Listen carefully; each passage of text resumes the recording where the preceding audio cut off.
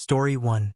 After I won the lottery, my family demanded that I share half of the prize with my older sister, and I said no. The next day, they tore up the winning ticket I had hidden. I was 7 years old when I first understood what it meant to be invisible in your own home. My sister had just brought home a report card with straight A's, and my parents threw an impromptu celebration. Cake from the bakery down the street, calls to relatives, the whole production. I had gotten A's and B's that same week. My report card sat on the kitchen counter for 3 days before my mother glanced at it and said, "That's fine, honey," without looking up from her phone. I learned early not to expect applause. My sister was 3 years older, and from my earliest memories, she occupied a space in our family that I could never reach. When she made the honor roll, my father would beam and tell anyone who'd listen. When I made the honor roll 2 years later, he'd nod and say something about keeping it up. It wasn't malicious exactly, more like I existed in a different category altogether. One that didn't warrant the same attention. Our house was comfortable, the kind of middle-class suburban home where nothing was ever quite enough, but nothing was ever truly lacking either. My father worked in insurance. My mother was a dental hygienist. They weren't wealthy, but they weren't struggling. They had dreams for their daughters, though it became clear those dreams had a hierarchy. I remember sitting at the dinner table one evening when I was maybe 10 years old. My sister had just been accepted into some advanced academic program, and my parents were discussing how they'd need to budget for the extra tutoring costs. I mentioned that I'd won second place in the school science fair. My project on water filtration had taken me weeks. My mother smiled vaguely and asked my sister if she needed new clothes for the program orientation. The conversation moved on. I stared at my plate and felt something harden inside my chest, small and cold. The pattern repeated itself in countless small ways. Piano recitals where they'd take dozens of photos of my sister and maybe 2 of me. Birthday parties where hers always had a theme and a guest list, while mine were family dinners with a grocery store cake. Christmas mornings where her pile of gifts towered over mine. I told myself it didn't matter, that material things weren't important. But children understand fairness in ways adults pretend to forget. But here's what nobody tells you about being the unfavored child. You get to see everything clearly. You notice things like how my sister's shoulders would tense whenever my parents praised her. How she'd bite her nails raw before big tests. How she'd cry in her room when she got a B+ in chemistry, terrified of disappointing them. I'd hear my mother's voice through the walls, sharp with worry. "You're better than this. What happened?" The pressure on her was immense. I could see that. Every achievement raised the bar higher. Every stumble was analyzed and corrected. While I floated through school with minimal oversight, she lived under a microscope. Sometimes I'd catch my father checking her homework at the kitchen table, his jaw tight with concentration, while my own assignments lay untouched in my backpack. One afternoon when I was 13, I found my sister sitting on the back porch, staring at nothing. She'd just gotten her driver's license on the first try, something my parents had celebrated with a new car they'd been saving for. I sat down next to her, expecting her to be happy. "You're so lucky," she said quietly, not looking at me. "Lucky how?" I almost laughed. She had everything. You get to be yourself. They don't care what you do. She picked at a thread on her jeans. Everything I do matters. Every grade, every choice, every friend. It's exhausting. I wanted to feel sorry for her. Part of me did.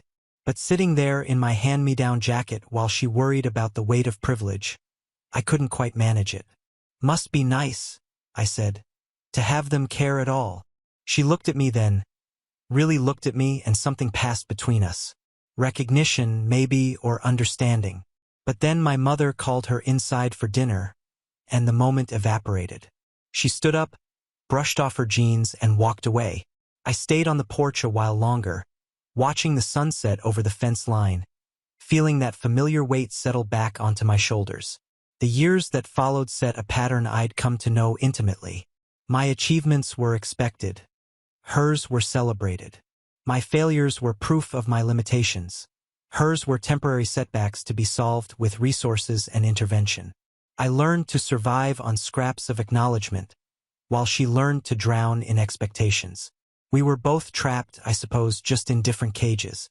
And I'd be lying if I said I didn't sometimes wonder which was worse, being ignored or being suffocated. But mostly I just wanted them to see me, really see me, not as the spare daughter, not as the backup plan, but as someone who mattered on my own terms. I didn't know then that I'd spend the next decade of my life trying to earn what my sister had been given from birth. The simple gift of being noticed. The college acceptance letters arrived the same week, 3 years apart. My sister's acceptance to a prestigious private university was framed and hung in the living room. Mine, from a solid state school with a decent engineering program, got a refrigerator magnet and a comment about how practical my choice was. "We've set aside money for your tuition," my father told my sister over dinner the night she decided. "Full ride, room and board, too. You just focus on your studies." I watched from across the table, fork frozen halfway to my mouth. I'd be starting college in a few months. Surely they'd saved for me, too. Even if it wasn't as much, I waited for him to mention my plans. He didn't. The next morning, I found my mother sorting bills in the kitchen. My hands were shaking when I asked, "So, about my tuition for next year?" "Oh, honey." She didn't look up. "You'll need to apply for scholarships, financial aid. Your father and I talked about it. And with your grades, you should qualify for plenty of help.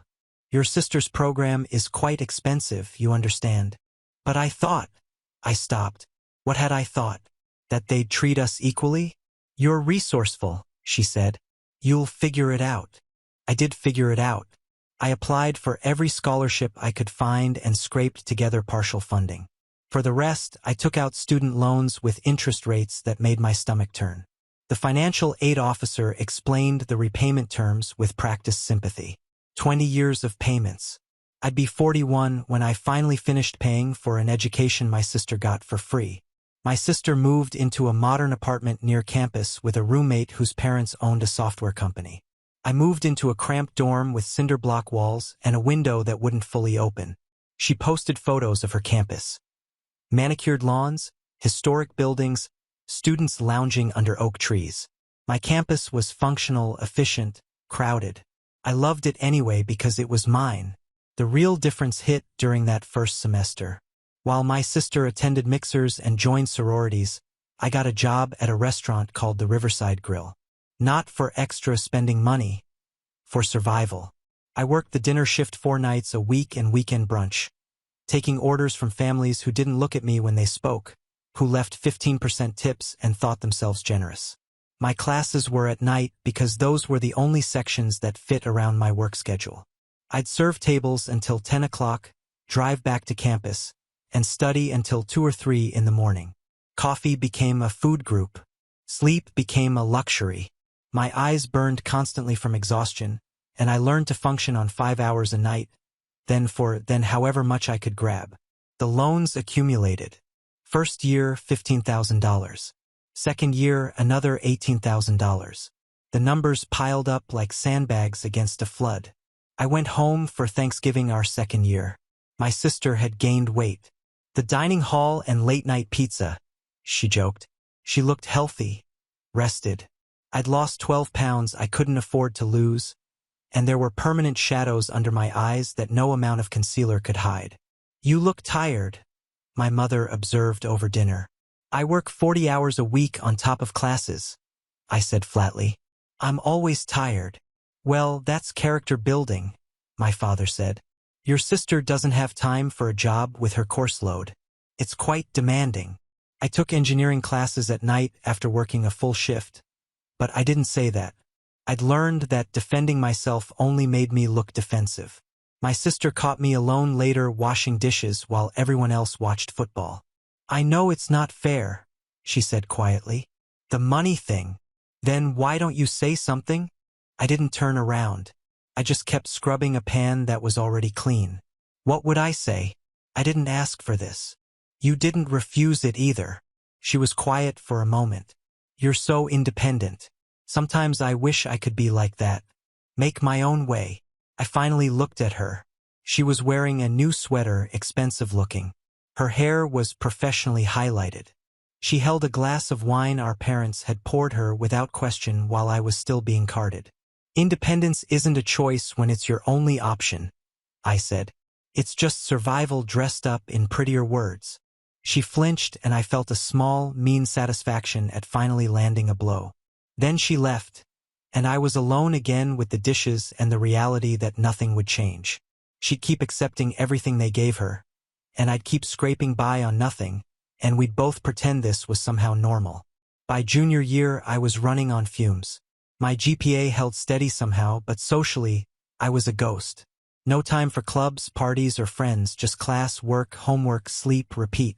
I watched other students having the college experience everyone talks about, and I felt ancient, already old at 23. The loans kept growing. The exhaustion became chronic.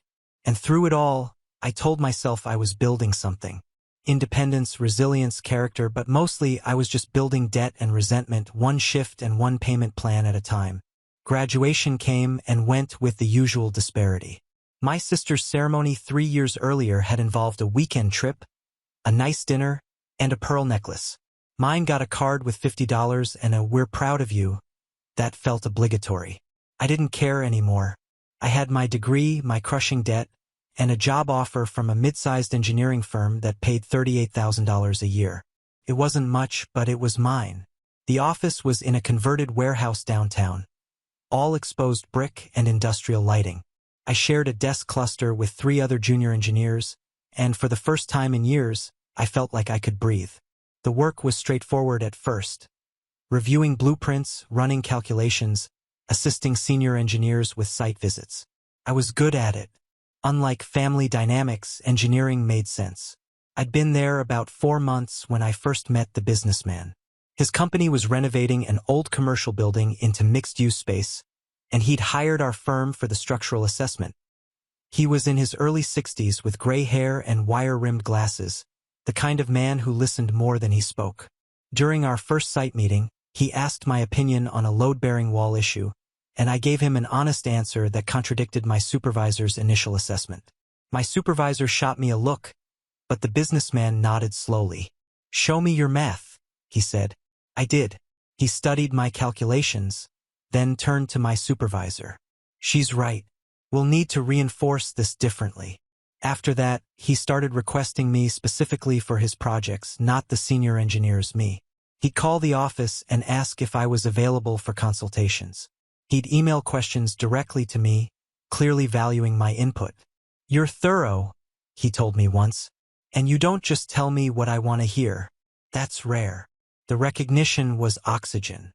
After years of suffocation, someone saw my work, valued my competence, treated me like I mattered.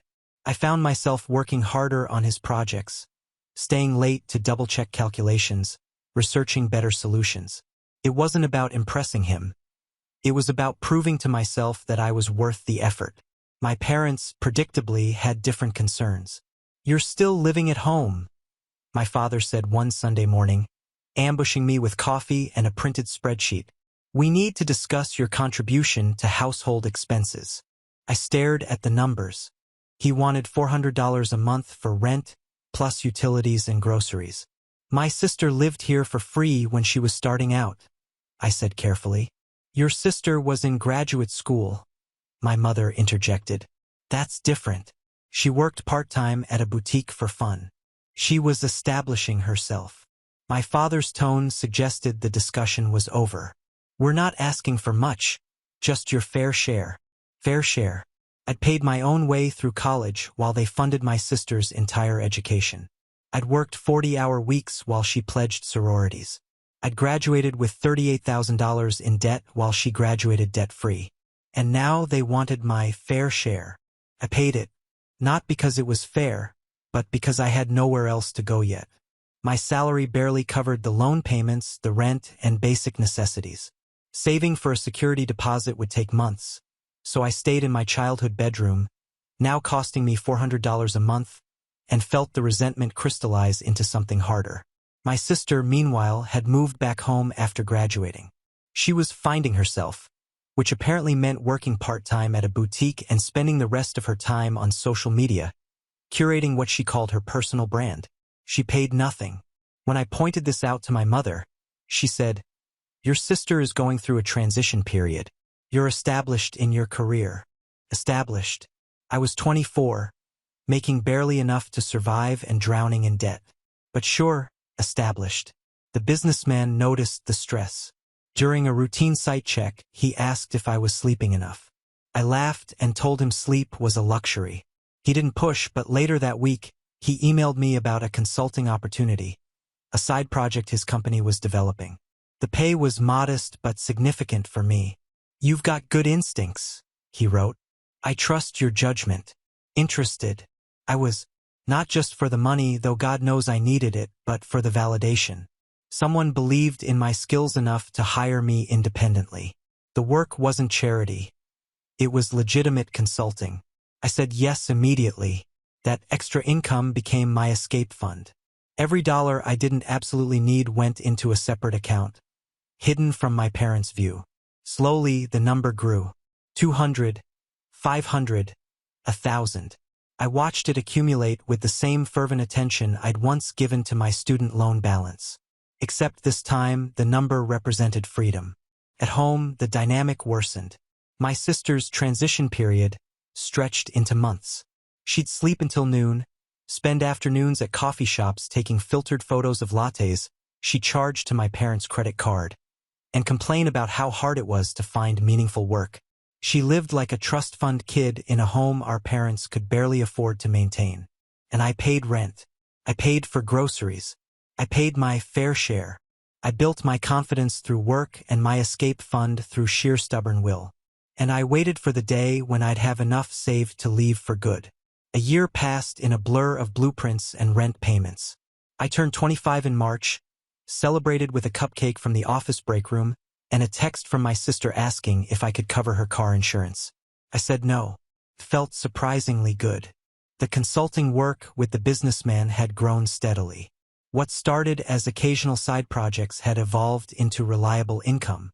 More importantly, it had shown me I was good at this. Not just competent, actually good. "You should think about going independent," he told me one afternoon in April.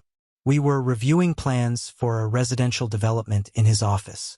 "Starting your own consultancy?" I laughed. "With what capital?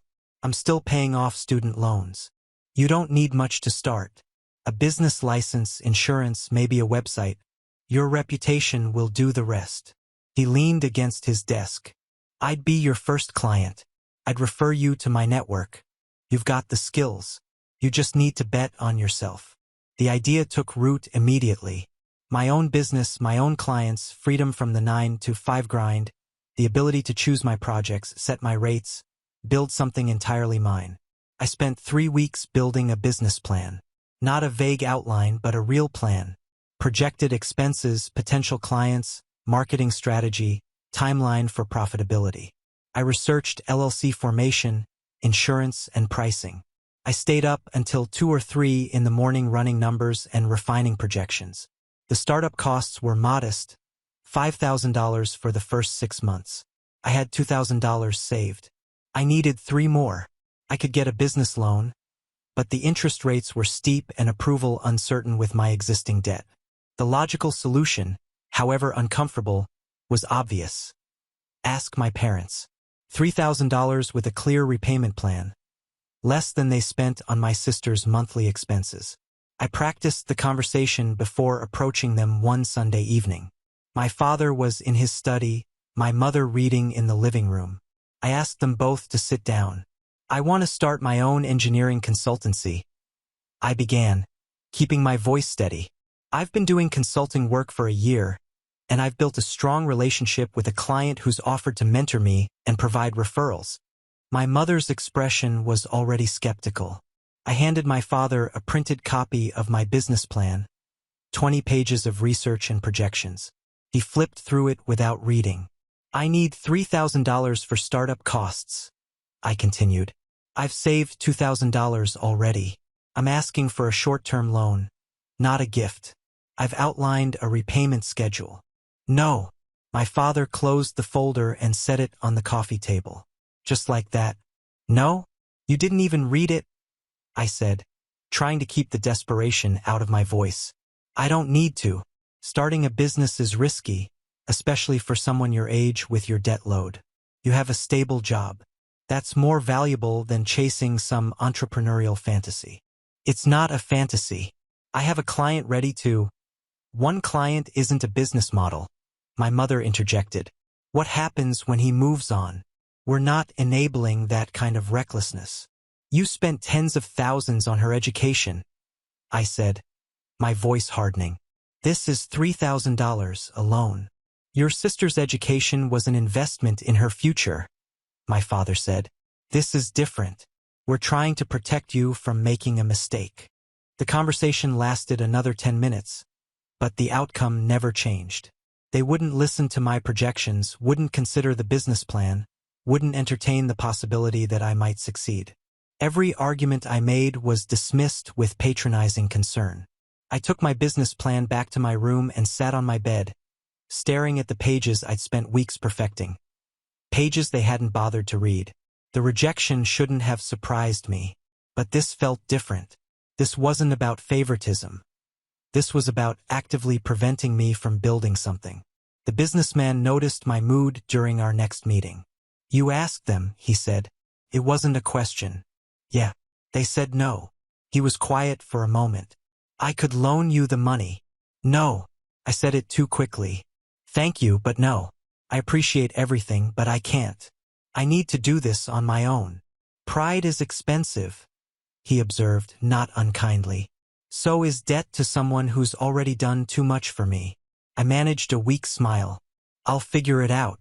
I'll save up. It'll just take longer. The offer stands, he said. When you're ready. I believe in this and I believe in you. That doesn't change because your parents can't see what's in front of them. Those words, I believe in you. I carried them like a talisman for weeks. Someone believed in me.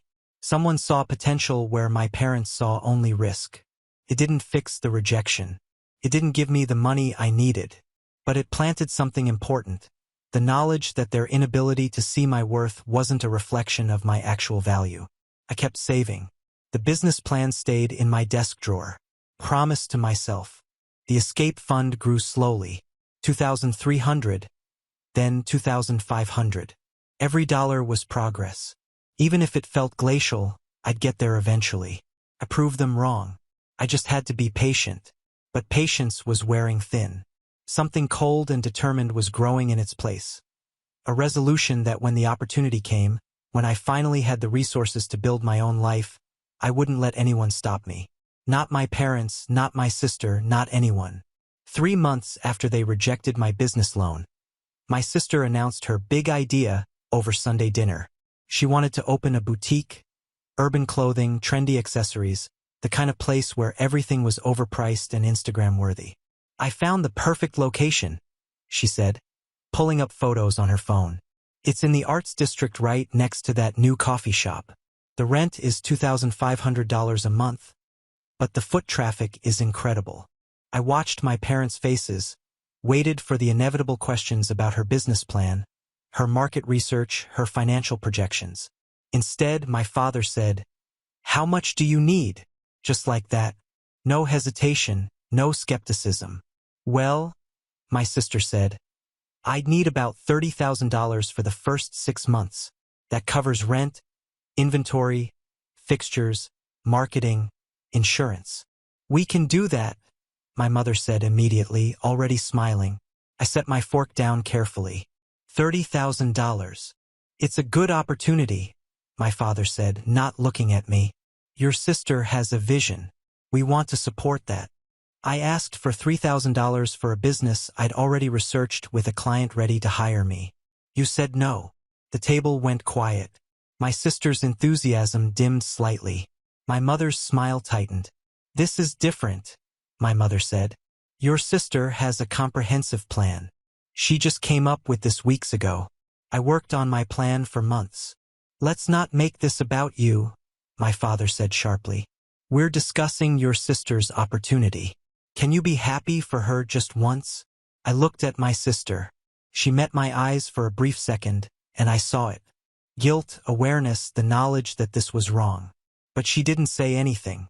She never said anything. She just looked away. I'm going out, I said, standing up. Nobody tried to stop me. I drove to the lakefront and sat in my car for 2 hours. $30,000. They had $30,000 to give away, and they told me $3,000 was too risky. The math was simple, brutal, impossible to rationalize. I wasn't worth the investment. I had never been worth the investment. The boutique opened 6 weeks later. My parents threw a launch party, posted endlessly on social media. I wasn't invited. Or rather, I was invited in the way you invite someone you expect will decline. A perfunctory text 2 days before. I went anyway. Showed up in my work clothes, deliberately underdressed. The store was exactly what I'd expected. Exposed brick, vintage fixtures, racks of clothing with price tags that made me wince. My sister saw me come in, her face pleased and panicked at once. "You came," she said. "Wouldn't miss it," I said. "Looks good." "It's overwhelming," she admitted quietly. "I don't know what I'm doing. The inventory alone, I had no idea. And the supplier payments, the scheduling, the marketing. You could hire help." "With what money? Most of what they gave me is already gone. Everything cost more than I thought." She laughed nervously. "I keep thinking they're going to realize I'm failing and be so disappointed." I almost felt sorry for her. Almost. But then I remembered my unread business plan. Remembered working 40-hour weeks through college while she pledged sororities.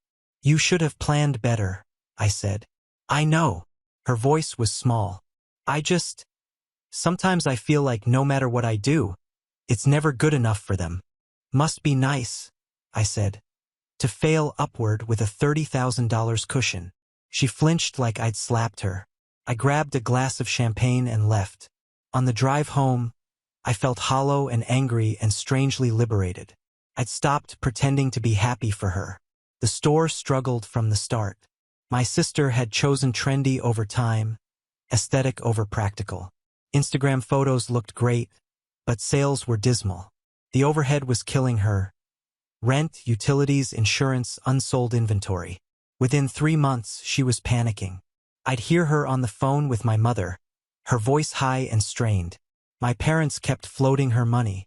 Another $5,000 here, $3,000 there. Money they'd claimed not to have when I needed it. I watched it happen with detached fascination. This was what they'd chosen to invest in, this failing vanity project. And my sister kept accepting their money, kept taking while the business circled the drain. One night, about 4 months after the opening, she knocked on my door. I was working on a consulting project. "Can we talk?" she asked. "I'm busy. Please." I turned around. She looked exhausted, dark circles under her eyes. "I know you're angry," she started. "I'm not angry," I said, and I meant it. I was past anger. I was somewhere colder. "I just don't care anymore." "That's worse." She sat on my bed without invitation. "I know I should have said something about the money, about everything. I know it's not fair. So say something now. Tell them to help me, too." She was quiet for a long moment. "I can't." "You mean you won't?" "I can't," she repeated, tears in her eyes now. "If I push back, if I question anything, you don't understand the pressure. Everything I do is scrutinized. You have $35,000 of their opinions," I said. "I have $400 a month in rent. We're not the same." She left. I went back to my work. The cold thing inside me got a little colder, a little harder, and I kept saving, kept planning, kept waiting for my chance to escape. The lottery tickets started as a joke to myself. I was 26, living in my childhood bedroom, paying rent to parents who'd given my sister $35,000 while refusing me $3,000. My escape fund had grown to $3,000, but apartment security deposits in this city required at least double that. I was stuck. Every Friday on my way home from work, I'd stop at the convenience store on Maple Street. $5, sometimes $10 if it had been a particularly bad week. Mega Millions, Powerball, whatever. I'd carefully fill out the numbers, fold the tickets into my wallet, and forget about them until the next drawing. It wasn't about winning. Not really. It was about 30 seconds of possibility between buying the ticket and reality setting back in. 30 seconds where I could imagine a life where money wasn't a constant calculation, where I could start my consultancy without begging, where I could leave this house and never look back. My sister noticed first. I was at the kitchen table one Saturday morning, checking the previous night's numbers on my phone.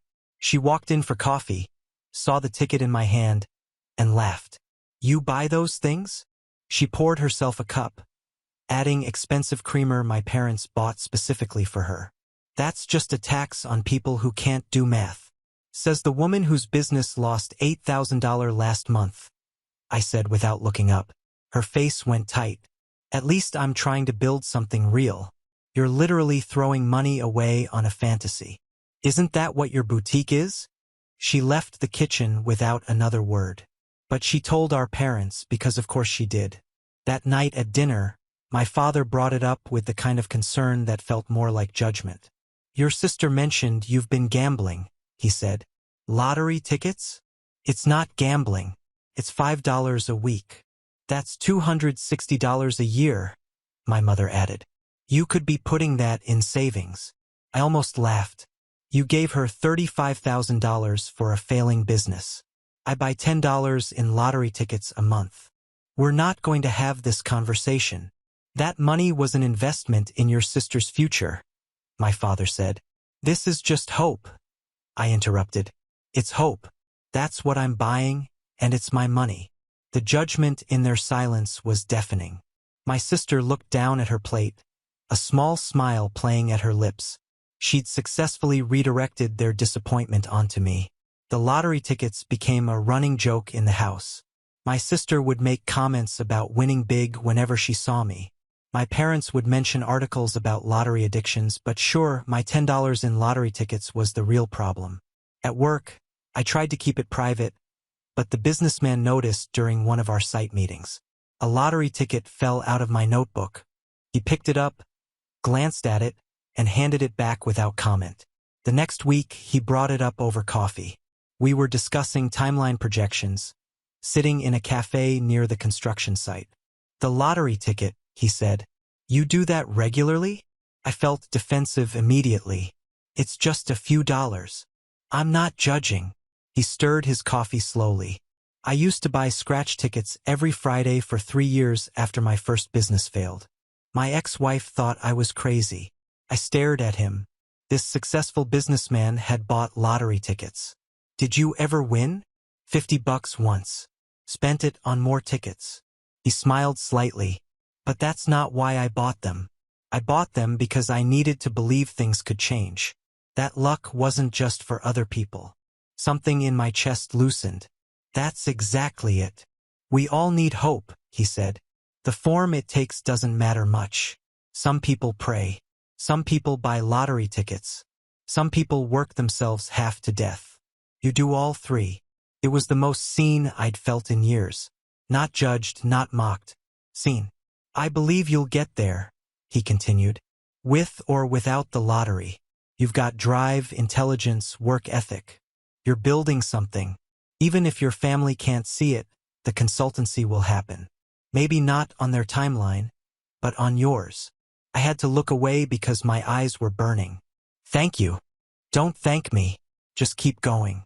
And if buying lottery tickets gets you through the week, buy the damn tickets." After that conversation, I bought the tickets with less shame. They were mine. My small rebellion, my weekly ritual of possibility. Every Friday, same convenience store, same routine. The clerk started to recognize me. My sister's boutique continued to fail. My parents continued to bail her out. I continued to pay rent in my childhood bedroom. And every Friday, I'd buy my tickets and allow myself those 30 seconds of imagining different. A life where I was valued. A life where I was free. I never expected to win. That wasn't the point. The point was refusing to give up hope, even when hope seemed stupid. The point was believing that somewhere, somehow, things could change. I just didn't know it would happen so soon. It was a Friday in late September, unseasonably warm for autumn. I'd had a particularly terrible day.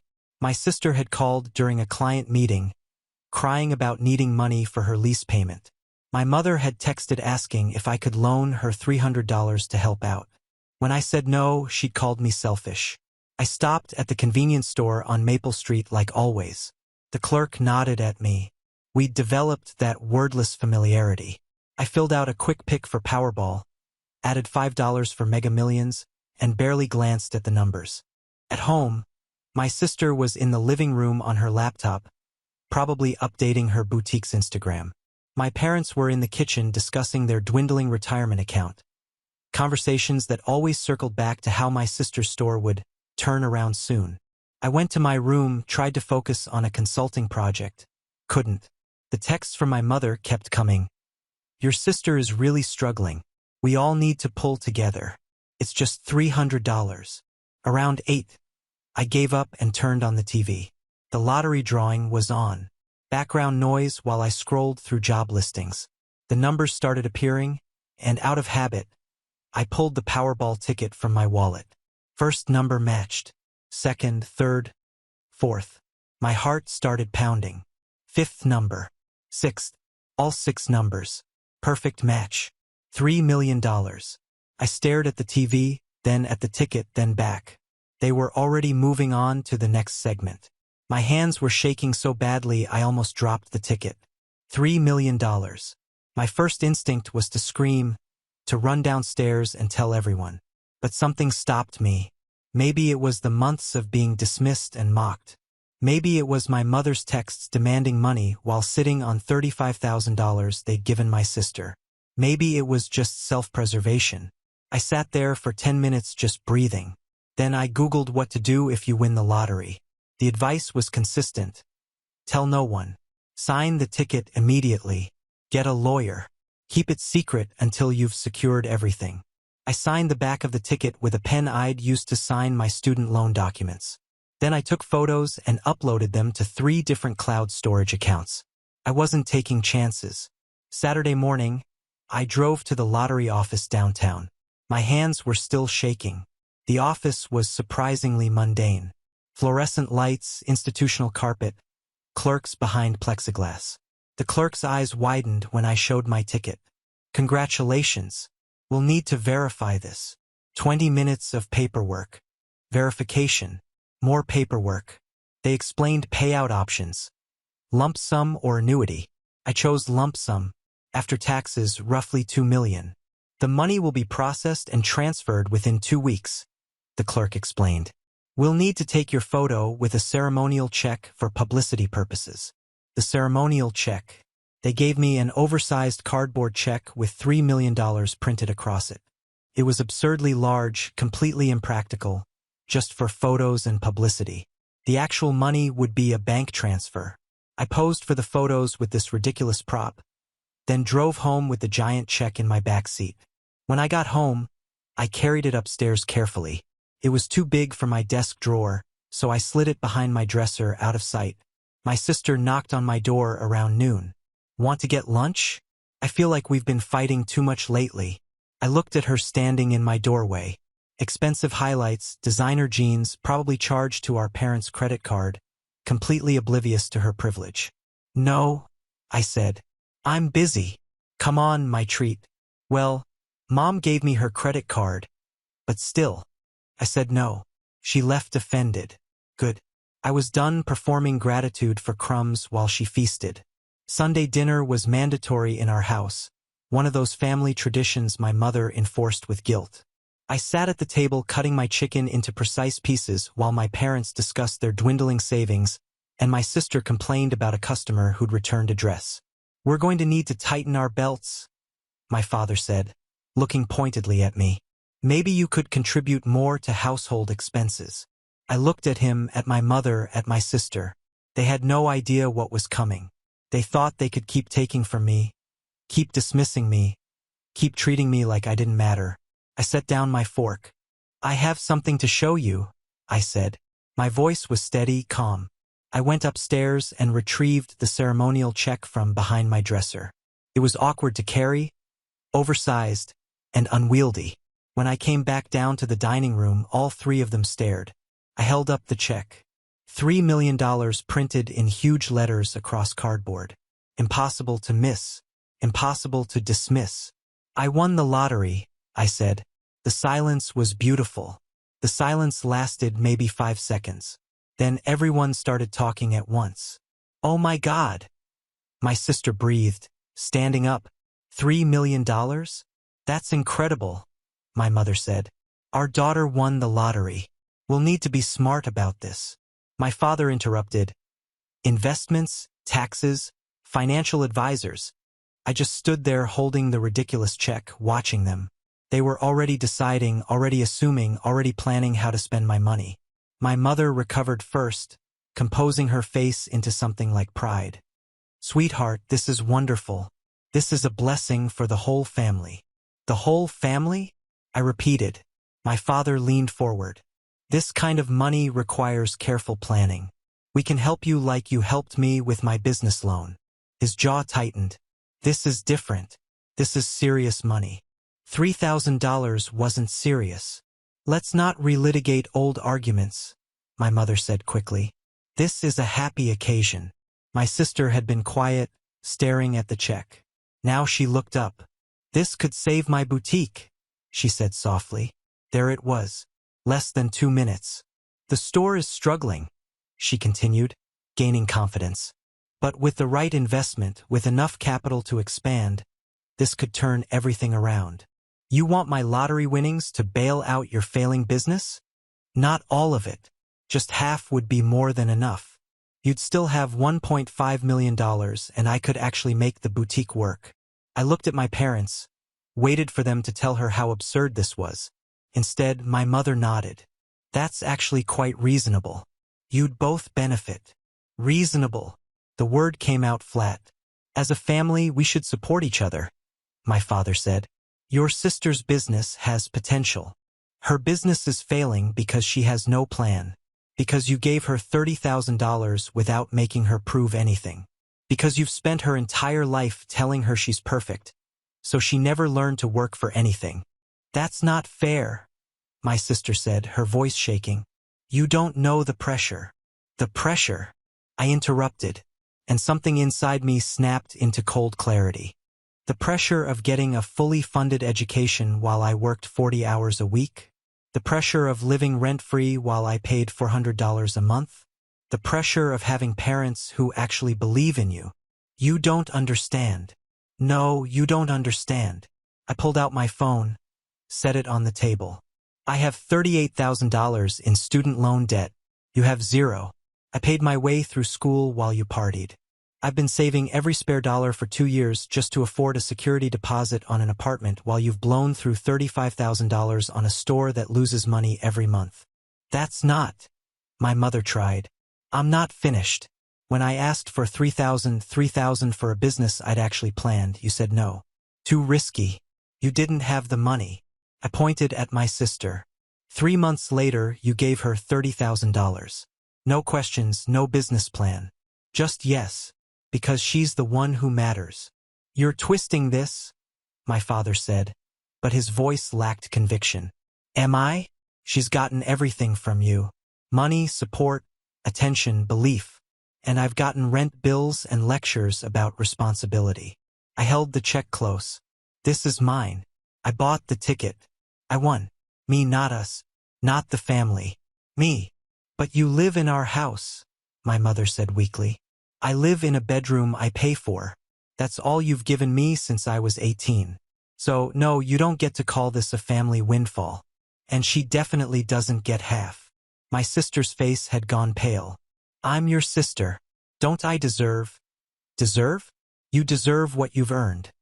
A failing boutique and $35,000 in parental welfare. What you don't deserve is my money. You're being cruel, she said, tears starting. You don't know what it's like having them watch everything I do. The store failing. It's killing me. They're going to be so disappointed. You know what killed me? Watching them not care. Watching them ignore every achievement. Dismiss every dream. Tell me my business wasn't worth $3,000 while throwing money at yours. You want to talk about pressure? Try having no one believe in you. Try being invisible in your own family. We've always... My mother started. You've always chosen her every time, in every way. And now you want me to choose her, too. To give her half of the only lucky thing that's ever happened to me. I paused. No. If you don't share with your sister, my father said, his voice cold now. There will be consequences. You'll need to find somewhere else to live. I looked at him, this man who would throw me out over money he felt entitled to. Fine, I said. I was planning to move out anyway. Now I can afford it. I took the check upstairs, closed my door, and locked it. Behind it, I could hear raised voices arguing, my sister crying. I sat on my bed with my ceremonial check and felt nothing. No guilt, no regret, no doubt. Just the cold certainty that I'd finally said what needed to be said. I barely slept that night, not from anxiety or regret, but from adrenaline. I kept replaying the confrontation, my father's threat, my sister's tears. None of it moved me. I was done. Around 2 o'clock in the morning, I started looking at apartments online. 1-bedrooms in decent neighborhoods, places with actual kitchens, places where I wouldn't be paying rent to people who resented my existence. I bookmarked 7 listings. I must have fallen asleep around 4 o'clock, because I woke to sunlight and voices downstairs. Angry voices, my sister's defensiveness, my mother's sharp interjections. They were still arguing about the money. I got dressed slowly, jeans, shirt, work boots. If I was getting thrown out, I'd be ready. I packed my laptop, important documents, my grandmother's ring. The essentials fit in my work bag. When I finally went downstairs around 9, the house was quiet. Too quiet. The silence felt calculated. I walked toward the dining room and stopped in the doorway. They were all there. My father, my mother, my sister, sitting at the table like judges. And on the table in front of them, the check, shredded into dozens of pieces, scattered like confetti. I stared at it, at the strips of cardboard with fragments of letters. 3 million torn into the N-mil ion. My sister held the scissors like a trophy, her eyes bright with something like victory. There was wildness to her expression, desperation masquerading as power. We're not letting you tear this family apart, my father said. If you won't share with your sister, then no one gets the money. It's your own fault, my mother added. You forced us to do this. I couldn't speak. I just stood there looking at the destroyed check, at my sister's triumphant face. They thought they'd won. They actually thought. The laugh started small, just a huff of breath. Then it grew. I tried to stop it, pressed my hand over my mouth, but it kept coming. Laughter, real, genuine, almost hysterical, the kind that makes your eyes water. What's so funny? My father demanded, voice losing certainty. I couldn't answer. I was laughing too hard, tears streaming down my face. I bent over, hands on my knees, trying to catch my breath. Every time I looked at their confused faces, I laughed harder. Stop it, my sister said, but there was a tremor in her voice now. I straightened up, wiping my eyes. You destroyed the ceremonial check. The fake one. The cardboard prop they give you for photos. The color drained from my sister's face. She looked down at the scissors, then at the destroyed check, then back at me. No, she whispered. That was just cardboard. I continued. A prop. You destroyed a worthless piece of cardboard. My father stood up abruptly. You're lying. Am I? I pulled out my phone, showed them the official paperwork, the confirmation email, the deposit schedule. $2 million after taxes. Direct deposit should hit my account by next Friday. The real ticket was processed 2 days ago. My mother made a sound like a wounded animal. I said I won $3 million. I didn't say that check was the actual prize. That's what they give you for the photo op. The real money is already mine. My sister dropped the scissors. They clattered against the table. This isn't fair, she said, voice thick with tears. You tricked us. I didn't trick you. You assumed. You got greedy, vindictive, and stupid. You destroyed something without knowing what it was. You let us. My father started. I let you show exactly who you are. I let you prove that when you can't control me, you'll try to hurt me instead. Thank you for making this easier. I looked at each of them. My father red-faced, my mother pale, my sister crying. Her triumph curdled into humiliation. I'm leaving, I said. Today. I'll be out by this afternoon. Where will you go? my mother asked weakly. Anywhere but here. I paused. Oh, and the boutique? It's going to fail. Not because I didn't help, but because it was always going to fail. You can't buy competence. You can't fund work ethic. My sister sobbed harder. Good. I went upstairs and started packing. Behind me, I could hear them talking, arguing, crying. But their voices were already fading, becoming irrelevant. In my bag, clothes, important papers, laptop, my escape fund, my phone, the business plan I'd written a year ago. I took one last look at my childhood bedroom, at the walls I'd stared at through sleepless nights, at the desk where I'd studied and planned and dreamed of escape. It was just a room. It had never been home. Home was supposed to be safe. Home was supposed to be where people saw you, valued you. This was just the place I'd survived until I could leave. I picked up my bags and walked out. I made it halfway down the stairs before my mother appeared at the bottom, blocking my path. Her makeup was smeared from crying. Please, she said, please don't go like this. We can talk. There's nothing to work out. I adjusted my bag. Excuse me. You're overreacting. We made a mistake. You destroyed what you thought was my lottery ticket out of spite because I wouldn't give half my winnings to subsidize my sister's failing business. That's not a mistake. That's who you are. We were angry. People do things when they're angry. Angry about what? Angry that I finally said no? Angry that for once I have something you didn't give me and can't take away. She flinched. We've always loved you. You've loved the version of me that did what you wanted. The quiet one who didn't complain, didn't ask for much. That version was very convenient. My father appeared from the living room. You can't just walk away from family. Watch me. We're cutting you off, he said, voice hard. No more contact, no more help. I've been on my own since I was 18. The only difference is now I won't be sending you rent checks. My sister came down the stairs behind me, her face blotchy from crying. She looked younger, stripped of her usual presentation. Wait, she said, voice small. I turned to look at her. Waited. I'm sorry, she said, halting. I'm sorry we destroyed the check. I know it wasn't fair.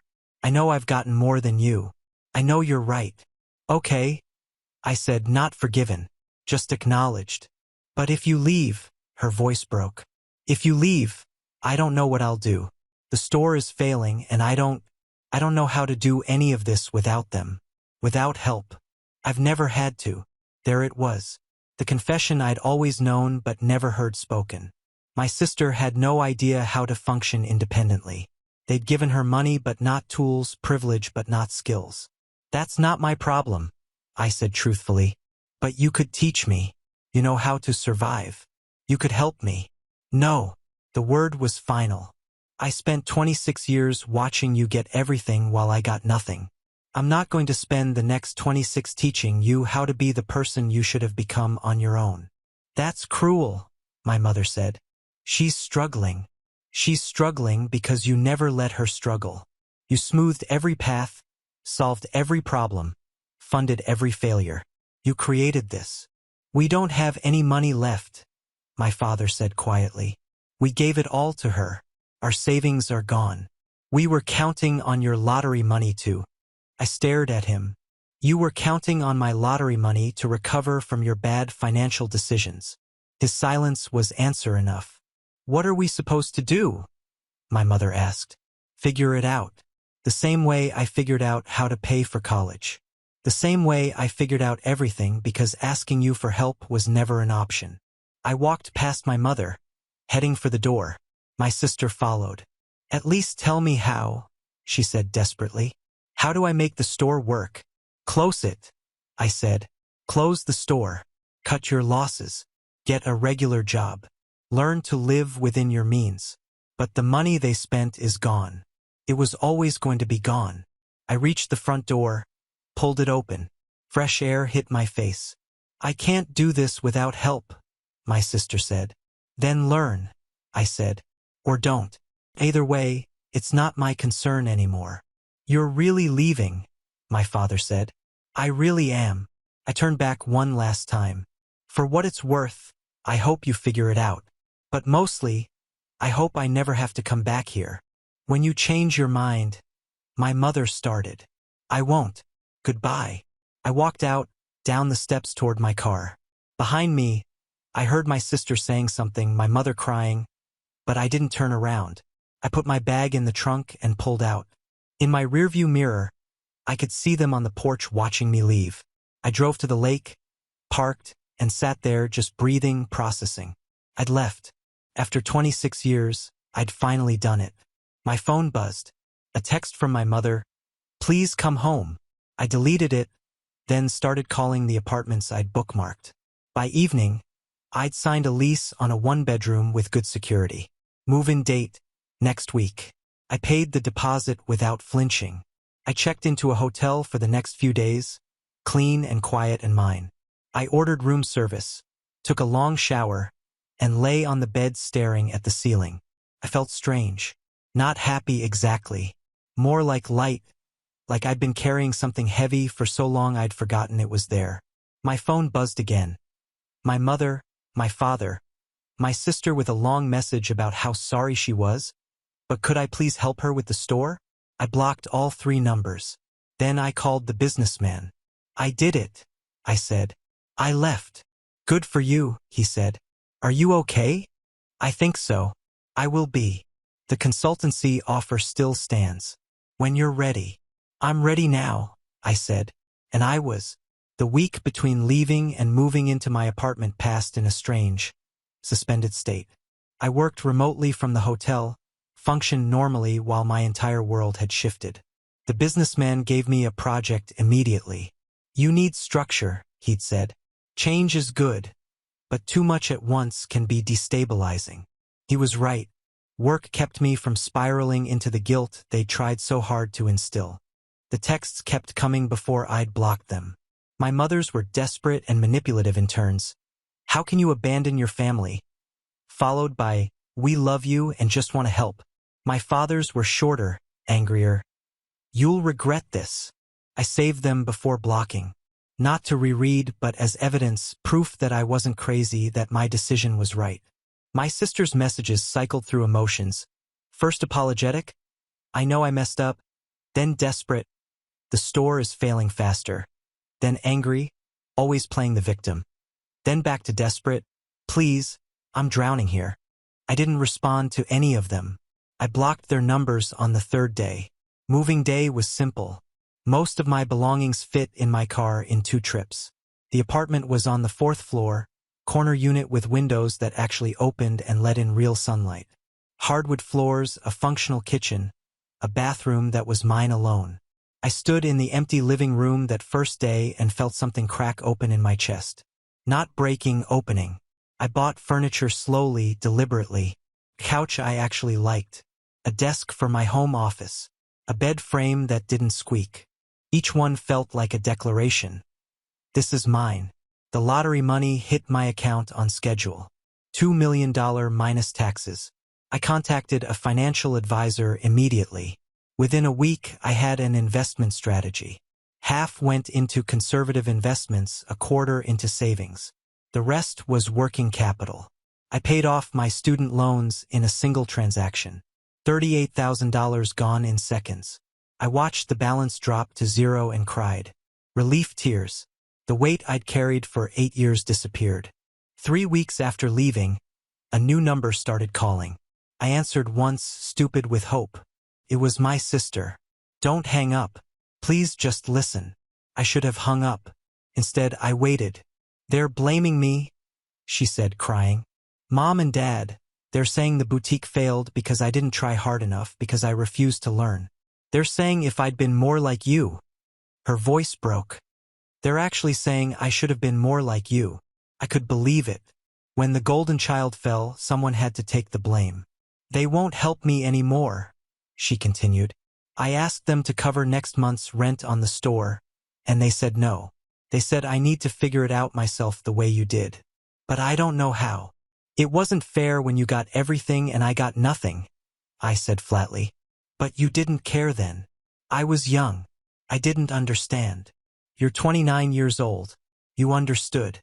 You just didn't care because it benefited you. How did you get this number?" I went through Mom's phone. Please, you have to help me. Good. Lose everything. Learn what it feels like. Maybe it'll teach you something. I hung up, blocked that number too. Then I changed my phone number entirely. Gregory took me to lunch the next day, sensing I needed support. We sat at a quiet restaurant downtown. How are you really doing? He asked. I don't know, I admitted. I feel guilty, which I know is irrational. I feel relieved. I feel angry that I feel guilty. Family is usually complicated. He looked at me seriously. For what it's worth, what you did took more courage than most people manage in a lifetime. It doesn't feel courageous. It feels necessary. Those aren't mutually exclusive. You're going to doubt yourself. They programmed you too. But every time you do, remember what they did with that check. I nodded, throat tight. You're not the villain in this story, he continued. You never were. We talked about the consultancy after that, real plans, real timelines. He had 3 clients ready to work with me, enough to sustain the first 6 months, not charity. These clients needed expertise I had. For the first time in my life, someone's confidence in me felt earned rather than conditional. He believed in me because of what I could do. I went home that night to my apartment, my space, my new life.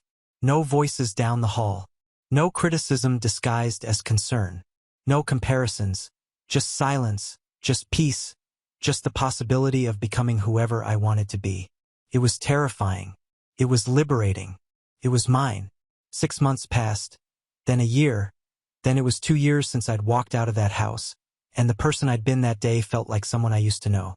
The consultancy was thriving. I'd started with 3 clients, and they'd led to others. Word of mouth in the engineering community was powerful. I had a waiting list now. The daughter who wasn't worth a $3,000 loan had a client waiting list. I hired my first employee after 18 months. A young engineer, fresh out of school, bright and hungry. I paid her well, gave her real responsibilities, made sure she knew her value. My apartment still felt like a miracle some mornings. I'd wake up in my own space with no one to answer to and feel profound gratitude. I'd bought art for the walls, plants I actually kept alive, a coffee maker that represented freedom. The family's attempts at contact had dwindled over time. The first few months were relentless. New numbers, emails, letters. Eventually, the attempts became sporadic. A text on my birthday, "We miss you." An email at Christmas, "The door is always open." I never responded. I found out what happened to them through a mutual acquaintance who knew my mother. She mentioned it casually over coffee. My sister's boutique had closed after 7 months. She'd lost everything my parents had invested. She was working retail now at a department store, entry-level hourly wage. She'd moved back home initially, but that hadn't lasted. Too much tension, too much blame. She was in a studio apartment now, learning what it meant to survive paycheck to paycheck. Part of me felt vindicated. A larger part just felt tired. My parents had depleted their retirement savings entirely. The boutique investment had wiped them out. They were both still working in their early 60s, jobs they'd hoped to retire from. They'd downsized to a smaller house, sold the car, made financial compromises they'd never imagined. They blamed each other. They blamed my sister. They blamed me, everyone except themselves. I should have felt more about it, but mostly I felt nothing. They'd made their choices. I'd made mine. Gregory took me to dinner on the 2-year anniversary of leaving. We'd done this every 6 months. "You look happy," he said. "Actually happy." "I think I am," I said, realizing it was true. Not giddy happiness, but something steadier. "Peace. Have you thought about reaching out to them?" he asked carefully. "Sometimes, usually when something good happens and there's this instinct to share it.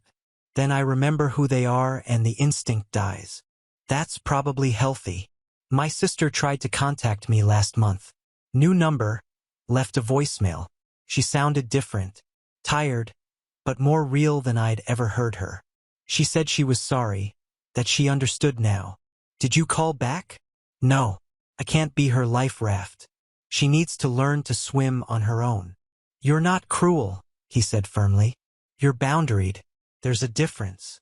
We talked about the business after that, about expansion, about the future I was building. He was proud of me in a way my actual father had never been. I'd found better family in a professional relationship than I'd ever had in my biological one. The next morning, I drove past my parents' old house. Not the smaller one they'd moved to, but the one where I'd grown up. A different family lived there now. New curtains in my bedroom window, a swing set in the backyard, kids' bikes on the lawn. I sat in my car across the street, looking at the house that had never quite been home, waiting to feel something. But it was just a building, just bricks and memories that belonged to someone else now. I drove away and didn't look back. That evening, I sat in my apartment with tea, looking out at city lights. My phone buzzed. A new client inquiry. I responded, set up a consultation, and felt the quiet thrill of work I was good at. Somewhere in this city, my family was struggling with the consequences of their own making. My sister was learning what I'd known since I was 18. My parents were facing a retirement they hadn't planned for. I could have felt guilty, but I'd stopped setting myself on fire to keep them warm. I'd stopped accepting blame for their choices. I'd stopped waiting for them to see my value. I'd simply started living as if I had value, regardless of whether they saw it. And somewhere in that shift, I'd found something they could never give me and could never take away. Peace. Real peace. The kind that comes from knowing who you are and being okay with it. The rainstorm of their disappointment no longer touched me. I'd found shelter. I'd built a roof over my own head with my own hands, with money I'd earned and luck I'd claimed and choices I'd made. And I was finally, genuinely, completely free. Now on to the next story. Story 2. My boyfriend broke up with me after I paid for all his medical school. And once he became a doctor, he said I was just a broke loser.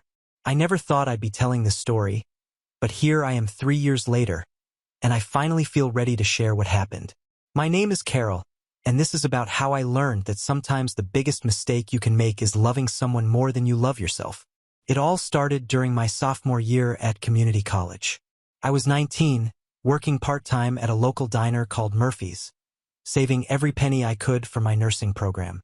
The place was always packed with college students, but there was this one guy who came in every Tuesday and Thursday night, always ordering the same thing: black coffee and whatever was cheapest on the menu.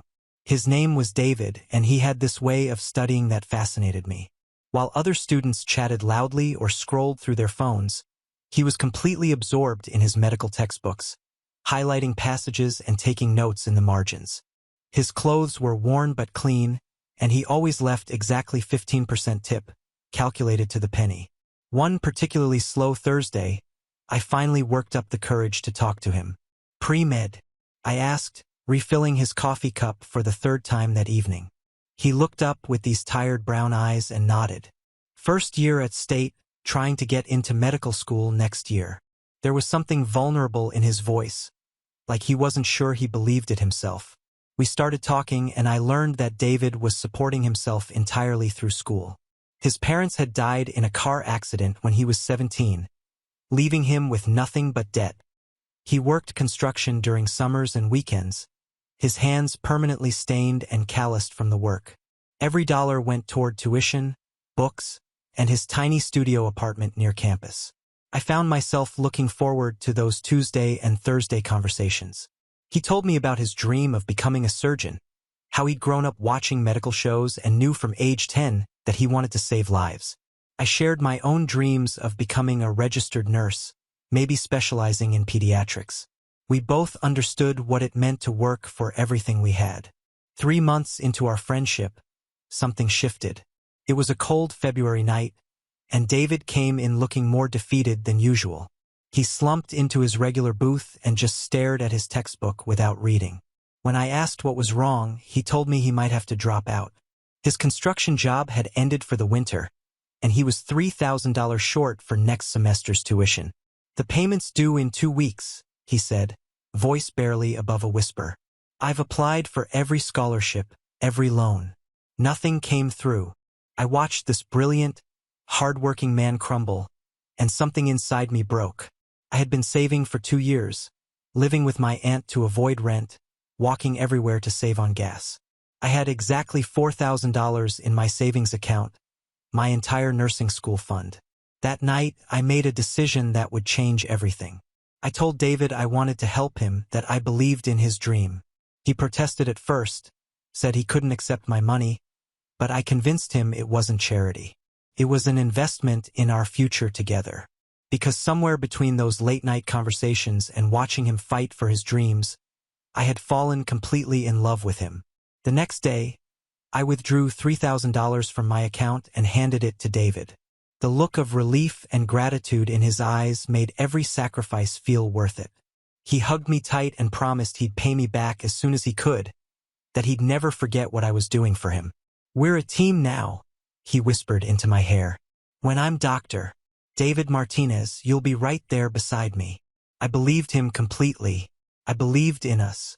In the future, we were going to build together. I had no idea that I had just made the most expensive mistake of my life. David got accepted to medical school that fall, and I had never seen anyone so happy. He called me crying, saying he couldn't have done it without me. We celebrated at Murphy's with coffee and pie, planning our future like we were already married. He'd be a doctor. I'd finished nursing school, and we'd work at the same hospital. Felt like a fairy tale beginning. But fairy tales don't prepare you for reality. Medical school was expensive. Really expensive. Even with student loans, David was struggling to cover everything. Books alone cost over $1,000 each semester, plus lab fees, equipment, and living expenses. His loan money barely covered tuition. I made another decision that seemed logical at the time. I deferred my nursing program and picked up a second job. Mornings at a retail store called Fashion Forward, evenings at Murphy's. I was working 60 hours a week, coming home exhausted, but every paycheck went toward David's education. Textbooks, lab coats, stethoscope, even groceries when his loan money ran short. "It's temporary," I kept telling myself and my Aunt Rosa, who watched me with growing concern. "Once he's established, I'll go back to school." Rosa would shake her head and mutter in Spanish about men who take advantage. But I brushed off her warnings. She didn't understand our love story. David was grateful, always grateful. He'd study at my apartment surrounded by medical journals and anatomy charts while I heated up discount frozen dinners for both of us. Sometimes he'd look up from his books and say, "Carol, I don't know how to thank you. I'm going to spend the rest of my life making this up to you." Those words sustained me through the exhaustion and the mounting sacrifice. My social life disappeared entirely. Friends from high school stopped inviting me out because I never had money or time. I wore the same 5 outfits to work, rotating them to avoid looking too obvious. My Aunt Rosa started buying groceries without telling me, claiming she'd bought too much so I wouldn't feel like charity. Meanwhile, David was thriving. His grades were excellent.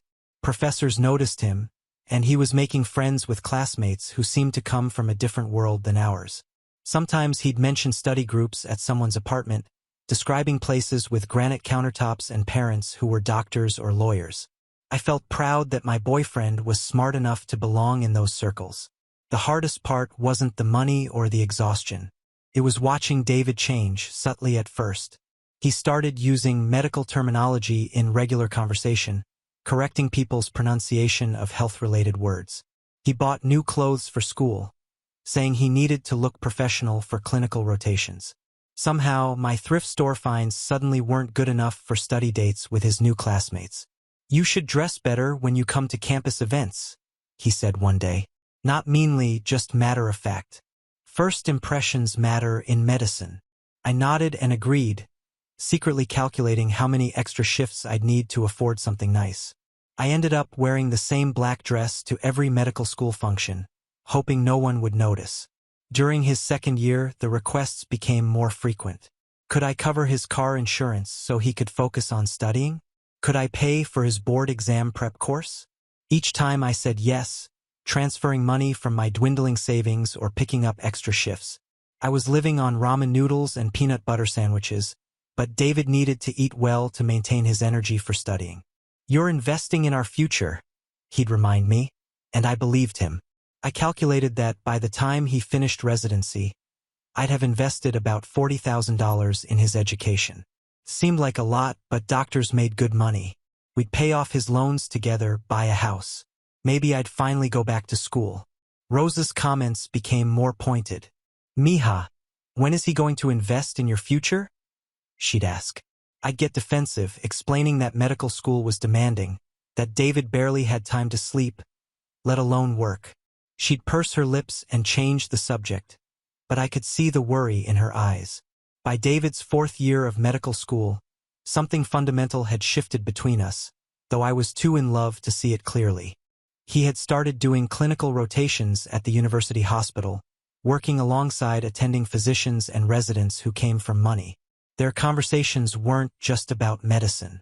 They talked about ski trips to Colorado, their parents' vacation homes, internships their fathers had arranged through connections.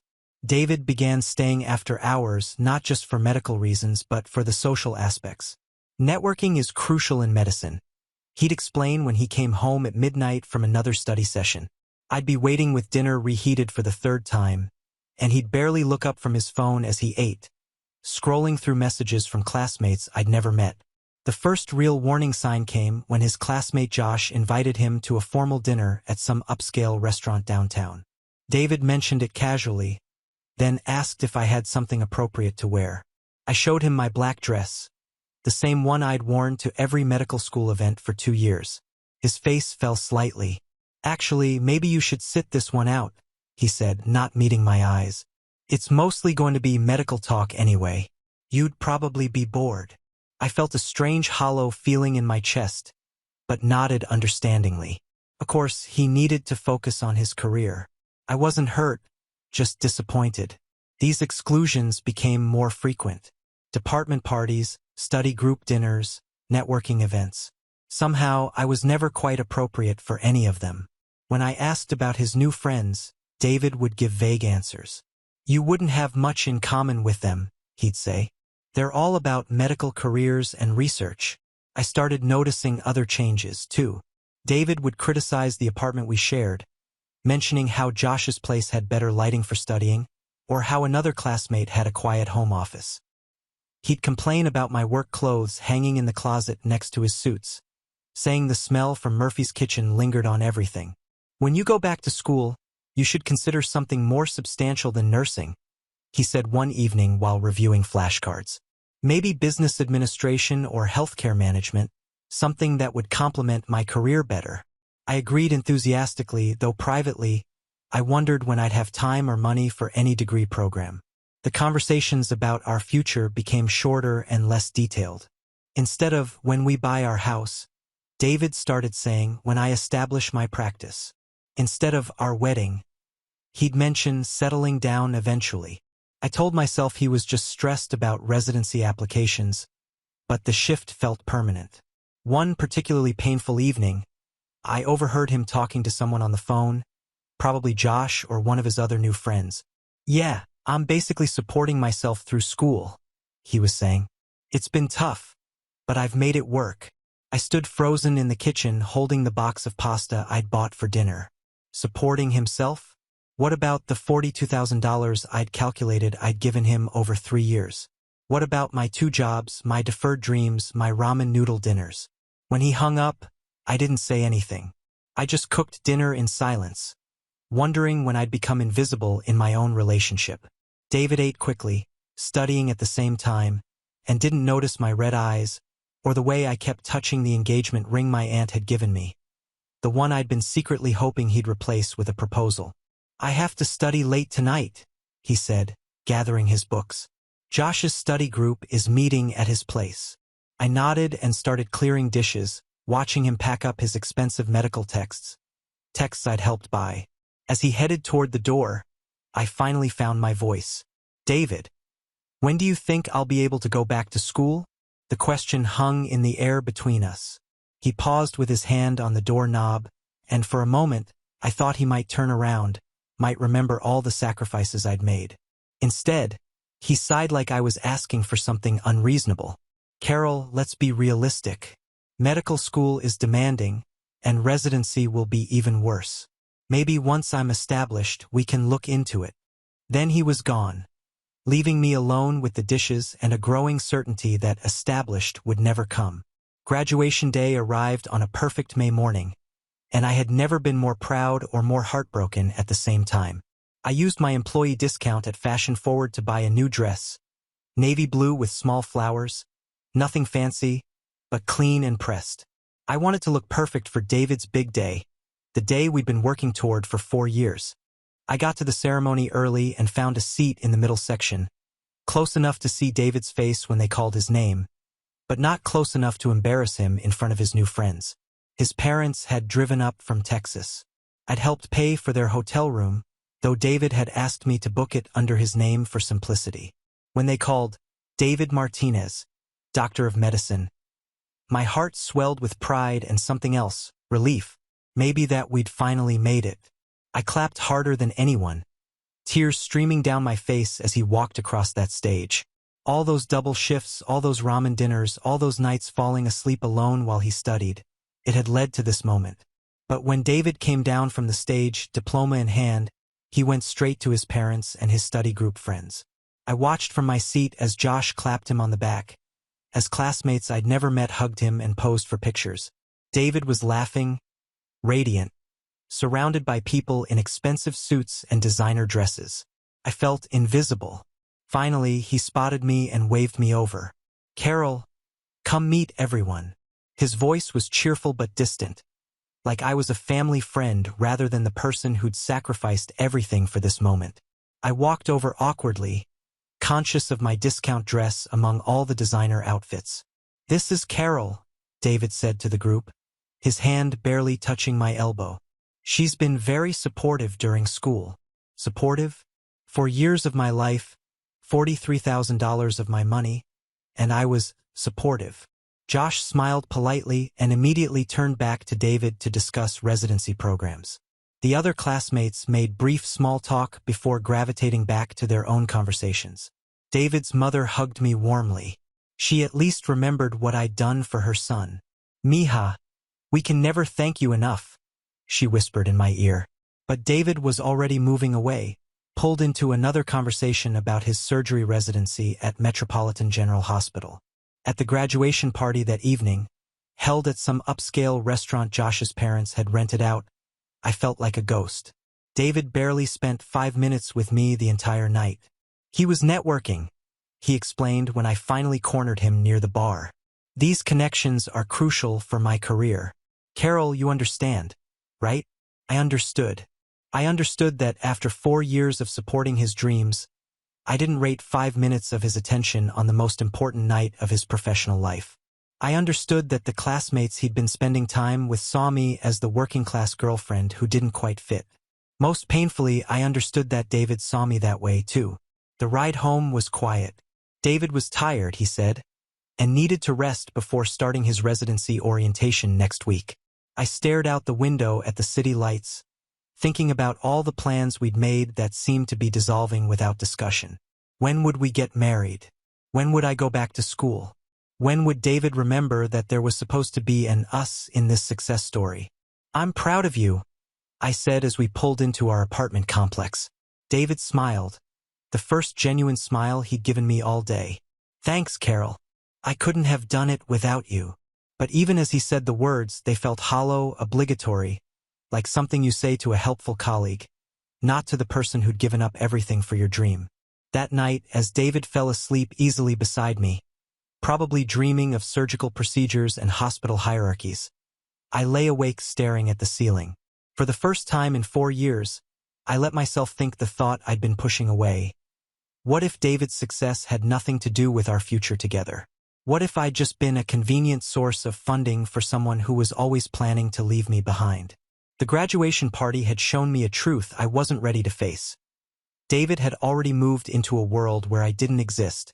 All those nights I'd stayed home while he worked, all those events I wasn't appropriate for, all those conversations about his future that never included me, they had been preparation for this moment.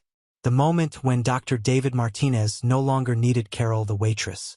David's residency at Metropolitan General Hospital began in July, and with it came a whole new level of distance between us. Surgery residents worked brutal hours, 12 to 16-hour shifts, sometimes sleeping at the hospital for days straight. I understood the demands of medical training, but what I didn't understand was why David seemed relieved by the separation. The few hours he was home, David was either sleeping or on his phone with other residents. They'd discuss cases, complain about attending physicians, and plan rare social gatherings that somehow never included me. "It's just medical stuff," he'd say when I asked about his conversations. "You wouldn't be interested." But I caught glimpses of these conversations, and they weren't always about medicine. I heard him laughing about restaurants I'd never been to, mentioning weekend trips to some resident named Alicia's family cabin, discussing wine tastings and cultural events that happened in a world far removed from fashion-forward and Murphy's Diner. "Why don't I ever meet your resident friends?" I asked one evening when David came home from what he'd called a department meeting, but which had clearly involved alcohol based on the smell on his breath. "Carol, you work 2 jobs and you're always tired," he said, loosening his tie. "Besides, most of the residents are focused on their careers right now. The conversations are pretty intense. Medical ethics, research opportunities, career trajectories. I don't think you'd enjoy it." The implication stung. I wasn't smart enough, educated enough, ambitious enough for his new peer group. Never mind that I'd been supporting his ambitions for 4 years while sacrificing my own. Somehow, I'd become the limitation in his success story rather than the foundation it was built on. Money became a constant source of tension. David's resident salary was modest but steady, about $45,000 a year. For the first time since medical school started, he had regular income. I assumed this meant I could finally cut back on my hours, maybe take some evening classes to restart my education. Instead, David informed me that resident life came with new expenses. "I need professional clothes for hospital functions," he explained, showing me a catalog of designer suits, "and I have to contribute to department social events. Plus, there are medical conferences I should attend for networking." Each item he pointed to cost more than I made in a month at either of my jobs. I kept working 60-hour weeks, now funding David's professional wardrobe and conference fees instead of textbooks and tuition. The goalposts had moved again, and I was too exhausted to protest effectively. "Once I finish residency and start making real money, we'll get everything sorted out," David promised. But we was starting to feel like he in all his future plans. The worst part was watching David change around his new colleagues. One evening, I stopped by the hospital to bring him dinner during a long shift. The security guard directed me to the resident lounge where I found David laughing with 3 other residents. 2 men and a woman with perfect blonde highlights and scrubs that somehow looked designer. "David?" I called, holding up the bag of food from our favorite Thai place. The conversation stopped abruptly. David looked uncomfortable, like I'd walked into the wrong room. "Hey, Carol," he said, walking over quickly. "You didn't need to come all the way down here." But I could see the embarrassment in his eyes, the way he positioned himself between me and his colleagues, the forced casualness in his voice. "This must be the famous Carol," said the blonde woman, Dr. Alicia Chun, according to her name tag. Her smile was polite but assessing, taking in my fashion-forward uniform and tired appearance. "David's told us so much about you." Had he? Because David had told me almost nothing about her despite mentioning her name constantly in his phone conversations. I tried to smile back, but the dynamic was clear. I was the girlfriend who brought food, not the equal partner in David's success story. "I should get back," David said quickly, taking the food bag. "Thanks for this, Carol. I'll see you at home later." It was a dismissal, gentle but unmistakable. As I walked back to the elevator, I could hear the conversation resume behind me, David's voice losing the strained politeness it had held while I was there. That night, David came home at 3 a.m. and slipped into bed without waking me. I lay there in the dark, pretending to sleep, and finally acknowledged the truth I'd been avoiding for months. David was ashamed of me. After everything I'd sacrificed, after 4 years of being his biggest supporter, I had become an embarrassment to the man I loved. The end came on a rainy Thursday in March during David's 3rd year of residency. I should have seen it coming, but you never really prepare yourself for the moment someone destroys your life with such calculated cruelty. David had been increasingly irritable for weeks, snapping at me over small things like leaving dishes in the sink or asking about his schedule.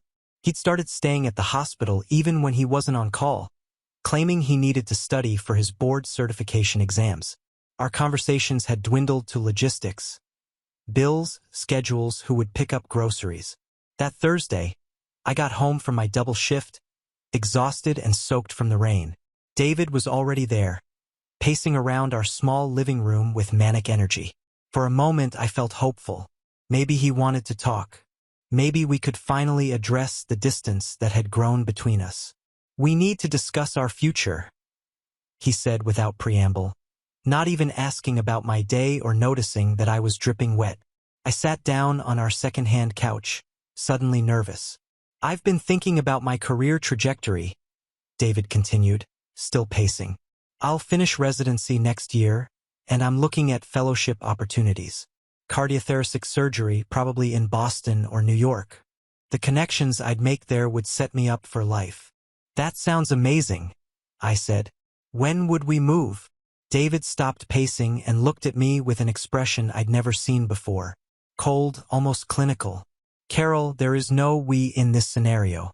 I think it's time we both faced reality." The words hit me like a physical blow. "What do you mean?" "I mean, I've outgrown this relationship," he said, his voice taking on a tone I recognized from when he talked to patients' families. Professional, detached, final. "Look at yourself, Carol. Look at your life. You're 26 years old, and what do you have to show for it? You work 2 dead-end jobs. You never finished any kind of degree. You have no professional aspirations beyond maybe nursing school someday." I stared at him, my mouth open. "David, I gave up school to support your dreams. I've been working 2 jobs to pay for your education, your clothes, your conferences. Nobody forced you to make those choices." He cut me off harshly. "Those were your decisions. I never promised you anything in return. I never asked you to sacrifice your own goals. You said we were a team." My voice cracked, for years of suppressed hurt finally breaking through.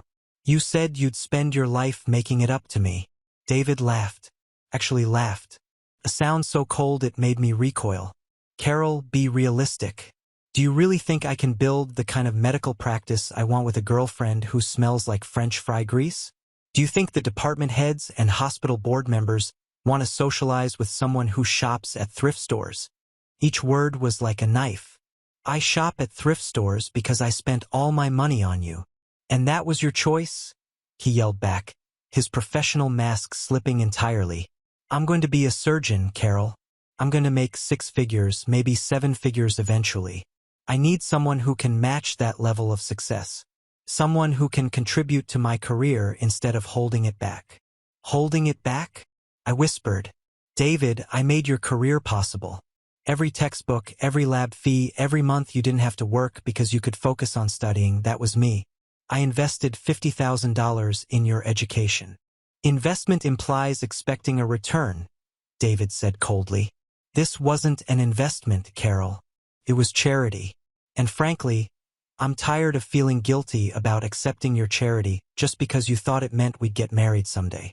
The word charity shattered something inside me. 5 years of love, of believing in us, of sacrificing everything for our shared future, and he called it charity. I looked at this man I'd loved since I was 19. This man I'd shaped my entire adult life around, and I didn't recognize him at all. "Dr. Gray was right," David continued, and I realized with horror that he'd been discussing our relationship with his colleagues. "She said I was being held back by someone who couldn't grow with me. I deserve someone who can contribute to my success instead of just existing in my life." I stood up slowly, rain still dripping from my hair onto the floor. "Get out," I said quietly. "What?" "Get out of my apartment right now." My voice was steady, but inside I was collapsing. David looked genuinely surprised. "Carol, be reasonable. We can still be friends." "Get out," I screamed, 5 years of suppressed pain erupting at once. "Take your designer suits and your medical journals and your superiority complex and get out of my life." For the first time in months, David looked uncertain, but only for a moment. Then he shrugged, went to the bedroom, and started packing his things into the expensive luggage I'd bought him for his residency interviews. As he gathered his belongings, everything I'd helped pay for over the years, I sat on the couch and felt my entire life crumble around me. 26 years old, no savings, no degree, no career prospects, and no future with the man I'd built my whole life around. The first month after David left was the darkest period of my life. I called in sick to both jobs for 3 straight days, lying in bed, staring at the ceiling, replaying every moment of our relationship, and wondering how I'd been so blind. The apartment felt enormous and hollow without David's medical books and equipment cluttering every surface. Aunt Rosa found me on day 4 using her spare key when I didn't answer her calls. She took one look at me, unwashed, surrounded by tissues and empty food containers, and immediately went into crisis mode. Without saying a word, she opened all the blinds, started a load of laundry, and made coffee strong enough to wake the dead. "Mija," she said, sitting on the edge of my bed with 2 steaming cups. "Tell me everything." So I did. I told her about the breakup, about David calling my love charity, about Dr. Gray and the embarrassment I'd apparently been to his career. I told her how stupid I felt for believing in our future, how completely I'd lost myself in someone else's dreams. Rosa listened without judgment, occasionally murmuring supportive words in Spanish, her face growing harder with each detail. "That boy," she said finally, "is going to learn what it means to lose something valuable. But right now, we need to focus on you." She was right, though I couldn't imagine how to rebuild a life I'd never really built in the first place. The practical problems hit immediately. Without David's resident salary contributing to rent, I couldn't afford our apartment alone. I gave notice and moved back in with Rosa, packing my few belongings into boxes that showed exactly how little I'd accumulated during 5 years of supporting someone else's life. Work became my refuge and my torment. At Fashion Forward, I folded clothes and rang up customers while fighting back tears. At Murphy's, I served coffee to college students David's age, remembering when I'd been young and optimistic too. My managers at both jobs noticed my distraction, but were kind enough not to comment. I'd been a reliable employee for years. They gave me space to grieve. The worst part was running into people who knew us as a couple. David's former study partners, professors from the medical school, even patients' families I'd met during hospital visits. They'd ask how Dr. Martinez and his girlfriend were doing. I'd mumble something about being busy and change the subject, too ashamed to explain that the girlfriend had been discarded once her usefulness expired. Rosa insisted I start therapy. "You need to talk to someone who isn't family," she said firmly. "Someone who can help you understand that this isn't your fault." I resisted at first. Therapy was expensive and I was already struggling financially. But Rosa had already researched sliding scale counselors and made me an appointment. Dr. Patricia Williams was a no-nonsense woman in her 50s who specialized in relationships and self-esteem. In our first session, I tried to minimize what had happened, suggesting maybe David was right about our incompatibility. Dr. Williams stopped me mid-sentence. "Carol, let me understand this correctly. You supported a man financially and emotionally for 5 years, enabling him to achieve his professional dreams. And when he no longer needed your support, he discarded you while claiming your contributions were worthless." Her bluntness shocked me. "When you put it like that, it sounds like financial and emotional abuse," she finished. Which is exactly what it was. Those sessions forced me to confront truths I'd been avoiding. I'd been so focused on being the perfect supportive girlfriend that I'd completely lost myself. I had no hobbies, no friendships independent of David, no plans for my own future. I'd become a satellite orbiting his life, existing only in relation to his needs and goals. "What do you want, Carol?" Dr. Williams asked during our 4th session. "Not what you wanted with David. Not what you think you should want. What do you want?" I sat in silence for 10 minutes, genuinely unable to answer. It had been so long since I'd considered my own desires that I'd forgotten how to identify them.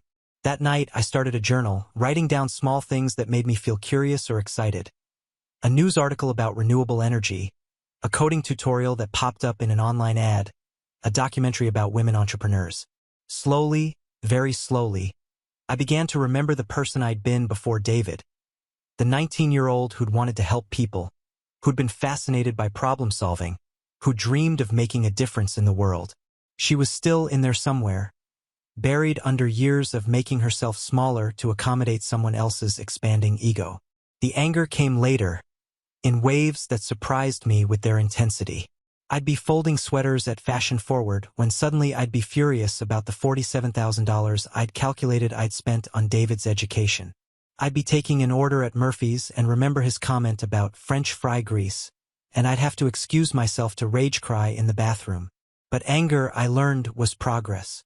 It meant I was starting to value myself enough to be outraged at how I'd been treated.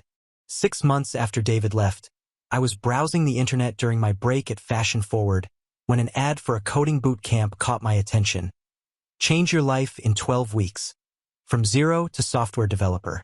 Normally, I would have scrolled past, but something made me click through to their website. The testimonials were from people like me, career changers, single mothers, people who'd hit rock bottom and decided to rebuild. One woman had left an abusive marriage and learned to code at 32. Another had been laid off from retail management and now worked remotely for a tech startup. Their stories resonated with something deep inside me. I spent my entire lunch break researching the program. It was intensive, 12 weeks full-time, covering everything from basic programming concepts to building actual applications. The cost was substantial, $8,000, but they offered income-based repayment plans.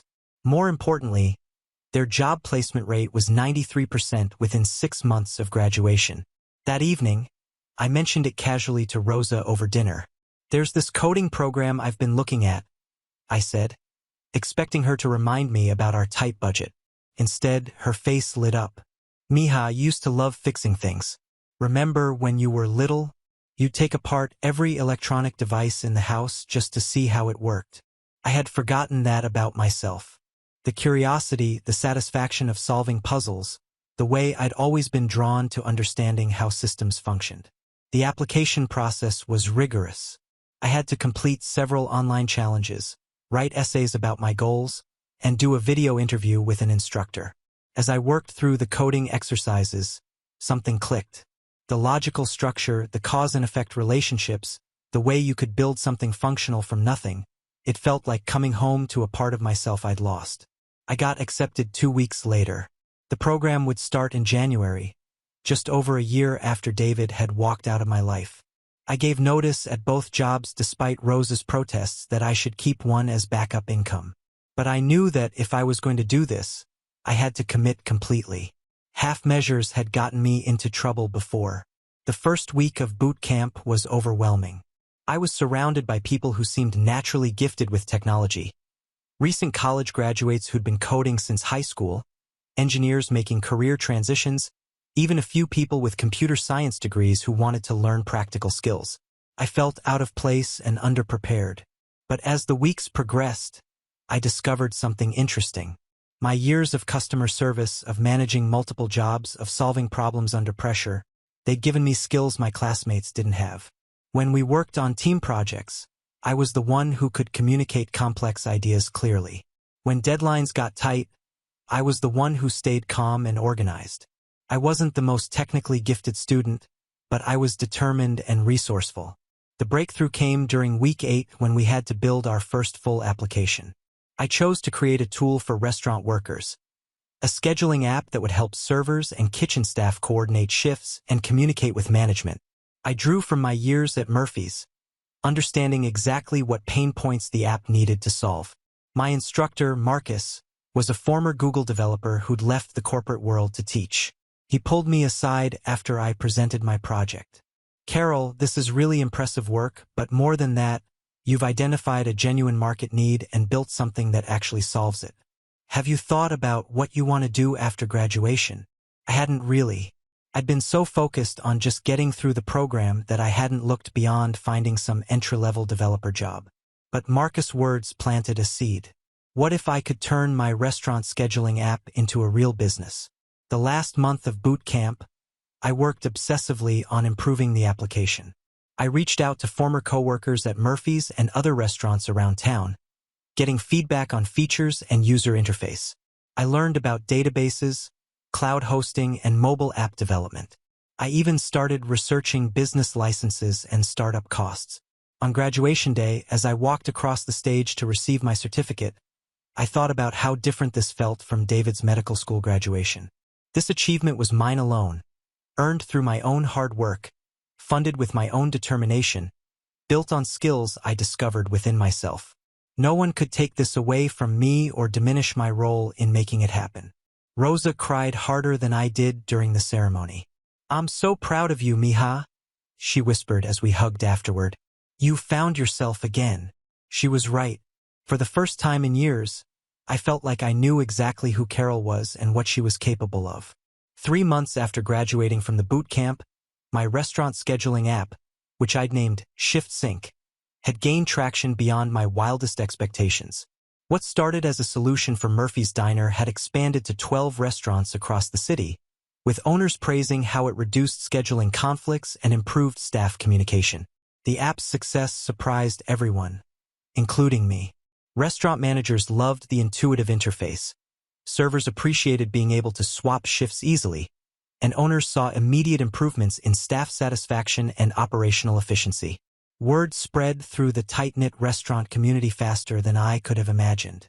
I was running the business from Rosa's kitchen table, handling customer support calls between coding sessions, and managing a growing list of feature requests.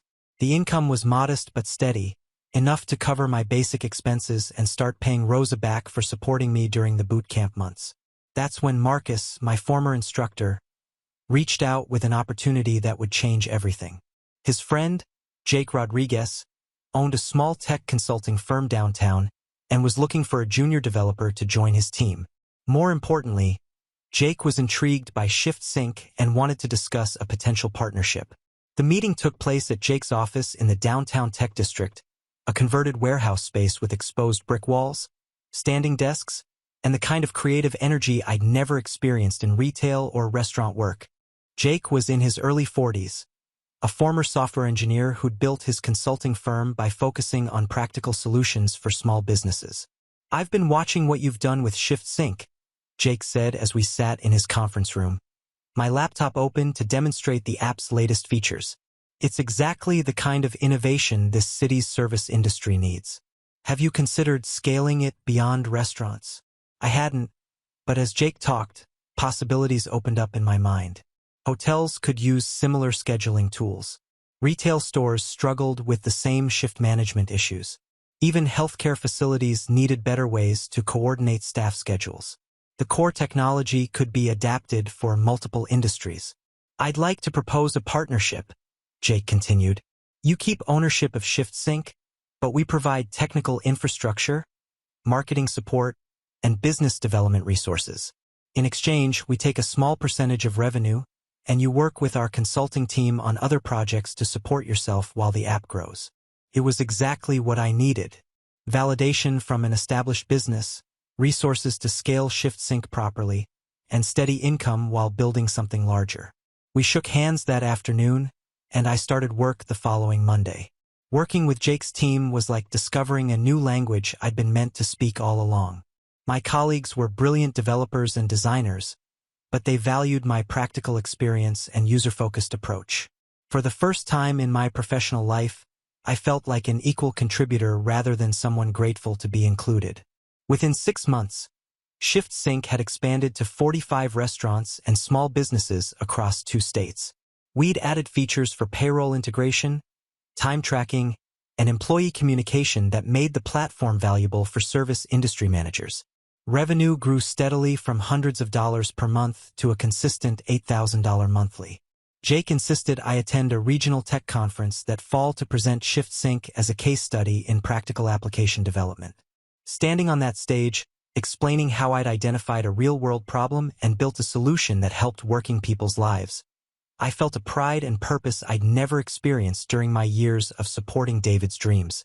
The audience was filled with small business owners, local entrepreneurs, and regional tech professionals, people who understood the value of practical solutions over flashy innovations.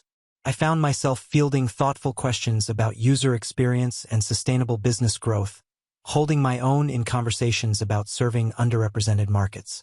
After my presentation, several people approached with business cards and collaboration ideas. A few local business groups wanted to discuss partnerships. Some restaurant chains expressed interest in customized versions of the platform. A regional business development organization invited me to join their entrepreneur mentorship program.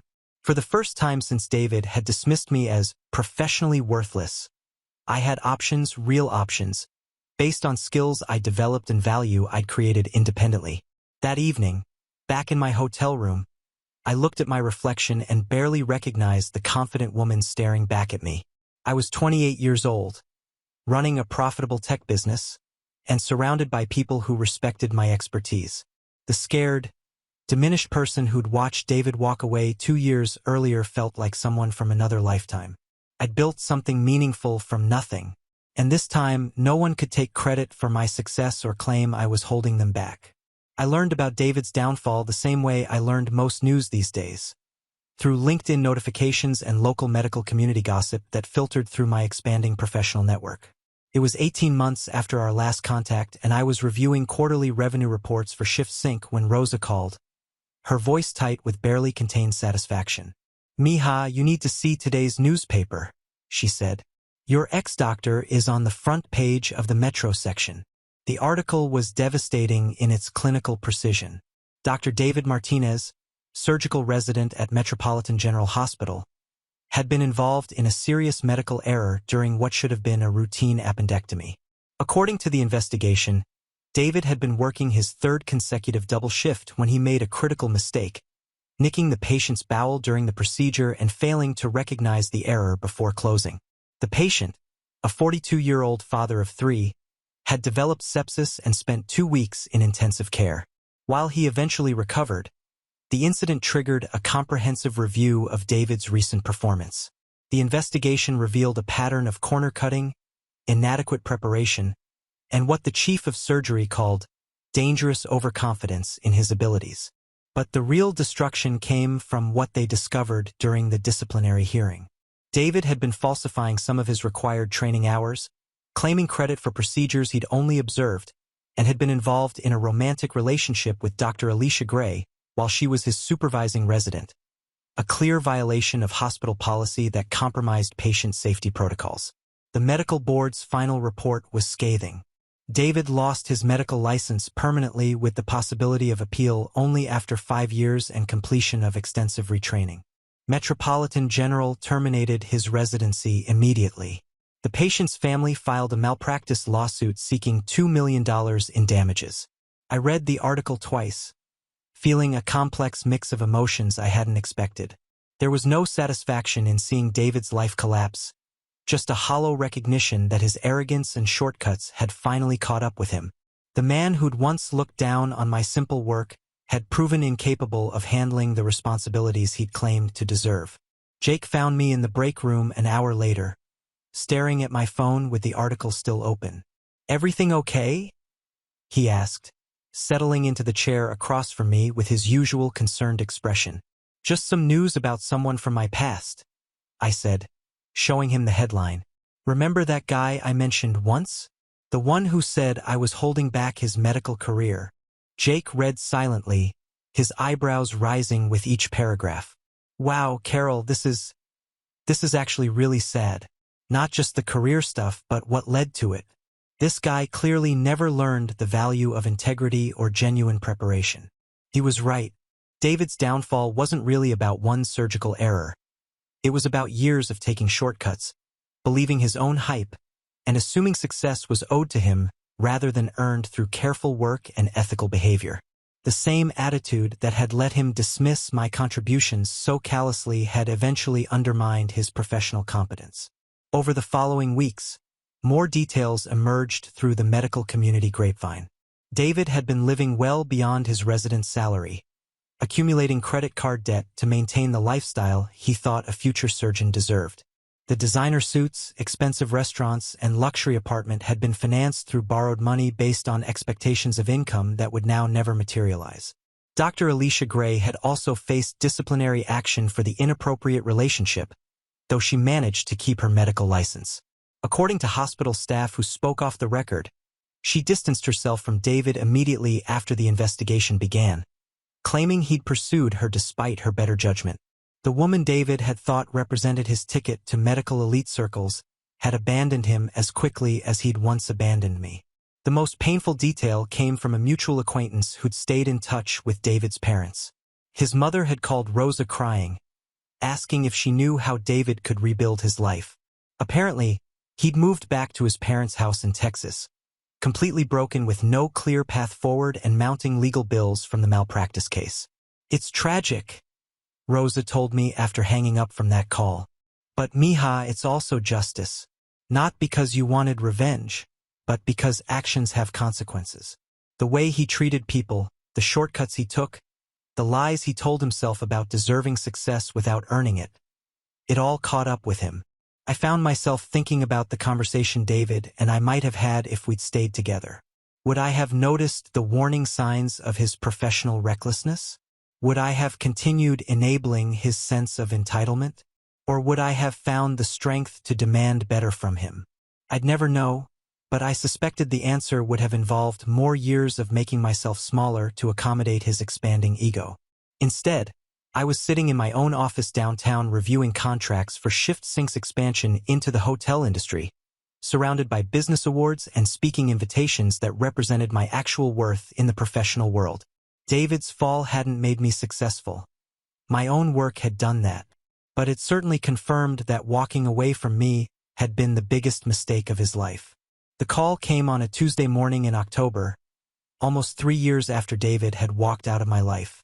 I was reviewing user analytics for Shift Sync's latest update when my phone rang with a number I didn't recognize. Usually, I let unknown calls go to voicemail, but something made me answer. "Carol." The voice was hesitant, barely recognizable. It's David." I nearly dropped my phone. In 3 years, he hadn't attempted any contact. No calls, no texts, no social media messages. The silence had been complete, which made this sudden communication feel surreal. "David." I kept my voice neutral, professional. "How did you get this number?" "I called Murphy's. The manager there gave it to me." Of course, he had. Jerry, the longtime manager, still remembered David from our dating years. "Carol, could we talk in person? I mean, I know I have no right to ask, but it's important." Every instinct told me to hang up. This man had devastated me, called my love charity, dismissed my worth in the cruelest possible terms. But curiosity won out over caution. "Where are you?" "I'm in town for a few days. Staying at the Budget Inn on 5th Street. The Budget Inn. David, who'd once complained about the thread count of our sheets, was staying at the cheapest motel in the city. "Could you meet me somewhere? Anywhere you want, just for coffee?" Against my better judgment, I agreed to meet him that afternoon at Cornerstone Cafe, a trendy spot downtown near my office. I arrived early and chose a table by the window where I could see him coming. I wanted every advantage in this conversation. David walked in 10 minutes late, and I barely recognized him. The confident, well-dressed resident I remembered had been replaced by someone who looked genuinely defeated. His clothes were clean, but obviously inexpensive. His hair needed cutting, and he'd lost weight in a way that made him look gaunt rather than healthy. Most striking were his eyes. The arrogance that had once defined his expression was completely gone. "Carol." He approached the table cautiously, like I might bolt at any moment. "Thank you for agreeing to see me. You look incredible." I did look good, and I knew it. Professional success had given me confidence that showed in everything from my posture to my wardrobe. I was wearing a tailored blazer that cost more than David's entire outfit, and my business cards were scattered on the table from a lunch meeting with potential investors. "What do you want, David?" I asked without preamble. I'd learned not to waste time on social pleasantries with people who'd proven they couldn't be trusted with my kindness. He sat down heavily, ordering coffee with hands that shook slightly. "I want to apologize for everything. For the way I treated you, the things I said, the way I threw away the best thing that ever happened to me." The words sounded rehearsed, like he'd practiced them. But there was genuine pain in his voice, a brokenness that 3 years ago would have made me want to comfort him. Now, it just made me curious about what had prompted this sudden attack of conscience. I heard about your medical license, I said gently. I'm sorry that happened. David's face crumpled. Carol, I lost everything. My career, my reputation, my future. The malpractice lawsuit took every penny I had, plus money I didn't have. I'm 31 years old, living with my parents, working at a medical supply warehouse for $12 an hour. He continued talking, words spilling out like he'd been holding them back for months. He told me about the investigation, about Alicia dropping him the moment things got difficult, about how his former colleagues wouldn't return his calls. He talked about the shame, the depression, the complete collapse of the life he'd thought he deserved. But the worst part, he said, finally meeting my eyes, was realizing that I'd thrown away the one person who actually loved me for who I was. You supported me when I had nothing, Carol. You believed in me when I didn't even believe in myself, and I repaid you by treating you like you were worthless. I listened without interrupting, studying this broken version of the man who'd once been my entire world. Part of me felt sympathy for his obvious pain, but a larger part recognized this performance for what it was. Not genuine remorse, but desperation. What exactly are you asking for, David? I asked when he finished talking. I'm asking for a second chance, he said, reaching across the table like he might try to touch my hand. I moved mine to my lap. I know I hurt you terribly, and I know I don't deserve forgiveness. But Carol, we were good together once. We understood each other. We had plans. We had plans, I agreed.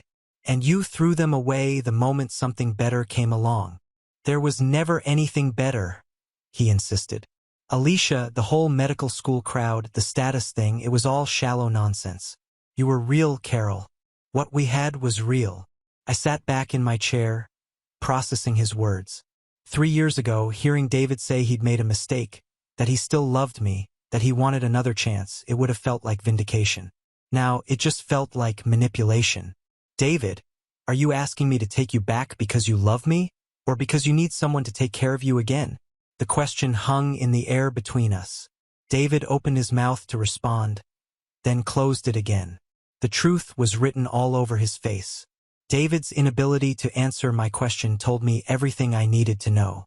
I watched him struggle with the truth, that his sudden desire for reconciliation had nothing to do with love and everything to do with his need for financial and emotional rescue. Carol, it's not like that, he finally said, but his voice lacked conviction.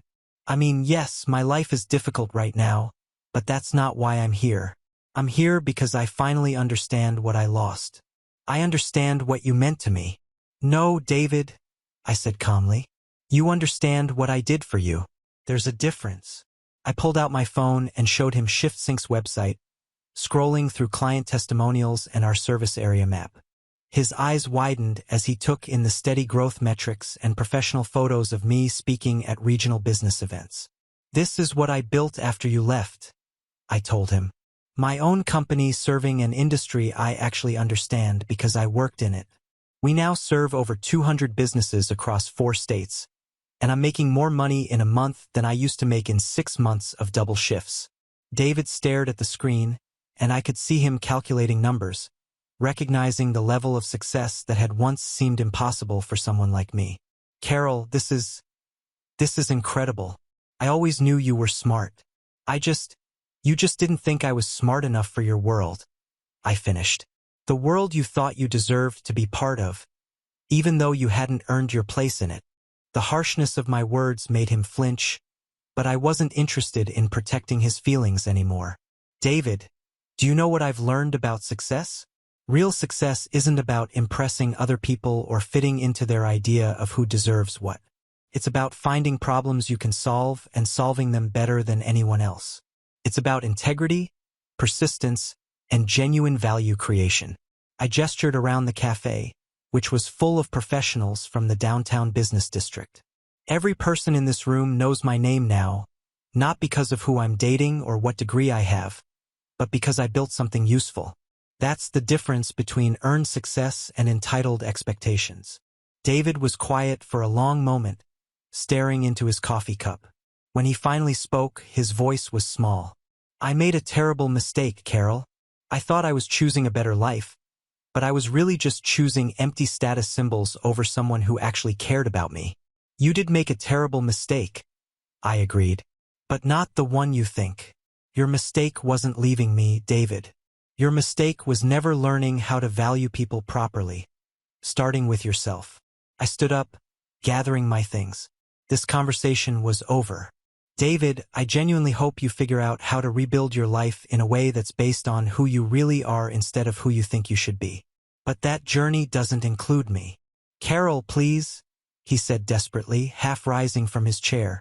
I know I don't deserve another chance, but couldn't we at least try to be friends? I miss having you in my life.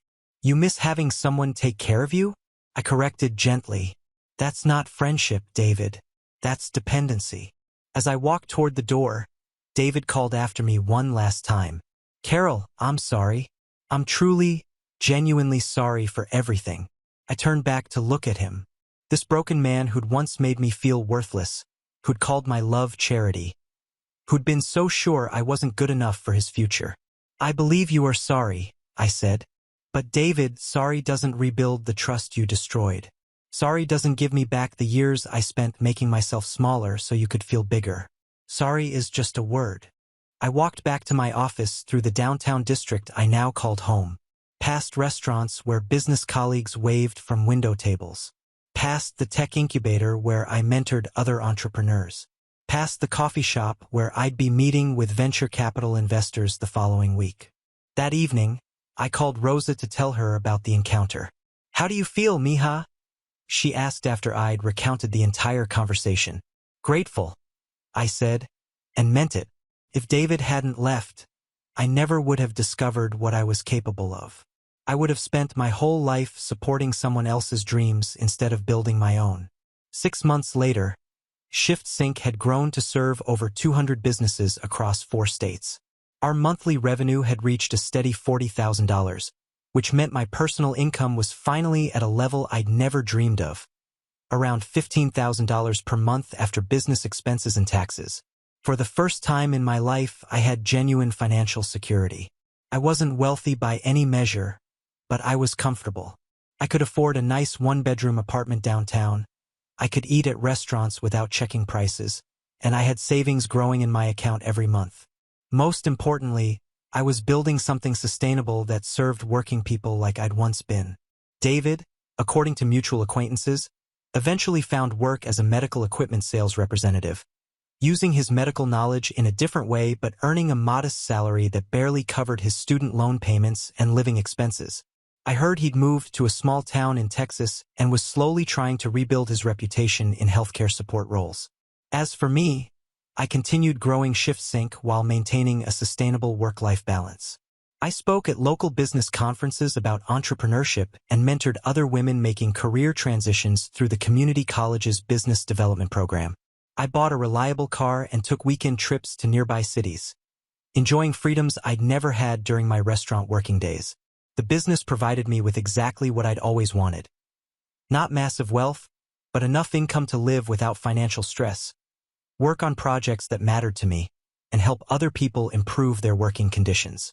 I earned more in a month now than I used to make in 6 months of double shifts, and every dollar felt genuinely earned through value I'd created. Sometimes I thought about the 26-year-old woman who'd watched David walk out of her life, devastated and convinced her future was over. I wished I could tell her that the worst day of her life would turn out to be the beginning of financial independence, that losing someone who didn't value her would teach her to value herself, and that the dreams she deferred would eventually grow into steady, meaningful success. The price of David's ingratitude had been steep. It cost him the love of someone who would have supported him through anything, and it cost him the chance to be part of a genuinely successful partnership. But for me, that same ingratitude had been the catalyst for discovering I could build a comfortable life on my own terms. In the end, we both got exactly what we deserved. He got the consequences of his choices. Now on to the next story. Story 3. My family said I failed. Then my sister's judge looked at me and said, "You're the governor." When I was 19, my sister told me I was an embarrassment to the family. She said it softly, but it landed like a blade. A week later, my father changed the locks. My mother left a bag of my clothes on the porch. No goodbye, no explanation, just silence. They said I was reckless, emotional, unfit. But the truth is, I just couldn't stay quiet about what they did. For 15 years, I disappeared. I changed my name, cut my hair, erased every trace of who I was. Not because I was ashamed, but because I knew they'd never let me rise if they knew I had. Then one afternoon, I walked into a courtroom where my sister was on trial. I didn't speak. I didn't need to. The judge paused, squinted toward the back, and asked, "Wait, is that Camille Reyes, the governor?" Every head whipped around. My sister's mouth fell open. And in that suspended moment, all the years I spent buried under their silence cracked open into something else. They used to say I was a failure. But now, the only thing louder than their silence was the sound of the world finally seeing me. I'm about to share something close to my heart. But before I do, can you say hi in the comments or tell me where you're from? I love hearing how far my story reach. It's always good to know I'm not alone in this. And if my voice resonates with you even a little, don't forget to hit subscribe so you won't miss the next chapter. Thank you. And now, let me tell you everything. The air in San Antonio was thick with heat, and inside the Reyes home it was thick with expectation. The family had gathered around the dining table, polished wood reflecting the soft glow of the chandelier above. It was a Sunday dinner, a tradition Manuel Reyes upheld with military precision. At the head of the table sat Manuel himself, retired police chief, patriarch, and commander of all things honorable. He raised a glass to Isabella, his firstborn, as her image flashed across the muted TV screen behind them. "That's my girl," he said proudly. District Attorney for Bexar County and now featured on CNN. A real Reyes. Camille sat at the far end, fork poised over her plate, eyes downcast. No one looked her way. No one asked how her graduation went. She had walked the stage last week with a degree in humanities, not law, not pre-med. She hadn't even told them the date. She knew they wouldn't come. She had always been the strange one. Sketchbooks instead of legal pads, Rilke and Simone Weil in her backpack. She read philosophy in parks, painted at dawn, and sat quietly through family meals like a distant echo of someone who used to matter. Camille was 23, brilliant in ways they didn't understand and never tried to. Then came the storm. It started with a ping on her phone, a text from a friend, then another, then a voicemail she didn't even want to hear. By the time she opened her laptop, it was everywhere. A private video of her taken during spring break was now public. Her face, her body, her voice, all stolen, uploaded, and shared. The one behind it, her ex-boyfriend, bitter and vengeful after she ended things. She hadn't known he still had the video.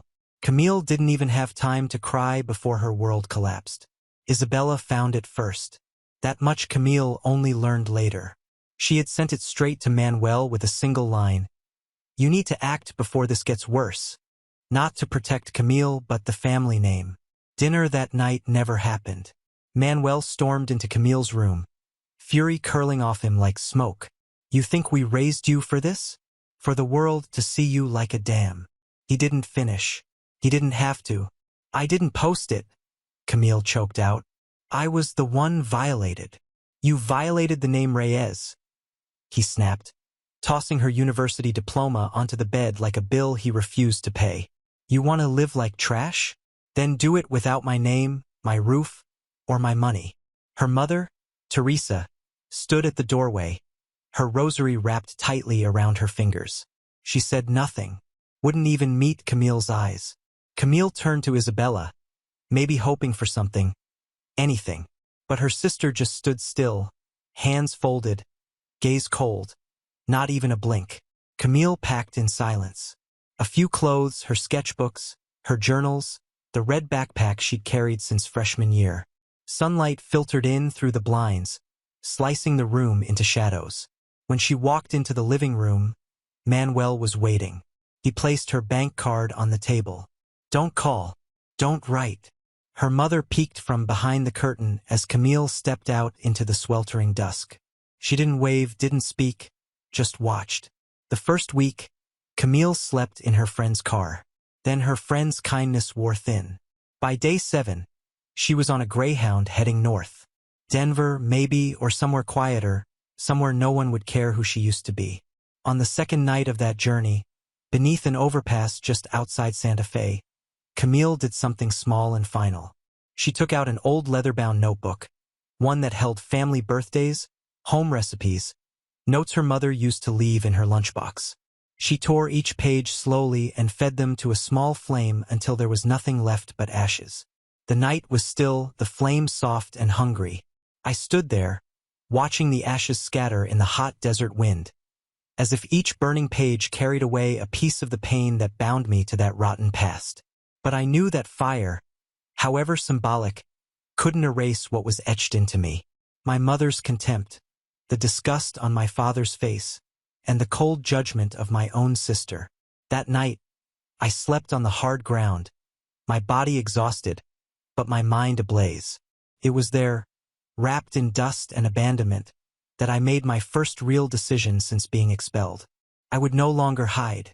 I would become someone so great, so irreversibly important that the name Reyes would become a footnote in my story, not the title. In the following months, I worked as a waitress at a 24-hour restaurant in Flagstaff. I slept in the back room where an old mattress shared space with food supply boxes and a noisy generator. Every tip I earned went into a separate account. I saved on everything, even soap. I bought used books, devoured philosophy, politics, sociology. When my shift ended, I studied until sunrise. Nobody knew me as Camille Reyes. My name tag said Anna, a simple name without a past. But pain, that was my constant companion. It made me get up when my body wanted to give up. It reminded me of my father's words, "You want to live like trash?" and made me prove day after day that the trash he saw in me was actually the gold he was never able to see. When I got a partial scholarship to community college, I cried alone in the restaurant bathroom. That was just the beginning.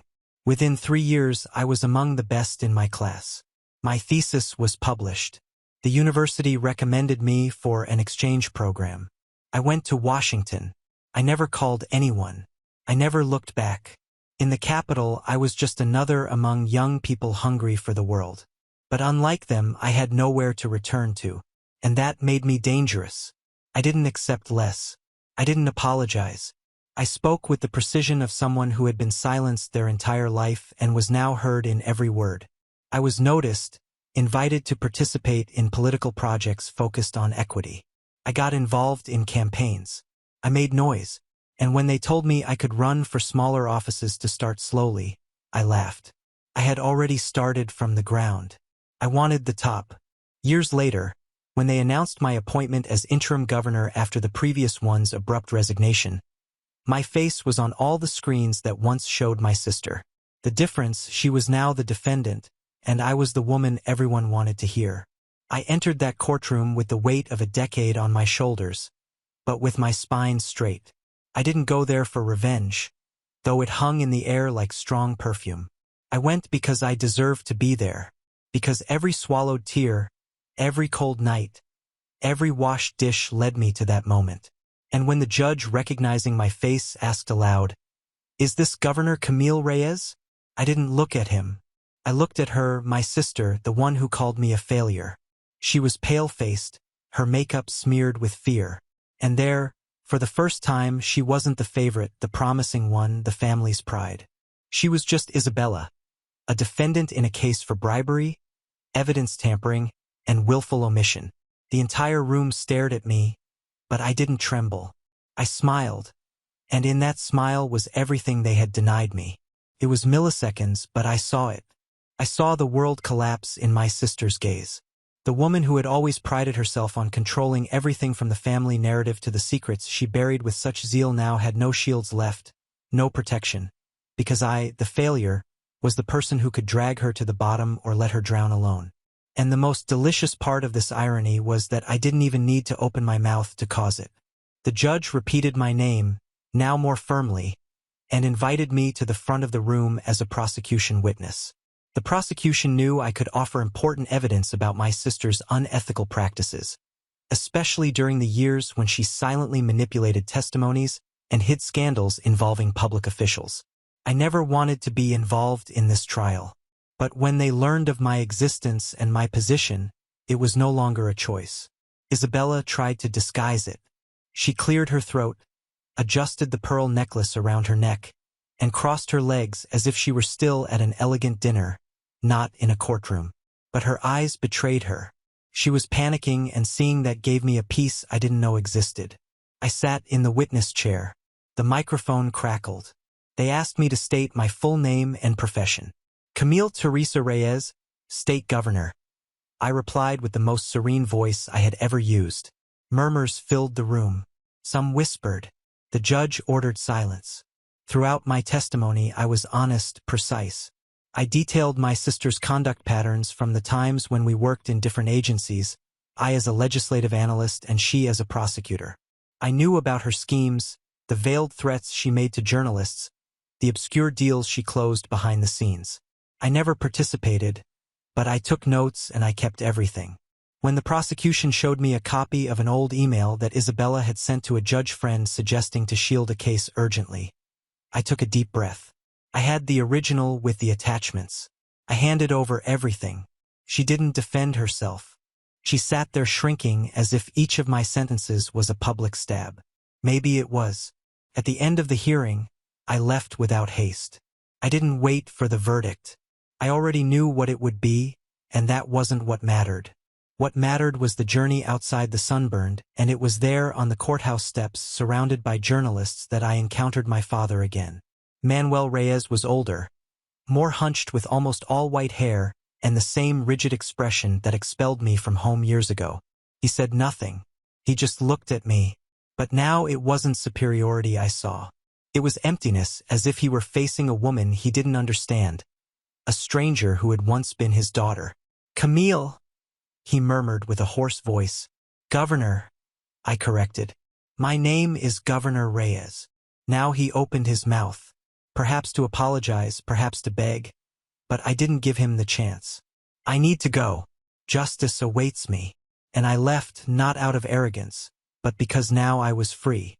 They no longer had power over me, and if they ever wanted to reach me, they would have to look up. On the way home, I opened the car's glove compartment and found something I didn't even remember I had kept. My mother's rosary. At the time, I had picked it up from the floor unintentionally when I left home for the last time. It was made of worn wood with a simple cross, the beads smooth from use. I held that symbol between my fingers, not out of faith but for memory. My mother didn't appear at the trial, didn't call. Maybe she was sick, maybe ashamed, maybe nothing.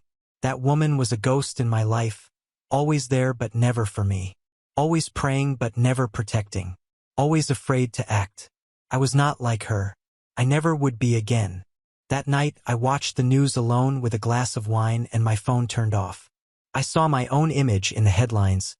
Governor testifies against sister in historic corruption case. And for the first time I didn't cry. I didn't scream. I just breathed. But something inside me said that wasn't the end yet. It was just the beginning. The next morning, my name was plastered on the front pages of the country's main newspapers. The betrayed sister now commands the state's destiny. From excluded to leader. The headlines were sensationalistic as always. But this time I didn't care. It no longer bothered me that they used my pain as spectacle because now it bore fruit. I was living proof that the ground they tried to throw me on could become a pedestal if I used the right rubble to climb. Messages started arriving early. Secretaries, advisors, journalists, curious people. But among so many notifications, there was one that paralyzed me. Teresa Reyes, a simple message. I saw you on TV. I hope you were proud. There was no question mark. No longing, no affection, just judgment. As if she still thought I owed her some explanation. As if I had done all that to humiliate the family and not to survive. I wanted to respond that I was proud. Yes, that I was proud not to be like her. Not to have spent my life with eyes closed while her husband humiliated their daughter inside their own home. But I deleted the response before sending it. Some truths deserve silence. The same silence they gave me. The following week, I was called for a live interview, a nationally broadcast program. The team wanted to explore the contrast between me and Isabella. Of course, perfect opportunity, as they said. I accepted, but not to air dirty laundry. I accepted because I wanted to make one thing clear. I didn't get there out of revenge. I got there because they threw me into the abyss, and instead of falling, I climbed the walls with my fingernails. In the studio, the host, an elegant and falsely sympathetic man, tried to conduct the interview like a soap opera drama. He started with gentle questions and soon slid into the bait. Governor, how is it to look at your sister there in the defendant's dock after everything you experienced with your family? I took a deep breath. The cameras were on me. The entire country was too. It was like looking at a woman who finally had to face her own shadow. And I know that shadow well because I lived in it for many years. But I learned to transform darkness into roots. There was silence, a respectful silence. It was as if, for an instant, everyone there understood. That woman before them wasn't a victim seeking pity. She was a survivor who had decided to thrive. The interview went viral. I became a symbol of resilience. And however cliché it seemed, it moved many people. People who had also been excluded, silenced, discarded by their own families. People who saw themselves in my story. People who wanted justice and not just in courtrooms. That's how Project Phoenix was born. A state initiative to welcome young people expelled from home due to family conflicts, discrimination, or abandonment. The idea was to offer shelter, psychological support, study scholarships, and professional training. I knew what it was like to sleep in a car, and if I had the power to prevent others from going through that, then I would do it. Of course, criticism came. Conservatives said I was rewarding juvenile disobedience, that I should focus on the economy, that my personal story was interfering with politics, but they didn't know or pretended not to know that politics is born from collective pain, that there is no fair management when you ignore the wound. And while I advanced with the project, Isabella's trial was coming to an end. On the day of the verdict, I was called as the state's representative. I entered the courthouse wearing the same dark suit from the first hearing, but this time with a brooch on my chest, the Project Phoenix symbol. It was my reminder that I wasn't there just for myself. I was there for all those who had already been kicked, forgotten, silenced. Isabella avoided looking at me. She was dejected, her face swollen, makeup smeared. The prosecutor read the crimes. Evidence tampering, obstruction of justice, illicit favoritism, among others. The judge declared the sentence. 17 years in prison in closed regime. She cried. But I didn't, not out of coldness, but because that crying came too late. Upon leaving, I was surrounded by reporters. One of them, young and anxious, shouted, "Governor, do you think your sister deserved this sentence?" I stopped, looked directly at the camera. I think no one deserves to be destroyed by pride. But she had every chance to do right, and she chose silence. She chose power. I know how hard it is to change. But I also know that when someone like her chooses to hurt and hide, it's the innocent who pay. I paused. I was one of those innocent ones. One of those. But I'm not anymore. And I continued on my way. But deep down I knew my story with that family wasn't over yet. Not completely. Because what expelled me from home wasn't just contempt. It was cowardice. And cowardice is a disease that spreads. It starts with an averted gaze, grows in a whispered phrase, and before you know it, you're on your knees accepting silence as a sentence. I no longer accepted that. And as much as Isabella was behind bars and Manuel was silent before the cameras, there was a ghost that still lingered. My mother, Teresa Reyes, the woman who spent her life asking for silence in the name of peace. The same one who saw me being humiliated in the dining room and just clutched her rosary. Who saw me leave through the door with a backpack and never took a step behind me. She didn't appear in court. Didn't send me any letter. Just that message, dry, loaded with judgment. But it was precisely that message that reignited something in me. Not hurt. I had felt that too much already. What I felt was indignation. That woman still thought she had the right to opine about what I had become, as if she had participated in the construction. So I decided to visit her, not out of longing, not for forgiveness, but because certain doors need to be opened so we can truly close them. The house where I grew up was still standing. The neglected garden, the same floral curtains, the gate with the latch that never worked properly. I knocked hard, not with violence, with certainty. I waited.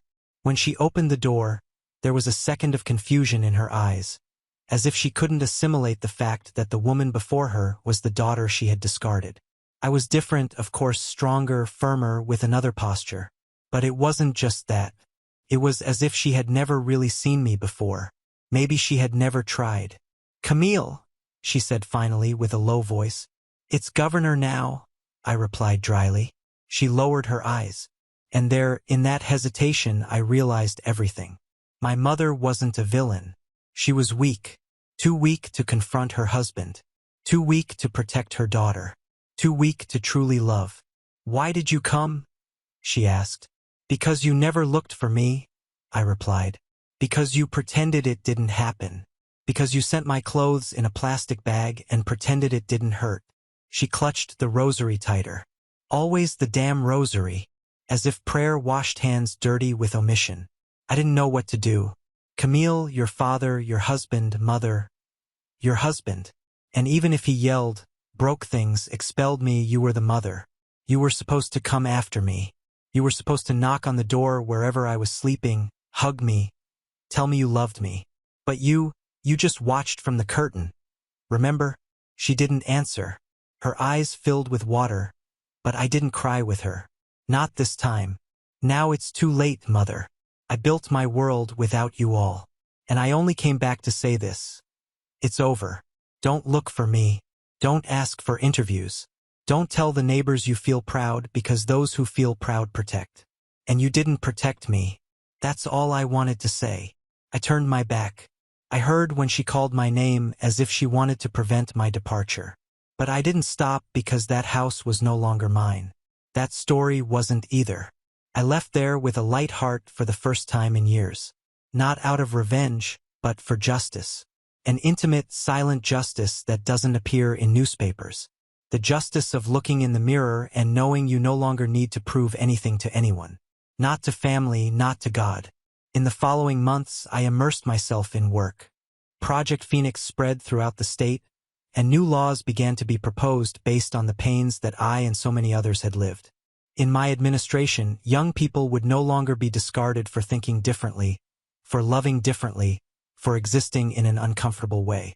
And then came the invitation that would change everything again. A position in the federal Senate national high sphere. The chance to change the country, not just my state. The numbers were in my favor. Public opinion, too. But with that came a ghost. I didn't expect a ghost. My father, Manuel. I received news that he had suffered a stroke. He was hospitalized without speech, with the left side of his body paralyzed. And as much as the name Reyes still repulsed me, something inside me wavered. Maybe because deep down the wound between father and daughter never completely heals. Maybe because even after everything, there were still unanswered questions. In the early morning when I went to the hospital, I entered in silence. He was unconscious, surrounded by machines and tubes. He seemed smaller, fragile. Nothing of the man who yelled at me. Nothing of the hard patriarch who threw my diploma on the bed like trash. I sat beside the bed. I looked at him for long minutes. Then I took a piece of paper and wrote, "You destroyed me, and even so I won. I hope that even in silence you understand. Now I'm going to govern a country, and you'll continue trapped in this bed with your own hatred choking in your throat."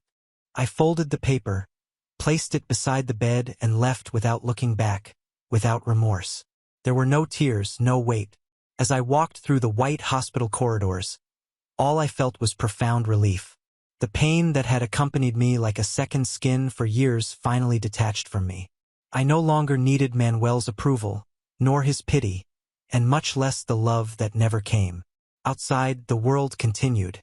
The sirens, the cars, the entire city kept turning. But inside me, for the first time, there was silence. My silence, clean, not the one my family imposed on me with contempt, but the kind of silence that comes when you truly close a cycle. In the following days, I concentrated on the Senate campaign. The dispute was fierce and the adversaries predictably dirty. They searched everything. My past, my story with Isabella, my old interviews. They used photos from when I still lived at the restaurant in Flagstaff, when I was a waitress with dark circles and scribbled notebooks. They tried to paint me as unstable, emotional, unreliable. But the effect was the opposite. Instead of destroying me, they reignited something powerful in people. My story spoke louder than any rumor. People from across the country began writing to me. Young people who were expelled from home, silenced women, men who rebuilt their lives after being discarded. They all said the same thing: "You represent me." That's when I understood. The revenge so desired in the beginning was no longer personal. It had transformed into collective justice. I no longer wanted to see my family suffer. I wanted to see the system crumble. The system that protects perfect children, that embraces those who know how to smile pretty and pretend. The same system that abandons those who feel too much, who dream too much, who don't fit the mold. At the campaign's final rally, before a crowd in Austin's Central Square, the heat was suffocating. But I was there wearing white, the opposite of the mourning I had carried for years, and holding the microphone firmly. "My name is Camille Teresa Reyes." "Yes, Reyes," I repeated firmly. A name that expelled me, that shamed me, that tried to erase me, but I took it back. And today, this name carries another story. Mine, all of ours. The crowd applauded, cried, shouted, and that's how I won. The Senate was just the next step. When I took office, I was invited to international programs, human rights forums, meetings with leaders I had only seen on television before. But none of this went to my head because I knew where I came from. I hadn't forgotten the sidewalk where I slept, nor the flame that consumed my childhood notebook under the Santa Fe overpass. But the most surprising thing happened on an autumn afternoon in the office. My secretary entered hesitant. "Governor, there's a lady in reception. Says she's your mother." Took me time to respond. For a few seconds, my entire body froze. Then I took a deep breath. "Send her in." Teresa entered slowly, thinner, older, with tired eyes, but without the rosary. For the first time, without the rosary. She sat before me like an ordinary woman, without authority, without prepared excuses. "I didn't come to ask for anything," she said. "I just wanted to see you to know if you still hate me." I didn't hate her. I had hated, yes, but what I felt now was something else. Something like pity. Not in an arrogant way, but like someone who sees a little bird that could fly but spent its entire life locked in a cage it accepted. "I don't hate you," I replied, "but I can't love you for an entire lifetime alone." She nodded, her eyes welling up. "I watch everything. All the interviews, I read the projects. You did everything without us because you left me without you." She lowered her head. "I was never strong like you." "I know," I replied, "and that's what killed me inside for a long time, waiting for you to be." Teresa stood up, hesitated. Then she took a small box from her purse. "This belonged to my mother. I kept it to give you one day when you were ready." The truth is, I was the one who was never ready. She handed me the box. Inside, an old brooch, golden with the image of a phoenix in flames. I smiled with irony. "Funny. You have no idea how symbolic this became for me." "Maybe I did. Even without knowing," she said. "Goodbye, Camille." "Goodbye, Teresa." I didn't hug her. She didn't try either. It was a silent goodbye, but for the first time, honest. When she left, I stayed with the brooch in my hand. I placed it on the table. I didn't wear it. Not yet. Maybe someday. Maybe never. But in that instant, I knew the cycle was closed. And the next day, I began writing the draft of my next bill, the Camille Reyes Law, so that no girl would ever need to be expelled from home for dreaming differently. The project's name was received with surprise. Many said it was too bold to name a law after myself. Others accused me of egoism, political opportunism. But for me, that wasn't vanity. It was survival engraved on paper. I wanted every girl who opened a law book, every young person who read a headline, every woman who fought to exist in her own way to know that someone like her once sat on the ground, cried in hiding, was called a shame, and still wrote her own story in capital letters. The Camille Reyes Law would guarantee protection to young people expelled from home for moral, ideological, or affective reasons. It would offer emergency shelter, study scholarships, inclusion in the job market, and priority access to mental health.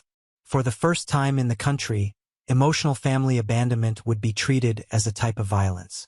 The vote would be difficult, I knew, but I had already faced worse things than cold speeches from parliamentarians in starched suits. I had already overcome contempt with a fork in hand, an old notebook in my lap, and a flame burning inside my chest. They couldn't stop me now. During the voting week, my schedule was packed. Interviews, meetings, articulations. Even old allies hesitated. A senator told me the project was beautiful, but too idealistic. Camille, the system doesn't work like that. You know this. Congress isn't made to fix broken families. I took a deep breath. No, but it's made to protect those who are being broken by them. I went to the Tribune on voting day with the printed text in my hand. The plenary was packed. A mixture of curious, cynical, and hopeful looks. Among the faces, I saw young activists, shelter survivors, teachers, parents who had once learned to love differently. I asked for the floor. Ladies and gentlemen, I didn't come here to talk about my pain. It's already known, but I came to talk about what comes after it. Because what brought me here wasn't public humiliation, nor years of silence, nor the cold of sleeping in a car with a backpack as a pillow. What brought me here was the desire that no one else should have to go through this. I spoke about statistics, about girls like me, about boys who commit suicide because they're kicked out of home for saying who they are, about children who grow up feeling they should apologize for existing. When a door closes forever, it's not just the room that's lost. It's identity, it's faith, the self-esteem. What this law offers isn't a roof. It's a second chance. The silence was total. And when I finished, I didn't ask for votes. I asked for humanity. Counting time, I held my breath. Each number felt like a punch to the stomach. When the scoreboard lit up with 54 votes in favor, I didn't smile. I just closed my eyes and thanked myself. The Camille Reyes Law was approved. That night, alone in the office, I went to the window. The city below was a tangle of lights, horns, people. Out there, I was a senator, a leader, a reference. But in there with myself, I was the 19-year-old girl expelled from home with a plastic bag who never had a real home but knew how to build a future. I took the phoenix brooch, the one my mother had left. I observed the figure of the bird being reborn from its own flames. Was there anger in me? Still, but there was something stronger, conviction. I pinned the brooch to my coat. The next morning, I returned to where it all began. The childhood house now abandoned. It was for sale, surrounded by weeds and old silences. I stood there for a few minutes in front of the broken gate where my father once expelled me and my mother just watched. Then I called my team. I want to buy it. The house. No, the story. I bought the house with my own money, renovated it, tore down the back walls, transformed each room into a welcoming space. Psychologists, libraries, studios, listening rooms. I gave it a new name, Aurora Institute, because where there was once night, now there was a new beginning. And at the inauguration, before hundreds of young people with shining eyes, I said, I was discarded for being who I was. Today, you are here because I want you to be exactly who you are. No girl, no boy, no soul will ever be treated as a mistake while I'm alive. They applauded, cried, hugged me, and there in that moment, I understood. My revenge was fulfilled, but not in screaming, not in humiliation. It was fulfilled in affection, in the space created, in the future being built with the ruins of the past. Now on to the next story. Story 4. I showed up for Christmas, but Mom said, sorry, I think you have the wrong house. Shocked, I left. Minutes later, my brother called. Don't be upset, but you know we couldn't let you in. I replied, understood. He forgot to hang up. He still thinks helping with rent means he's automatically included. I canceled rent, blocked cards, and by morning there were 61 missed calls. I was shivering on the doorstep, my breath misting in the icy air, fingers numb even inside my gloves. I knocked once, then rang the bell. Christmas lights twinkled from the windows.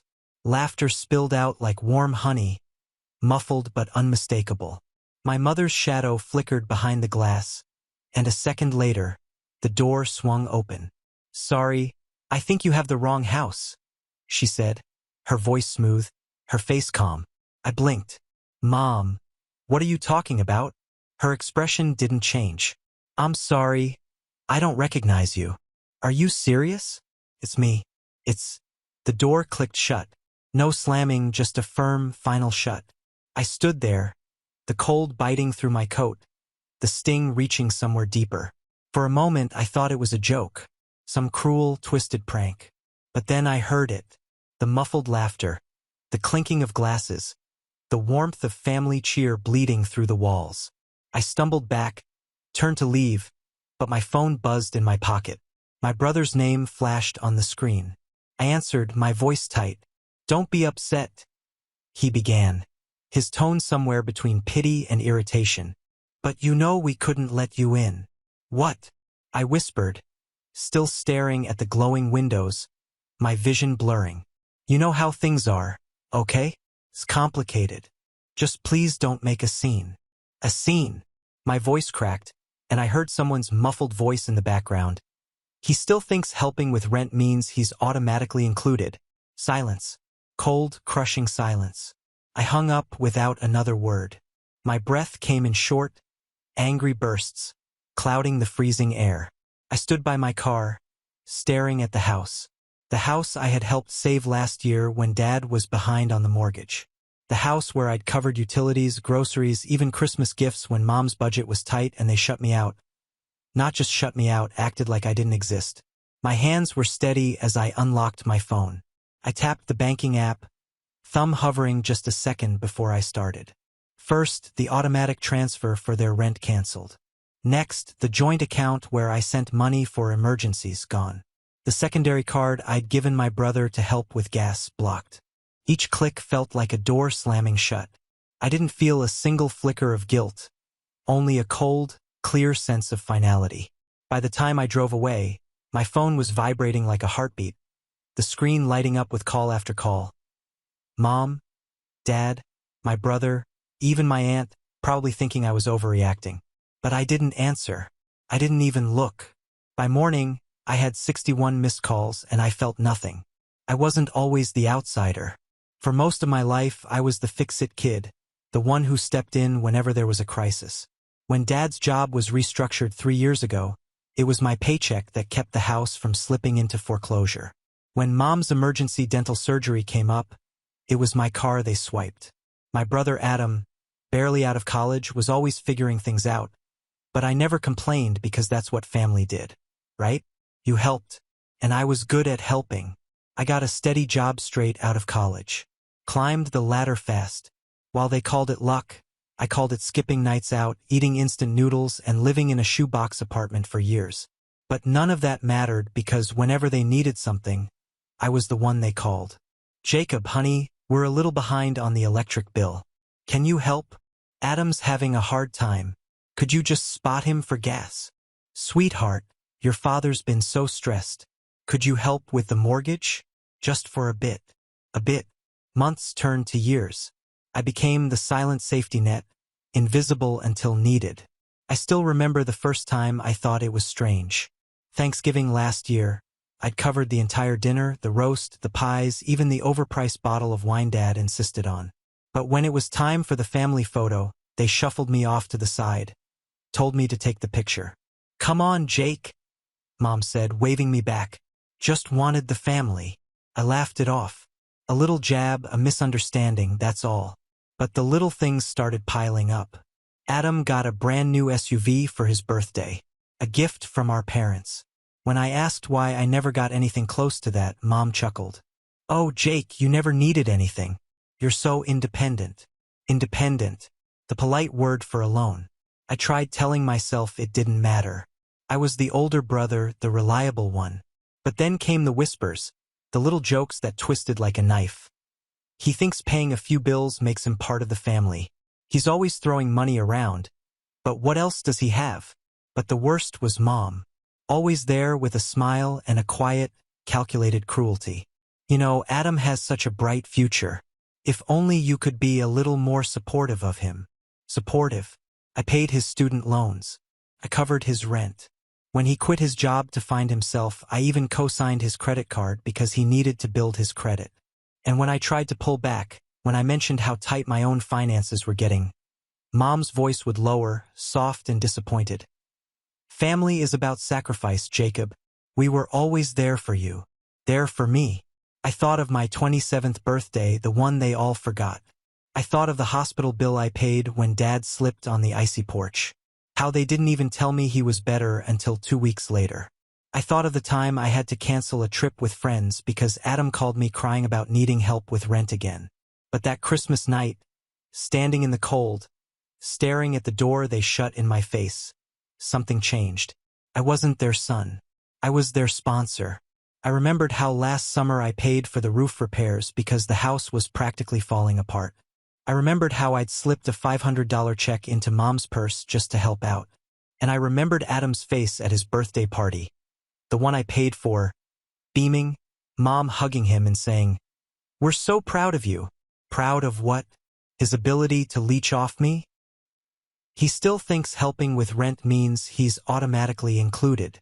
I sat in my tiny apartment, the blinking lights of my barely decorated Christmas tree mocking me. My phone kept buzzing with their names. Mom, Jacob, please pick up. It's Christmas. Adam, dude, stop being dramatic. Let's talk. Dad, you know your mother is upset. Call her. But the words never changed. No apologies, no acknowledgement, just commands like always. I leaned back, staring at the ceiling. How many years? How many times had I been the invisible lifeline, the silent sponsor of their picture-perfect family? The next morning, I called the bank, canceled the automatic transfers. My name was pulled from the joint account I'd set up for emergencies. Mom's credit card, the one I co-signed, gone. The gas card Adam used in case of job interviews, blocked.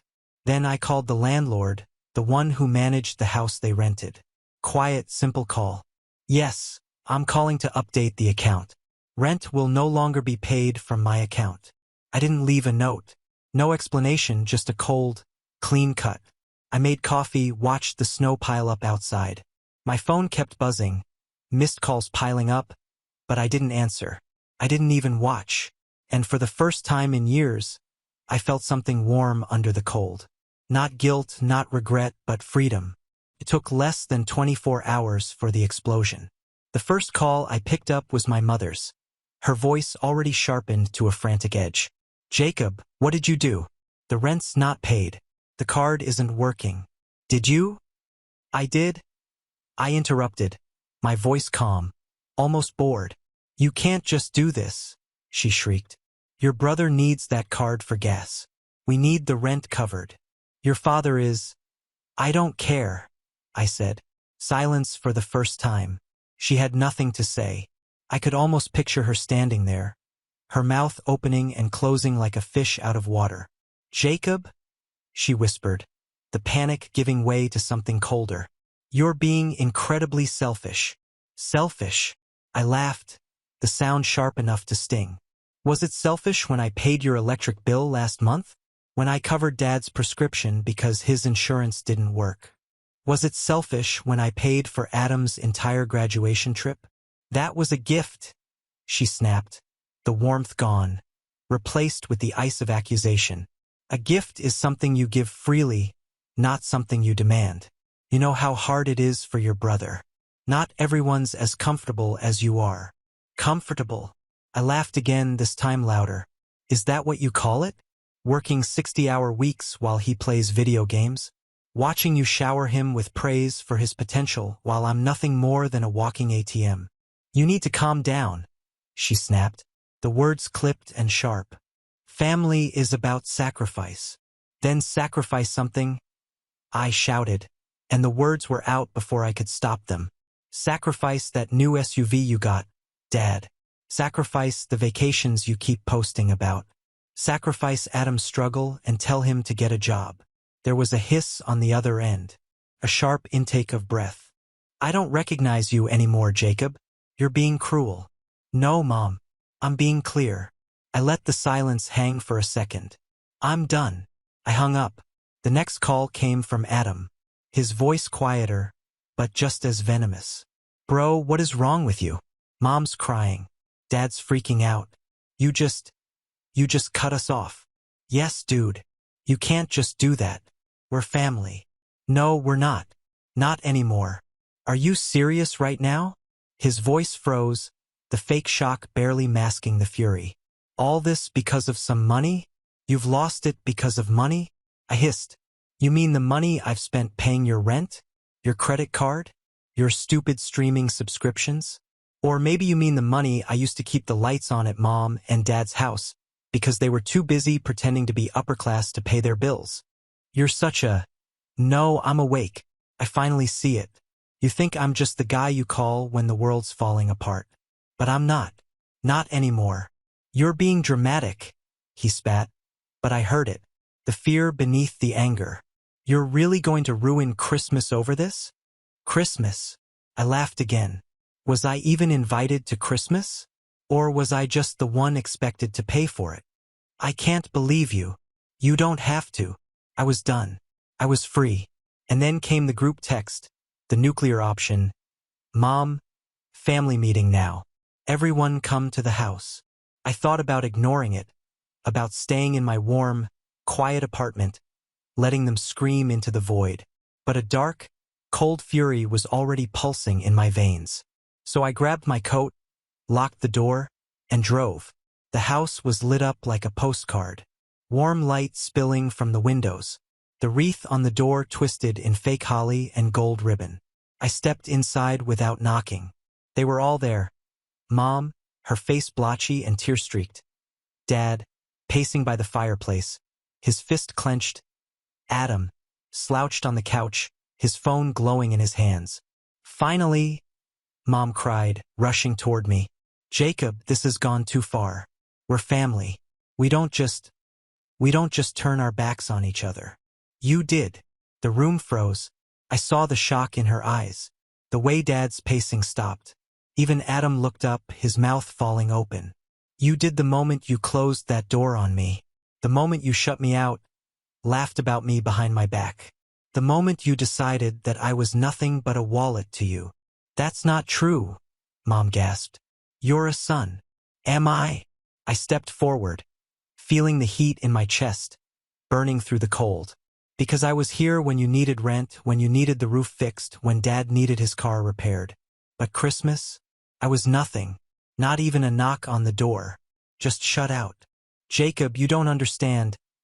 Dad began, his voice low, almost pleading. Then explain it to me, Blaine. He glanced at Mom, then at Adam. No one spoke. Exactly. I turned to leave. Wait. Mom's voice was sharp, desperate. You can't just leave. We're family. Family means sacrifice. I cut in. Then start sacrificing because I'm done. Adam jumped up, his face red. Oh, so what? You're gonna take your money and run? Go cry in your fancy apartment while we suffer. Suffer. I laughed in his face. You're 24 and still living off your parents. You're not suffering. You're freeloading. Enough. Dad's voice boomed. Jacob, we can fix this. Just come back. Help out like you always do. No. Mom's face twisted, her voice breaking. Jacob, please. We're your family. We love you. I looked at her, at Dad's stunned silence, at Adam's twisted scowl. I felt nothing. Nothing but cold, clear certainty. Love, I whispered. You love my money. But me? I was just convenient. And then I turned, walked out the door, and left them standing in the glow of their perfect, warm house.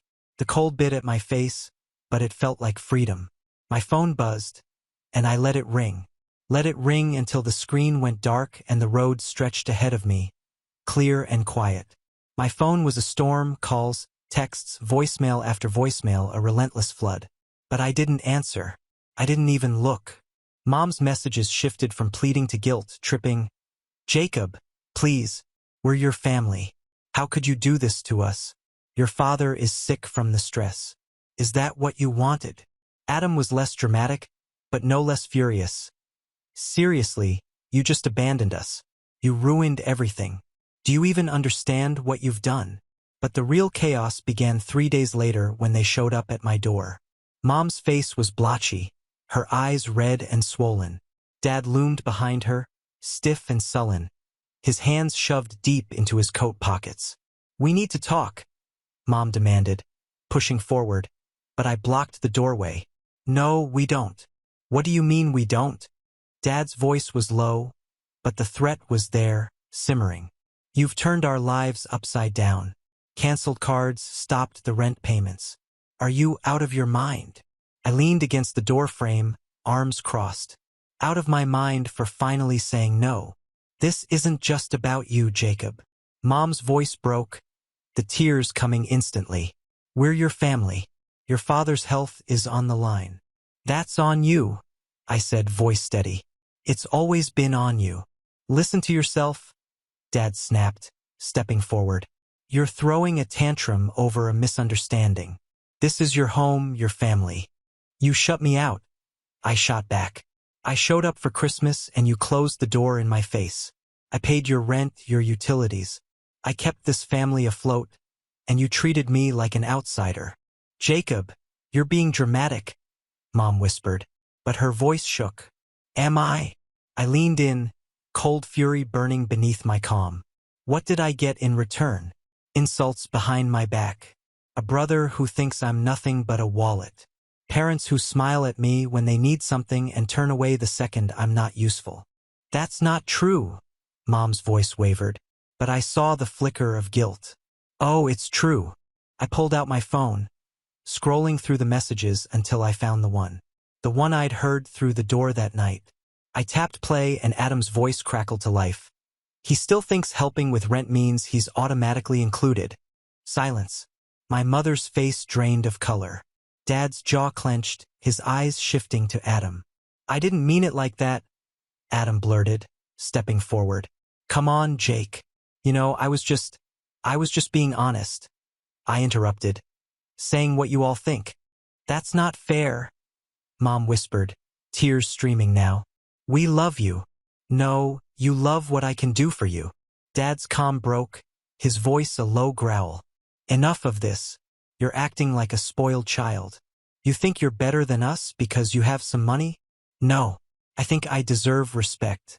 But I'll settle for peace." "Peace." Dad laughed, but it was a desperate, hollow sound. "Cutting off your family isn't peace.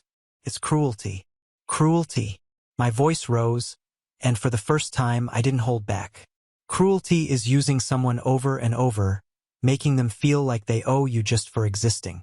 Cruelty is laughing at me, calling me a fool for caring." Now on to the next story. Story 5. My father sold the house I inherited and said the money would be used to pay for my brother's vacation. I laughed. A week later, when my lawyer called him, the laughter disappeared. Honestly, I thought my father was joking when he said that money would go toward my brother's vacation after selling the house I inherited. I even laughed, but a week later, when my lawyer called him, there was no room for laughter anymore. That house meant everything to me. It wasn't just a property left in my grandmother's will. It was where I spent most of my childhood, where I felt safe when things got tough with my parents. My grandmother was the only one in the family who truly cared about me. She practically raised me while my parents were too busy with their own lives and too focused on my younger brother, Adam. She was always there for me. She made me feel like I mattered, and when she passed away, she left the house to me. It wasn't a surprise. My parents rarely visited her. They never lifted a finger to help when she was sick. Adam, the golden child, didn't care either. He was too busy doing nothing. At 24 years old, he still lived at home, unemployed, yet somehow he was full of potential in my father's eyes. I had long accepted that I was the forgotten child, the one who had to fend for himself, but I never thought it would come to this. One afternoon, I decided to stop by the house just to see it. I hadn't moved in. I already had my own place, but I liked knowing it was still there, waiting for me. But when I arrived, I felt something was off. There were cars in the driveway, not mine, not my grandmother's, but someone else's. I walked up to the door and rang the bell. A few seconds later, a man in his 30s opened it, a woman standing behind him. They looked confused. "Can I help you?" the man asked. I frowned. "Yeah, this is my house." "Who are you?" The woman let out a nervous laugh. "We bought this house last month from the owner." I felt like I was punched in the stomach. "What?" The man crossed his arms. "We bought it legally. What's the problem?" My mouth went dry. I looked at them, at the cars, at the porch that was no longer mine, and I could barely process it. I pulled out my phone, checked my emails, my messages. Nothing. No notifications, no sale notice, but I already knew what had happened. I didn't say another word. I just turned around, got into my car, and drove straight to my parents' house. Adam was the only one home, sprawled out on the couch, glued to his phone. He barely looked up when I walked in. "What?" he mumbled. I took a deep breath and tried to stay calm. "Where are Mom and Dad?" He shrugged. I clenched my fists. "Why did they sell my house?" Adam blinked. "Oh, yeah." He nodded as if it was just a casual comment. "They'll be back soon." Then he went back to looking at his phone. I stood there for a full minute, just staring at him. He simply didn't care. So I waited. When my parents finally walked in, I didn't even let them sit down. "What the hell did you do?" My father sighed as if I were the problem. "Look, Hubert, it wasn't fair for you to keep the house. Your mother and I had other plans." "Plans?" I repeated. "So you forged documents and sold my house?" My father continued, completely indifferent. "Adam needed a vacation." This time I almost laughed again, but it wasn't funny. I shook my head. "I'm not letting this slide." I turned and walked out, because my father had no idea what was coming. I barely remember how I got home. My hands gripped the steering wheel so tightly that my knuckles were white. I could still hear my father's voice in my head, calm and condescending, as if he hadn't stolen from me, as if it was no big deal. Adam needed a vacation, he needed a car. Meanwhile, my grandmother's house, the only real home I ever had, was gone. I parked in front of my apartment and just sat there for a while. I wasn't going to let this slide, but I also wasn't going to act without a plan. My father was arrogant, but he wasn't stupid. If he did this, he must have covered his tracks. So I called my friend Daniel. Daniel was a lawyer, and not just a good one, he was ruthless. If there was any sign of fraud in the sale, he would find it. I told him everything over the phone, and by the time I finished, he was furious. "Meet me in my office tomorrow," he said. "Bring everything, emails, documents, messages. I don't care if it's a birthday card from your grandmother. If it mentions the house, I want it." I didn't sleep much that night. My mind kept replaying everything. My grandmother's voice, my father's smug smile, Adam's indifference, and underneath it all, one single thought. They think they won. They had no idea what was coming. The next morning, I met Daniel at his office. I handed over every document I had. My grandmother's will, bank statements, even old messages where she talked about how much she wanted me to have the house. He reviewed everything for a while, then leaned back in his chair. "Your father is an idiot," he finally said. I raised an eyebrow. "Why?" "Because he didn't just commit fraud. He left a paper trail." Daniel turned the monitor toward me, showing something I hadn't expected. A forged signature. My signature. I leaned in. "Wait, that's not mine," Daniel muttered. "Your father forged your consent for the sale, and he did it with a notary who has already been investigated for shady deals. This is bad for him. Very bad." I let out a long breath. "So, what's the plan?" Daniel cracked his knuckles. "First, we send a formal notice. We give him a chance to return the money before we take this to court. But from what you told me about your father, I doubt he'll cooperate." "Not in a million years," I muttered. "Then we sue, and if he can't pay, he'll have to give up his assets. The house, his savings, everything." I nodded, feeling something I hadn't felt in a long time. Satisfaction. "Let's do this." I knew my father wouldn't return the money. He was too arrogant to admit he had done anything wrong. To him, I had always been a problem, an obstacle between him and his ideal version of a family where Adam was the perfect son and I was just an inconvenient detail. But now he had made a mistake too big to ignore, and I was going to make sure he paid for it. That same day, Daniel prepared the formal notice. He sent it via email, by mail, and even had a court officer deliver it in person. I almost wished I could have been there to see my father's face when he received that document, but I already knew his reaction. Contempt, maybe even laughter. He thought he could treat me like nothing without consequences. He thought he would get away with it. 2 days later, I got a call. It was my mother. "Hubert, why are you doing this?" she asked, her voice exasperated. I pressed the phone against my ear. "Do you really need me to explain?" "It's just a house," she insisted. "Your father and I made this decision because we thought it was the right thing to do. You already have your own apartment, Hubert. You didn't need that house." I closed my eyes for a moment, trying to control my anger. "I didn't need it? You're talking about the house where I grew up, the house my grandmother left me because she knew you never cared about me. And you sold it to pay for Adam's vacation? Do you really think that's normal?" "It's not that simple." "It's exactly that simple." I cut her off. "You forged my signature. That's a crime." My mother was silent for a moment, and I knew she understood I was right. But in the end, she just sighed and muttered, "You've always been so dramatic." I hung up. There was nothing left to discuss. The deadline for a response to the notice passed without any attempt to settle, no surprise. My father truly believed I wouldn't have the guts to go through with this, so Daniel filed the lawsuit. The reaction didn't take long. The next day, Adam sent me a message. "Hubert, seriously? You're suing your own family over an old house? How pathetic." I laughed without humor.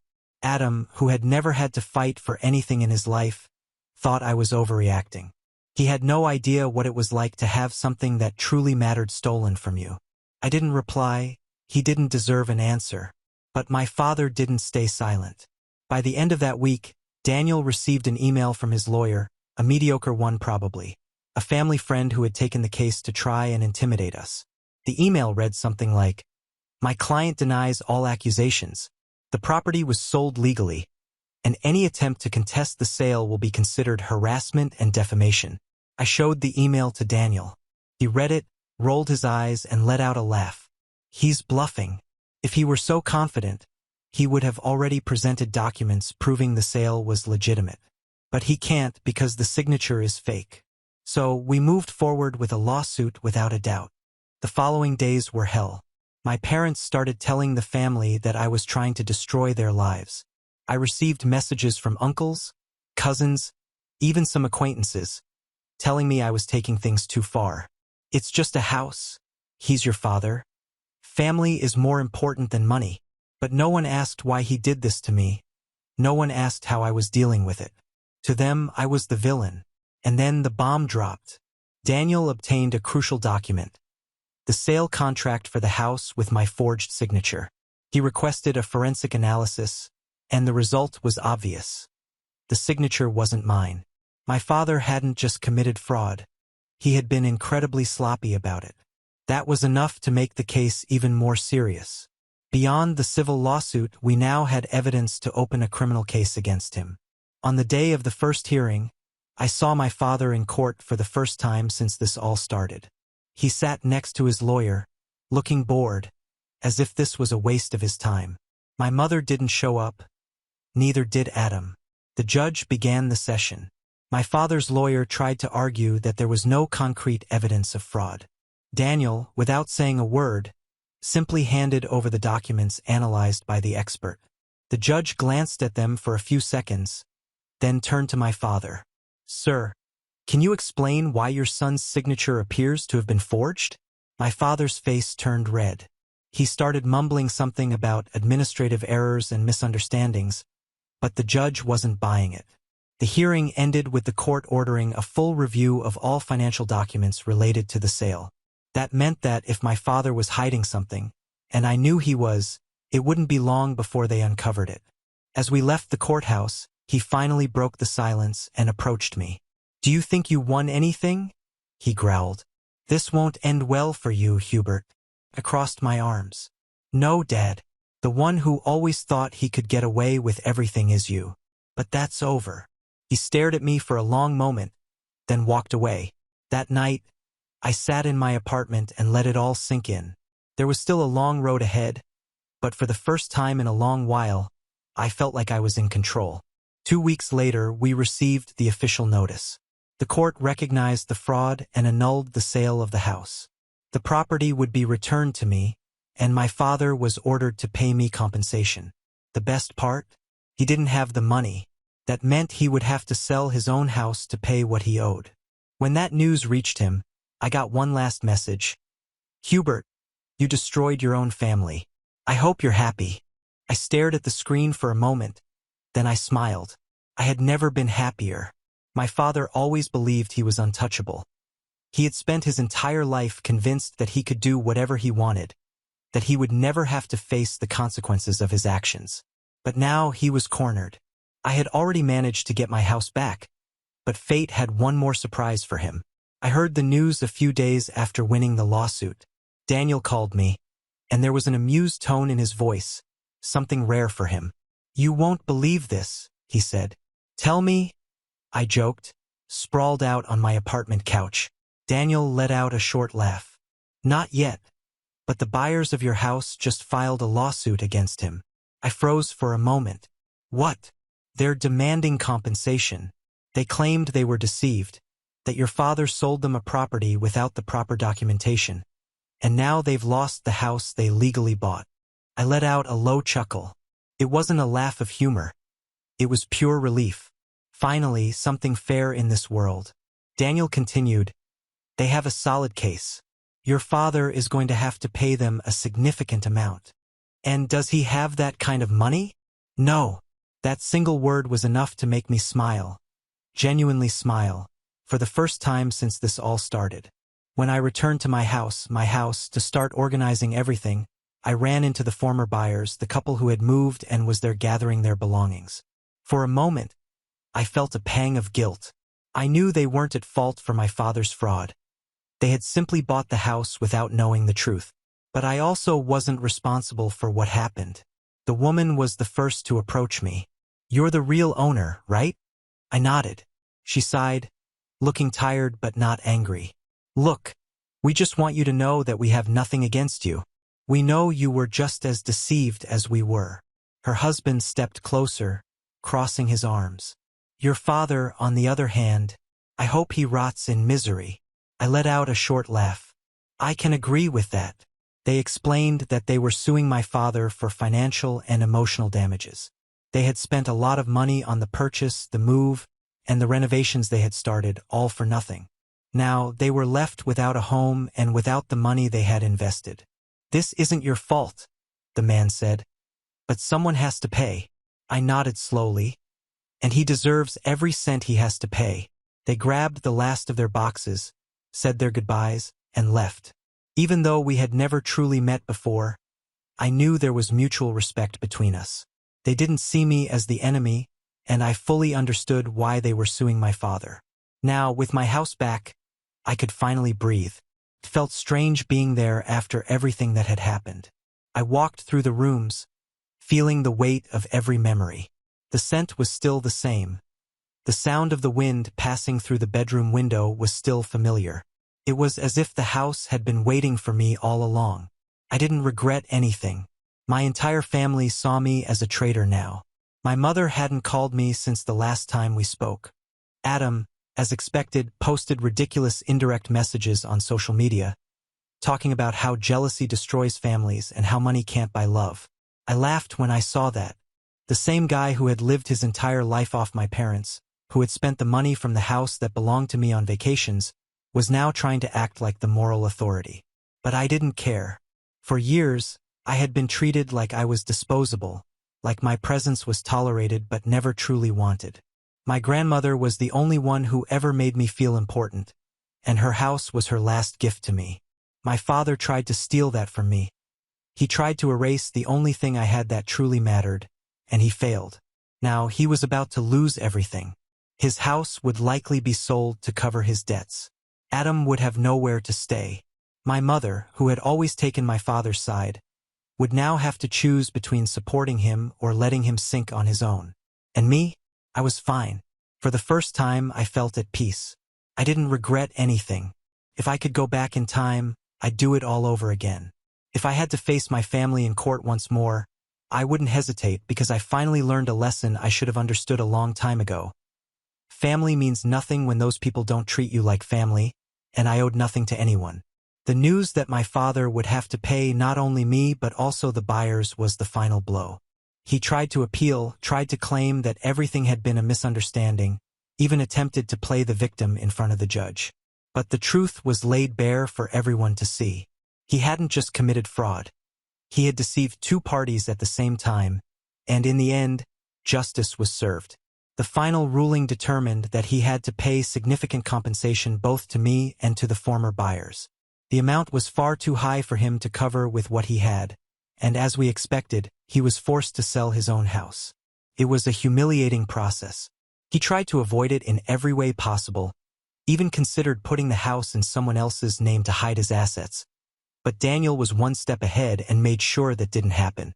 Eventually, with no other choice, he put the house on the market, and ironically, the very house where he and my mother had lived ended up being bought by strangers. My mother panicked.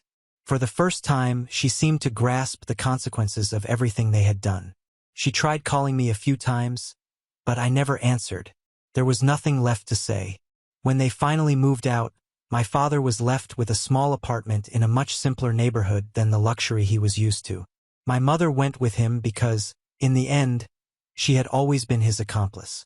Adam, on the other hand, went into complete denial. He had never worked, never had to deal with any responsibilities, and suddenly he found himself without a home and without the allowance he had always received. On the day everything was settled, he had the audacity to come looking for me. "You're a bastard," he spat, furious. "You destroyed our family over an old house." I laughed, but not out of joy. It was a bitter laugh, the kind that comes when you finally realize just how delusional someone is. "I destroyed our family?" I crossed my arms. "Wasn't it our father who sold a house that wasn't his? Wasn't it him who forged my signature?" He scoffed. "He just wanted to help. He wanted to help you, like always." He looked at me as if I were a stranger. "You've always been jealous. You always hated that I had everything handed to me while you had to work for it. That was the last straw. I worked for it because I had no other choice, because while you were being spoiled and protected, I had to survive. Grandma was the only person who ever truly cared about me, and you all tried to steal the one thing she left me." He rolled his eyes. "Oh, come on. Don't be so dramatic." I stepped closer to him, my voice firm. "Listen carefully, Adam, because this is the last time we're ever going to talk. You're a parasite. You've spent your entire life leeching off our parents without ever lifting a finger to become someone. But now they have nothing left to give you. And me? I don't owe you a damn thing." He fell silent for the first time. He had nothing to say. "You want to know how this ends?" I continued. "Dad is going to spend the rest of his life bitter and broke. Mom will keep pretending none of this is her fault. And you're going to have to figure out how to survive on your own. Good luck with that." Then, I simply turned around and walked away. I never looked back. In the months that followed, I heard bits and pieces of what happened. My father tried to re-enter the job market, but he couldn't find anything that paid enough to maintain the lifestyle he was used to. My mother, not knowing what else to do, started doing odd jobs. Their house was gone. Their luxury belongings were sold. And for the first time in their lives, they knew what it felt like to lose everything. Adam tried asking other relatives for help, but no one wanted to support him. He ended up having to share an apartment with two acquaintances and finally started looking for a job. I heard he spent a while complaining that I had ruined his life, but once reality hit, he finally realized he had to grow up. And me? I moved on. I stayed in my house and rebuilt my life with no guilt, no regrets. I cut ties with my family, and for the first time I felt free, because in the end, I learned something valuable. Family isn't about who shares your blood. Family is about who respects you. And those three, they were never really my family. I didn't look back, and I never needed to. Now on to the next story. Story 6. My parents favored my sister so much that they spent my medical treatment funds on her instead. I refused my mother's selfish demands and cut ties. My aunt said, "No worries, you'll see." 10 years later, I opened my door and the police were there. Now everything changed. "Look, from now on, this is your new home. Unfortunately, we don't need a sick person," I was suddenly told. I was unwittingly taken by a car only to find myself at my aunt's house. Before I realized it, my father had declared that he wouldn't pay for my medical expenses in order to cover the costs of my sister's study abroad. Lost for words, I was in a daze, but my Aunt Journey welcomed me. "Sonia, won't you become my child?" she offered. From that day, I began a new life as the child of my aunt and uncle, and 10 years have passed. My name is Sonia. I have 2 sets of parents. I regard one set as the worst and deeply respect and cherish the other.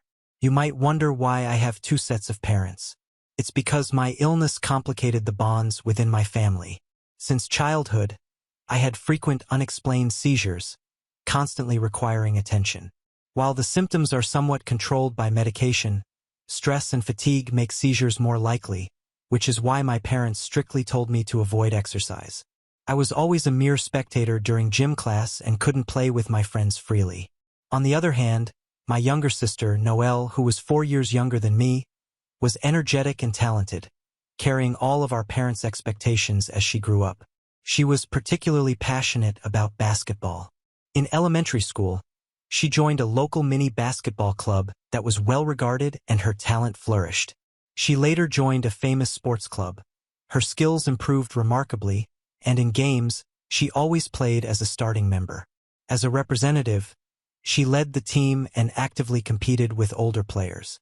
During practice, I felt proud watching her, getting a little envious. During this time, my parents began to make a clear distinction between how they treated me and Noelle. This was especially true in terms of meals. Noelle received nutritious homemade food, while for me it was mostly simple bread and instant soup. Sometimes I would get leftovers from what Noelle didn't finish. There was also a disparity in clothes. Noelle wore trendy children's clothes while I was given hand-me-downs. For birthdays, Christmas, and school promotions, Noelle was treated specially, whereas I was often neglected. This discriminatory treatment became a part of my daily life. "Big sister, won't you play basketball with me?" My innocent younger sister would always ask cheerfully. She held the ball and looked at me with shining eyes. "Sorry, I can't do intense exercise," I reluctantly answered. Noelle looked up at the sky, pondering, then suddenly smiled. "We can at least pass the ball, right?" she said as she tried to hand me the basketball. I thought I could handle just practicing passes, but my parents disagreed. My mother was especially strict. As I reached to take the ball, she forcefully shook off my hand and yelled, "Sonia, you never know when you might have a seizure, so don't do anything." Startled by her shouting, my sister froze in place. The ball dropped to the ground and slowly rolled away. Picking up the ball, my mother returned it to my sister with a smile. "Noelle, let's practice passing together," she said. After glancing at me, she spoke kindly to my sister and walked away with her. After they left, I felt deep sadness and irritation, and I cried alone. A memorable event occurred when I was in the first year of middle school and Noelle was in the 3rd grade of elementary school. On a spring day, I felt unwell from the morning and, because of my sister's important game, my parents left me at home and went to the match. When I'm feeling ill, it'll be more likely for me to have seizures, I thought. The overlap of feeling unwell and being left alone heightened my anxiety, accumulating stress, and by noon I had a severe seizure. Feeling the danger, I immediately called an ambulance. When I woke up, I was on a hospital bed. Just as I woke up, a nurse who came to change my floor noticed and smiled at me. "Sonia, you're in the hospital. Do you understand me?" she asked, and I nodded in response. Looking carefully around, there was no sign of my family in the hospital room. "Excuse me, has my family visited?" I asked. "The family is scheduled to come tomorrow morning. You'll be on your own tonight," the nurse replied. This confirmed that my parents and sister had not yet returned from the basketball trip. Even when I'm taken away by an ambulance, nobody is worried about me. It's like I'm not family, just a nuisance, I thought to myself as tears welled up and blurred my vision. I covered my head with a blanket and cried silently. After being taken away by an ambulance, my parents, facing criticism from the neighbors, started leaving me at my aunt's house, who was my father's sister. My aunt and uncle work at a game development company, and as they had no children of their own, they were always happy to have me over every week. It's fun having Sonia around. It's like having our own child, my aunt would always say. They loved games and would teach me about their favorite ones, which made me look forward to visiting. One notable game was one they developed together, set in a fictional world. It was incredibly engaging, and I would play it for hours. They always served me the same meals they ate themselves. My aunt's cooking was exceptional, and I often asked for seconds. I've always wanted to pick out children's clothes, my aunt said as she joyfully chose clothes for me. Visits to my aunt's house became my emotional support, making me feel cherished and providing a place of solace. As the first term of my first year in junior high came to an end and summer vacation was approaching, my father took me to my aunt's house. The car was packed with luggage, and I was excited about the prospect of spending the summer vacation there. After arriving and unloading my things, my father unusually came inside, appearing to be in a good mood, but my aunt looked concerned. Feeling the unusual atmosphere, I began to feel anxious. However, since my relationship with my father was not very good, I couldn't ask him directly about my concerns. While I was trying to gauge the situation, my father spread his arms wide and cheerfully said, "Look, from now on this is your new home. Unfortunately, we don't need a sick person." I was shocked, and my father's voice was jovial even though my aunt and other relatives were angry. It seemed my parents were not listening. Their minds were completely occupied with my sister's basketball scholarship abroad. "To cover the costs of your sister's study abroad, we won't pay for your medical expenses," they said. No matter how much my aunt and uncle tried to persuade them, their efforts did not reach my parents. "If you stop the treatment for her illness, I will take Sonia in," my aunt declared resolutely. My parents readily accepted the proposal. That's how I learned that my parents had let go of me. Speechless and shocked, my aunt gently spoke to me. "Your father said you wanted to leave home too. That's why I agreed. But seeing your reaction now, it seems you weren't told anything. There's still time to fix this. You should have a proper talk with your parents and reach a conclusion. Is it still possible now? We might be able to talk, but repairing my relationship with my parents feels too late. I can't think of them as family anymore." I shook my head vigorously as I met my aunt's gaze. "If it's okay with you, Annie, I want to stay here, Sonia. I promise I won't be a burden. I'll help out around the house actively, so please let me stay here." I stood up slowly and begged her. If I were driven out of this house, I would have nowhere else to go. "I want to live in your house, Annie. Please," I pleaded, my voice quivering. A sense of confusion hung between my aunt and uncle. I was anxious about how they would react, unable to stop my body from shaking. Then, my aunt gently stroked my head. "Sonia, won't you become our child?" I looked up to see my aunt and uncle smiling warmly at me. "Yes, please," I answered, tears of relief flowing. My aunt, tears in her eyes, hugged me tightly. My uncle, wiping away his tears, watched over us. From that day, I became the child of my aunt and uncle. Eventually, we completed a special adoption process and I legally became their child. Thanks to this, I was able to actively participate in physical education classes and enjoy playing with my friends. I also saw an improvement in my health and rarely worried about my illness anymore. I'm truly happy to be living with my aunt and uncle. Afterward, I started competing in trading card games. Despite the risk of seizures, my aunt and uncle did not stop me but supported me, allowing me to focus on the competition. A strong desire to repay them someday was born in my heart. I joined the trading card club upon entering high school.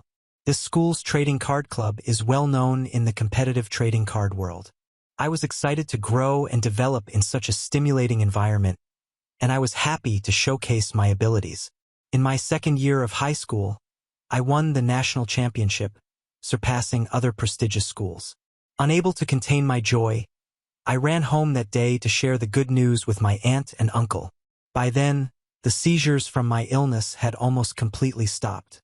Before graduating from high school, I was informed by a doctor that my illness had completely healed and I had become as healthy as my sister. After high school, I continued competing in trading cards with my aunt and uncle always supporting me. When I performed well, they celebrated my success as if it were their own. I started to achieve stable, good results after turning 20. Now, at 22, I am known as a top player and recognized as the queen of trading cards. It has been about 10 years since I was taken in by my aunt and uncle. I thought it might be time to give something back. Christmas is coming up, and I want to make my aunt and uncle happy. I made plans while feeling the cold winter air on my way home. Upon arriving, I noticed several unfamiliar shoes at the entrance. "I'm home. Is someone here?" I asked as I entered the house. In the living room, a high school girl was sitting on the sofa, and my aunt greeted me as I walked in. "Welcome back." Who is this girl?" I asked reflexively, but she seemed familiar. "Wait, that face. Noelle? Sonia." I heard her voice. She had grown so much that I didn't recognize her immediately, but she still had traces of her younger self. When I called her name, her face twisted as she began to cry. "Sonia, you remembered me. I'm so glad," she said. "Yes, what's going on?" I was unsure how to react, but then my aunt started to explain. "Noelle ran away from home." "What?" I exclaimed, looking at my sister in surprise. Noelle nodded, wiping away her tears. "Ran away? What do you mean?"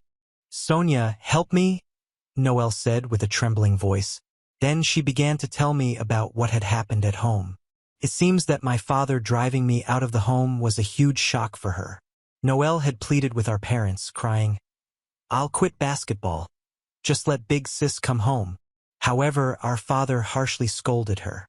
"What are you saying? It was all for your basketball. You shouldn't do things half-heartedly. I won't accept you quitting. You are your mother's only child. You should work hard and become a respectable player," my mother said in a chilling voice, refusing to take Noelle's words seriously. My parents had thoroughly controlled Noelle's life, forcing her into a basketball-centric existence against her will from childhood until she was a senior in high school. During a career counseling session, Noelle finally mustered the courage to declare her separation from basketball. Our parents were furious, and my father accused her with a terrifying voice. "Hey, do you have any idea how much money we've spent? Your sister sacrificed for you. You're not allowed to stop until you turn pro." Feeling mentally cornered, Noelle escaped to my aunt's house to get away from the situation. "I had no idea you were in such a situation, Noelle." I was at a loss for words. While I had been freely raised in my aunt and uncle's home, my sister had been sacrificed by our parents. "Noelle, you've been through a lot." "I didn't know anything." "I'm sorry," I said. My sister quickly shook her head in surprise. "You know, you've been through so much for me and still am asking for help." "I'm really sorry," Noelle said, looking down. Her small shoulders were trembling. "Don't worry about it. I'm really happy you came here," I replied cheerfully. My aunt and uncle nodded in agreement. "That's right, it was good to escape from them." "Noelle, relax. Your big sister will protect you," I said. Though deep down I felt fear and reluctance to get involved. I want to save Noelle, but how should I do it? I thought and began to make plans. The day to execute the plan was Christmas, a cold day under a winter sky that threatened snow. Returning to my parents' home for the first time in 10 years, I gathered my courage and pressed the doorbell. The door was opened forcefully, and my parents greeted me with, "Welcome back." "Oh, we've been waiting for you," said my father. My parents greeted me with unnaturally bright smiles. They must have known about my return through my aunt. They should also understand that it was about my sister. "Welcome back? Waiting? What are you talking about? After you threw me out?" I questioned their attitude, feeling puzzled. My mother, with a clawing voice, took my hand as she spoke.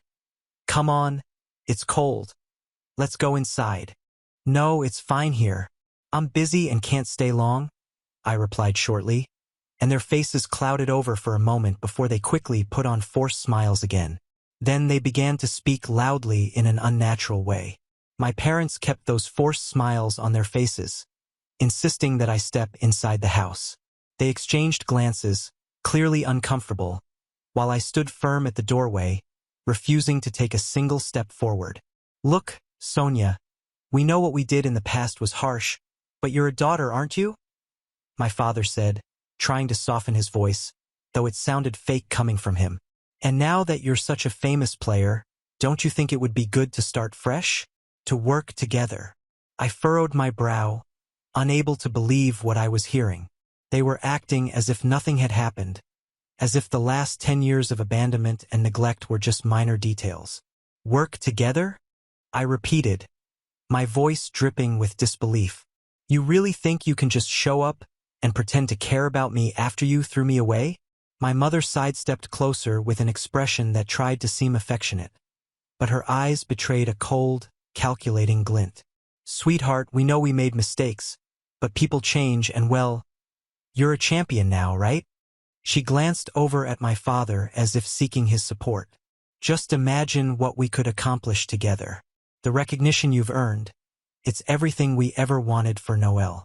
If you joined us, think of the opportunities. I felt my stomach turn with disgust.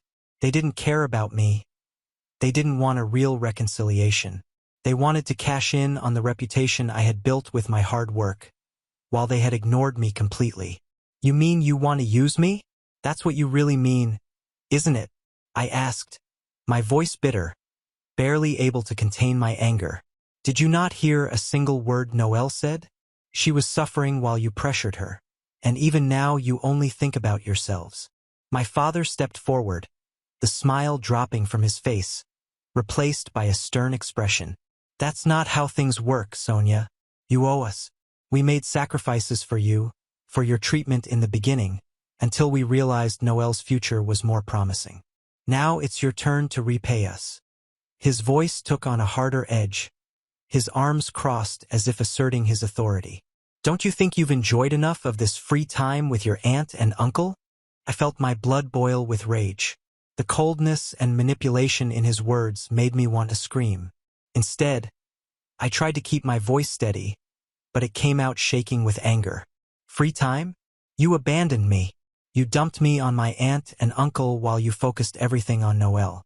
And now, just because I managed to make something of myself, you think you can drag me back in? What kind of parents do that? My mother, still trying to keep a calm facade, grabbed my arm and squeezed it, making me flinch. Her expression turned frustrated, almost angry. It's our responsibility as parents to make the hard decisions, Sonia. We did what was best for Noelle, and now it's time for you to do what's best for the family.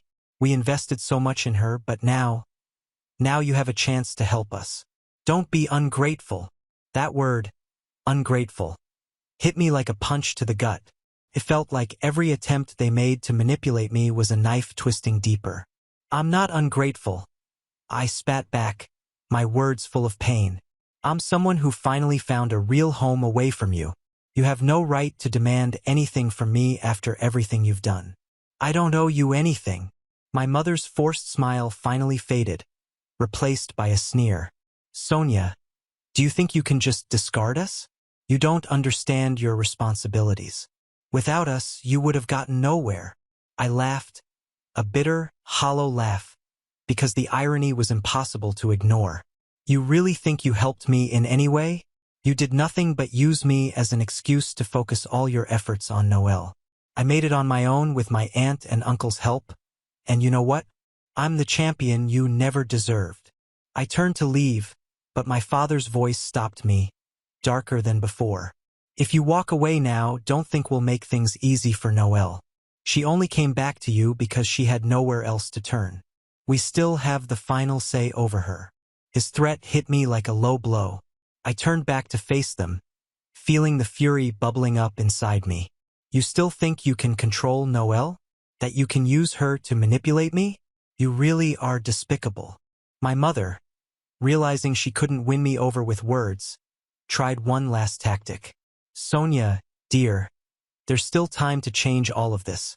Believe me, we want you on our side, to be the player that brings us pride. Your sister, she would be happy about it deep down, and we both know she needs you, that you should do what's right for the family." I took a step back, feeling a wave of revulsion wash over me. That was the final straw. I took a deep breath and spoke, my voice icy and direct. "The only right thing for this family is for you to leave me alone and stop destroying Noelle's life. And if I have to protect my sister from you, then so be it. But I'm not going to be a part of anything you call a family."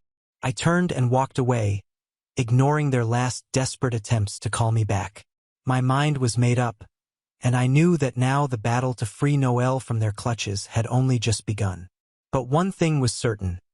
I wouldn't let my parents destroy her the way they tried to destroy me. Deep down, a part of me hoped that one day they'd realize they lost not just one but two daughters. But for now, my priority was helping Noelle rebuild the life that our parents had shattered, and this time I wouldn't fail. I quickly realized that my parents were only interested in one thing: money.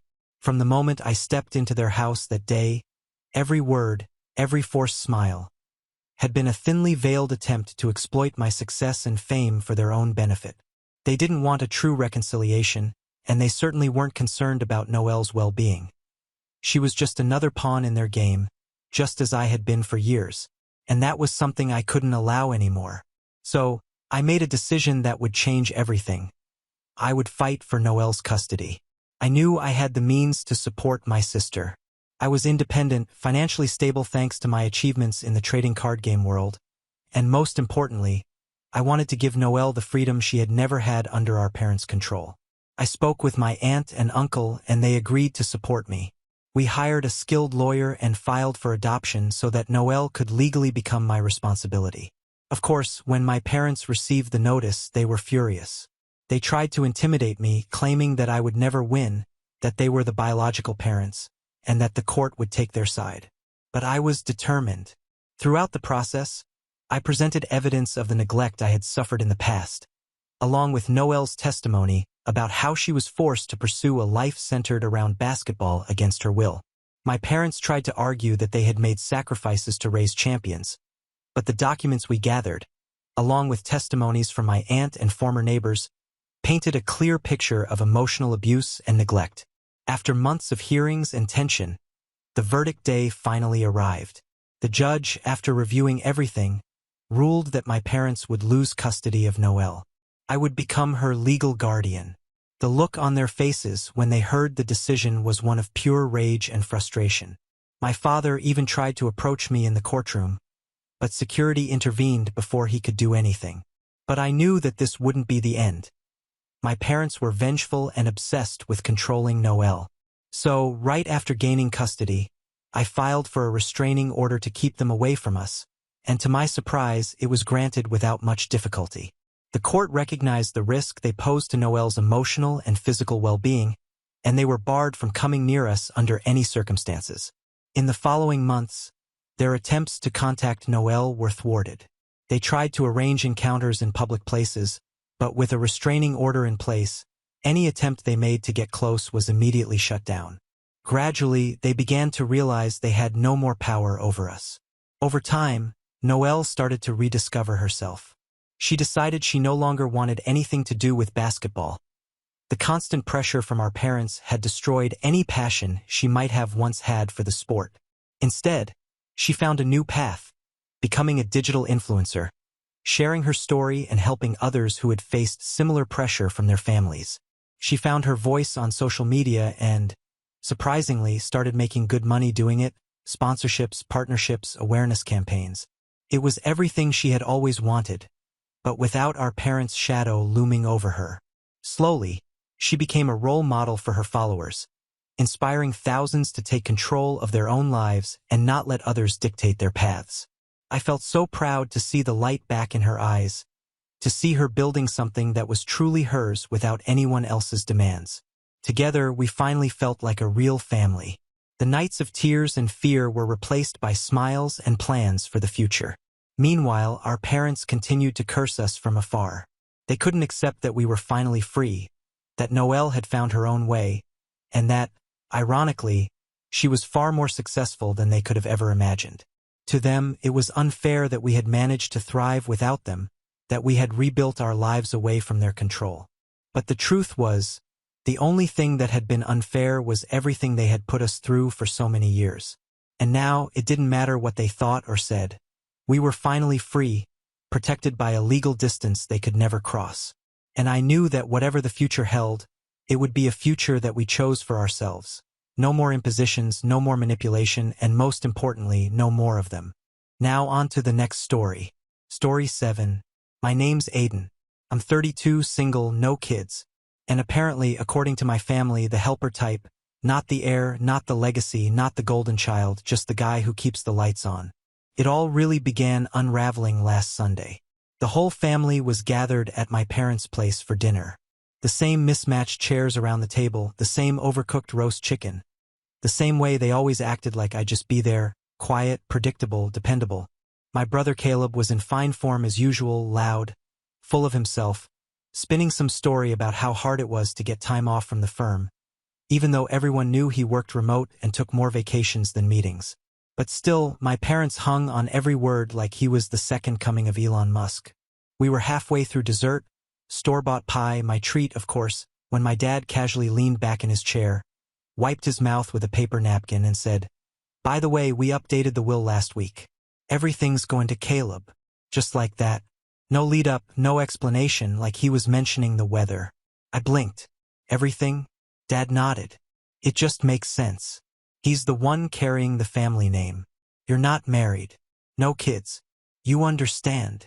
I stared at him, then at my mom. She didn't look up from her plate, just nodded and said, "You've always been more of a helper than a real heir, sweetheart. You're great with details. That's your strength." There was no malice in her voice. Just that breezy, matter-of-fact tone that people use when they're explaining why your job got outsourced. I felt like I wasn't even at the table anymore.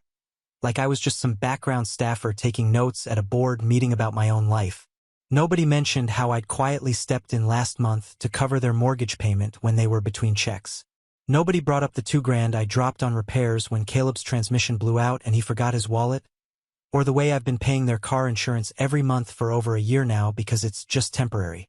"Aiden, you know how tight things are right now." I didn't say anything. I just smiled, nodded, asked if anyone wanted more pie. That night, I went home and opened every account I'd ever connected to their lives. Mortgage autopay canceled. Insurance disabled. Caleb's shared Spotify family plan that I paid for and he never even thanked me for, gone. I even pulled my name from the joint emergency fund I started after Mom's health scare. Something she said gave her peace of mind. By Tuesday, I got a text from Mom. Did the payment bounce? The bank called. I ignored it. Wednesday, another one from Caleb.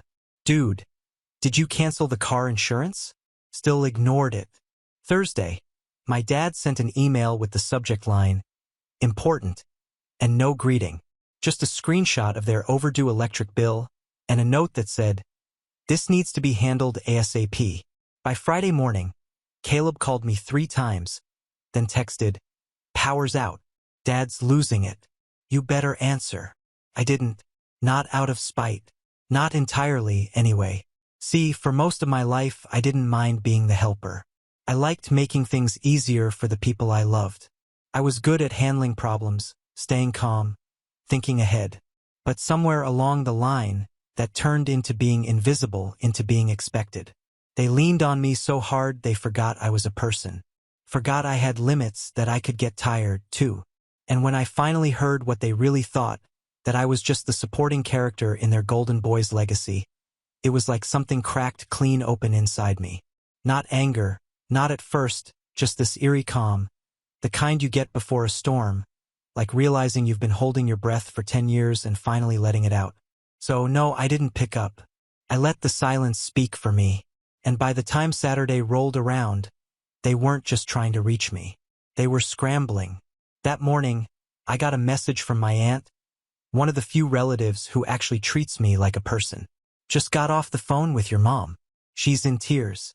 What's going on over there?" I didn't respond to my aunt's message. Not because I didn't like her. She's always been decent to me, but because I knew how fast word would spread once I said anything, and I wasn't ready yet. Not until everything had landed. Saturday afternoon, I went to the gym like I always did. Routine, normal, except my phone was vibrating nonstop in the locker. 8 missed calls, 14 texts, most of them from Caleb, and the tone had shifted from demanding to panicked. "You need to fix this," he wrote. "Dad says we're going to lose the house insurance if the payment doesn't clear by Monday. What are you trying to do, man?" There it was.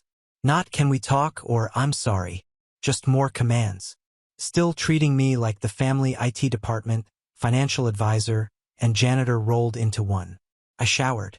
I left my phone on Do Not Disturb, and I went to sleep early. Sunday morning, I took my time, made coffee, cleaned the apartment. I even watered the plants on the balcony. I didn't check my messages until noon, and when I finally opened my phone, it was worse than I expected. Apparently, the insurance company had officially flagged them for non-payment. They were on the hook for late fees on the mortgage. The power was still off because they hadn't paid the past due amount in full. Caleb's car had been towed over unpaid tickets he never mentioned to me because, surprise, I was the one who used to keep track of those too. And the kicker, my dad called me. Called, not texted, which meant things were officially falling apart. I let it ring out. Then he left a voicemail. "Aiden, I don't know what's going on, but your mother is upset, and I don't have time for whatever game you're playing. This is your family. You're being selfish, and frankly, it's disappointing. You need to step up and fix this." I just stared at my phone. That tone, that same condescending tone I've heard since I was a teenager. Like I was being difficult for asking to be included. Like I was always one notch below Caleb because he played sports and dated cheerleaders and eventually slapped his name on a company that someone else built.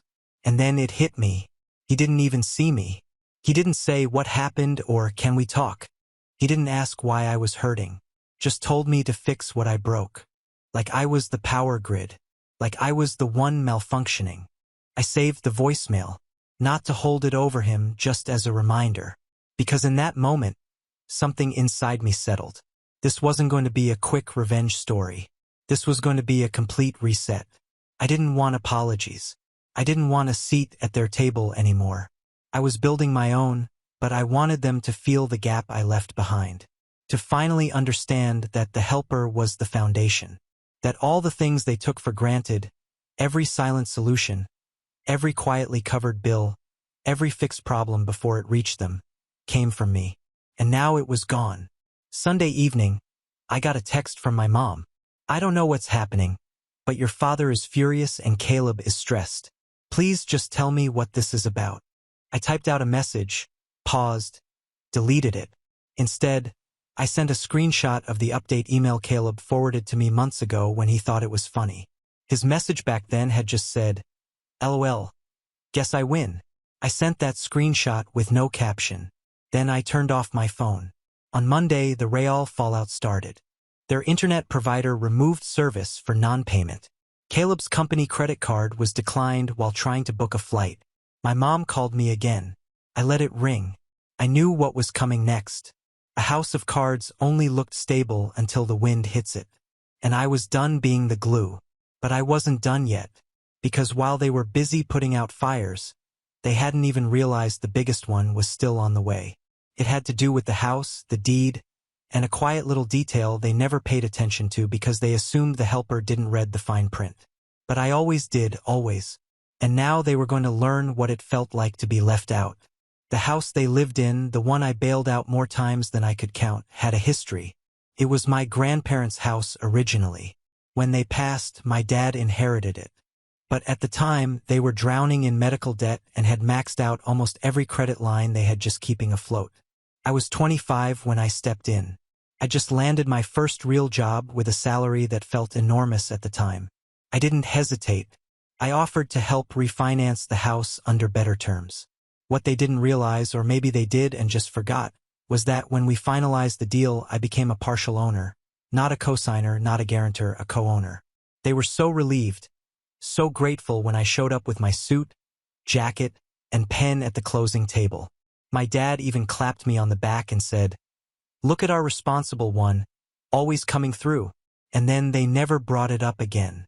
It just became another quiet task Aiden had handled. Another emergency smoothed over, forgotten like a fire that never scorched the floor. But I didn't forget. And while they were frantically texting me about insurance bills and Caleb's frozen accounts, I was sitting in my office rereading the deed, scanning it like I'd done so many times over the years. My name was still there, legally binding, undeniable. And the best part? Because of the way it was filed, any major decisions like refinancing again or selling or even taking out an equity loan required my signature, which meant the home they just assumed Caleb would inherit one day, the one they'd basically claimed belonged to the real heir, it wasn't fully theirs to give. I didn't act on it right away. Instead, I waited for the next dinner invite. Sure enough, it came Thursday night from Mom. Dinner this Sunday, just us. We want to talk. No apology, no mention of the will. Just, we want to talk. Like I was a wayward employee being summoned for a performance review. I showed up, not out of obligation, but to watch it all play out in person. The house was dim, still no proper lighting in half the rooms. A dusty lamp on the hallway table flickered. The air was stuffy, probably because they hadn't had working AC all week. When Mom opened the door, she forced a smile. Dad nodded at me like we were negotiating a ceasefire. Caleb was already seated at the table, arms crossed, face tight. I sat across from him, calm. Dinner was rushed. Pasta with Jared sauce, barely warm. No one asked how I was doing. No one thanked me for coming. They just danced around the tension like it wasn't sitting right there between the breadsticks and the Parmesan shaker. Finally, Dad cleared his throat. Listen, we've had a rough week, obviously, and it's become clear that there's been some miscommunication. Caleb snorted. Yeah, like how you went nuclear because of a will, Aiden? Seriously. I tilted my head. You mean the one that cuts me out of everything? That will. Dad held up a hand like he was trying to play mediator. No one's cutting you out of anything. That was a draft. We just hadn't gotten around to discussing it with you. I gave a small laugh. You discussed it just fine. At dinner right after pie. Silence. Mom finally jumped in. Sweetheart, we just meant. You don't have children. You're not married. We assumed Caleb would need the support more long-term. Oh, I said, voice even. So my role is just to support. Keep the lights on. Fix things. Disappear quietly. No one said that, Dad muttered. You did, I replied. And for the record, this house? It's not just yours. They froze. Caleb blinked. What? I pulled a folded copy of the deed from my jacket pocket, placed it on the table. You might want to read the fine print. My mom reached for it with trembling fingers. My dad leaned in. Caleb didn't touch it, just looked between us like he couldn't believe what he was hearing. I've been paying for this place since I was 25, I said. I refinanced it to save you from foreclosure. I didn't ask for credit, but I am a legal owner, which means if you want to sell it, borrow against it, even transfer it, you need my consent. Still, no one spoke. So I kept going. And since I'm apparently just the helper, you'll need to find someone else to co-sign on any future loans or handle overdue bills because I'm done. Fully done. And if you decide to keep this house, then you'll be maintaining it on your own. Property taxes included. Caleb stood up, fist clenched. You're such a child, Aiden. This is family. We're supposed to help each other. I turned to him slowly. You mean the way I helped you with your car or your phone bill or Mom and Dad's mortgage? For all the years I paid for Christmas dinner and didn't say a word while you showed up with empty hands. He said nothing. Then I turned to Dad. You wanted to leave a legacy. You already had one, but you didn't recognize it because it didn't look like you. The silence was so thick it was almost physical. I stood up, slid my chair in slowly. No hard feelings, I said.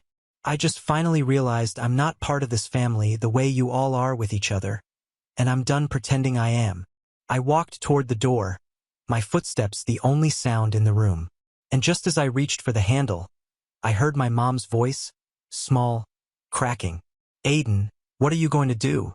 I paused, turned back slightly and said, I guess we'll find out. Then I walked out and left them with the truth still echoing in that dim, flickering room. I didn't hear from them for 2 days.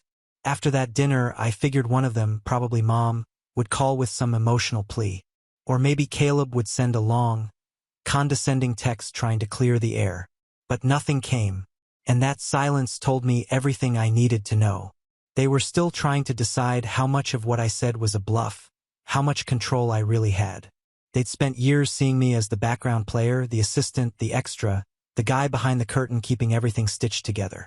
The idea that I held leverage, that I could walk away and take half the structure down with me, it wasn't just inconvenient. It was unthinkable to them. But I didn't need to bluff because I knew exactly how fragile their setup was without me. And it didn't take long before they found out, too. By Thursday, I got a call from a number I didn't recognize, local area code. I let it go to voicemail. Turns out it was the mortgage officer. The message was clipped, but professional. Mr. Grant, we've been made aware there's some confusion about authorization on the Henderson property. Just confirming you're still co-owner and haven't consented to the requested refinancing. I called her back that afternoon, calm as anything, and said that's correct. I haven't authorized anything. I also won't be signing off on any changes. She thanked me, asked for a written confirmation, and said they'd be halting everything until further notice. An hour later, Caleb called. This time I picked up. "What are you doing?" His voice was sharp, like he'd been waiting all day to scream. "Hi, Caleb," I said lightly. "To what do I owe the pleasure?" "Don't play dumb," he snapped. "You told the bank you're blocking the refinance. That was the plan to catch up on the bills." "You mean the plan that no one ran by me?" I said. "You can't make plans with assets you don't fully own. That's not how it works." "You're punishing all of us," he said, "because of one dinner conversation." "No," I said, my tone cooling. "I'm stepping back from a system where I was used. There's a difference. You're being dramatic and you're being entitled," I said, finally letting the edge into my voice. "I didn't do this to get back at you. I did this because I realized I've spent 10 years solving problems for a family that never once treated me like part of it." There was silence on the other end. "You want the house?" I continued. "Buy me out. I'll even sell below market value to be generous. But if you think you're going to keep it and freeze me out of decisions, that ends now." He hung up. The next morning, I got a call from Mom. She didn't yell. She didn't accuse. She just sounded tired. "Aiden," she said, "I don't know what's happening to us." I didn't say anything. "I've been thinking about what you said, about being the helper, about the way we've leaned on you." Still, I waited. "I think we all got comfortable. You never complained. And well, I guess we assumed you didn't mind, that you liked being in the background."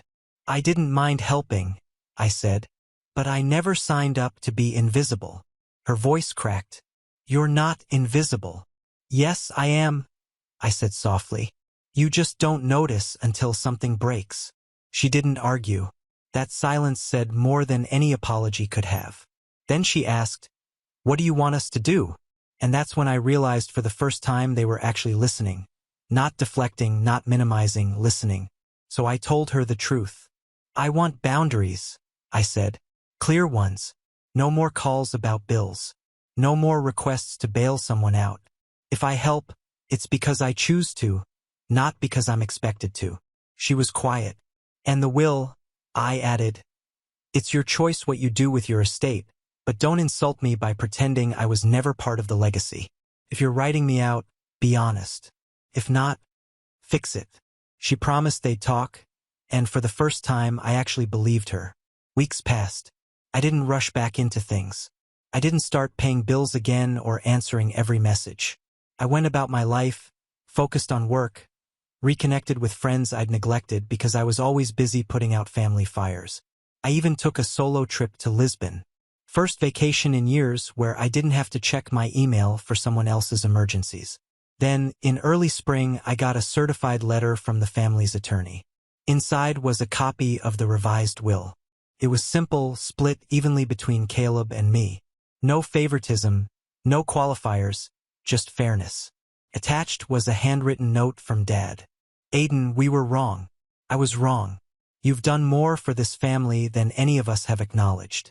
That changes now, not because of guilt, but because you deserve it. Thank you for showing us what you were holding up even when we didn't look." Dad. I sat with that for a while. Let it soak in. And yeah, I cried a little. Not because I needed their money or their apology, but because after a lifetime of being treated like the spare, I'd finally stood my ground. And they finally saw me. We're not perfect now. We'll probably never be. Caleb's still Caleb. Still a little arrogant. Still learning that life doesn't revolve around him. But he respects me now. We talk. It's not deep yet, but it's something. Mom and Dad have pulled back too. They don't ask me to fix things anymore. Not without asking if I want to. Sometimes I say yes. Sometimes I say no, but it's always my choice. And the house, I sold my share. Not out of spite, just freedom. They bought me out. And with that money, I put a down payment on my own place, my own home. Not inherited, not shared. Mine. It's quiet here. Peaceful, sometimes too quiet. But it's the first time in my life I've had a space that didn't come with someone else's needs baked into the walls. Sometimes I walk through the rooms and think about everything I gave, all the pieces of myself I poured into people who never said thank you. But mostly I think about the moment I stopped waiting to be valued and chose instead to value myself. That was the day everything changed. And I've never looked back. We have reached the end. If you enjoyed this video, please be sure to like and subscribe to the channel for more videos like this, and give us your thoughts about the stories in the comments section. Thank you and see you in the next video.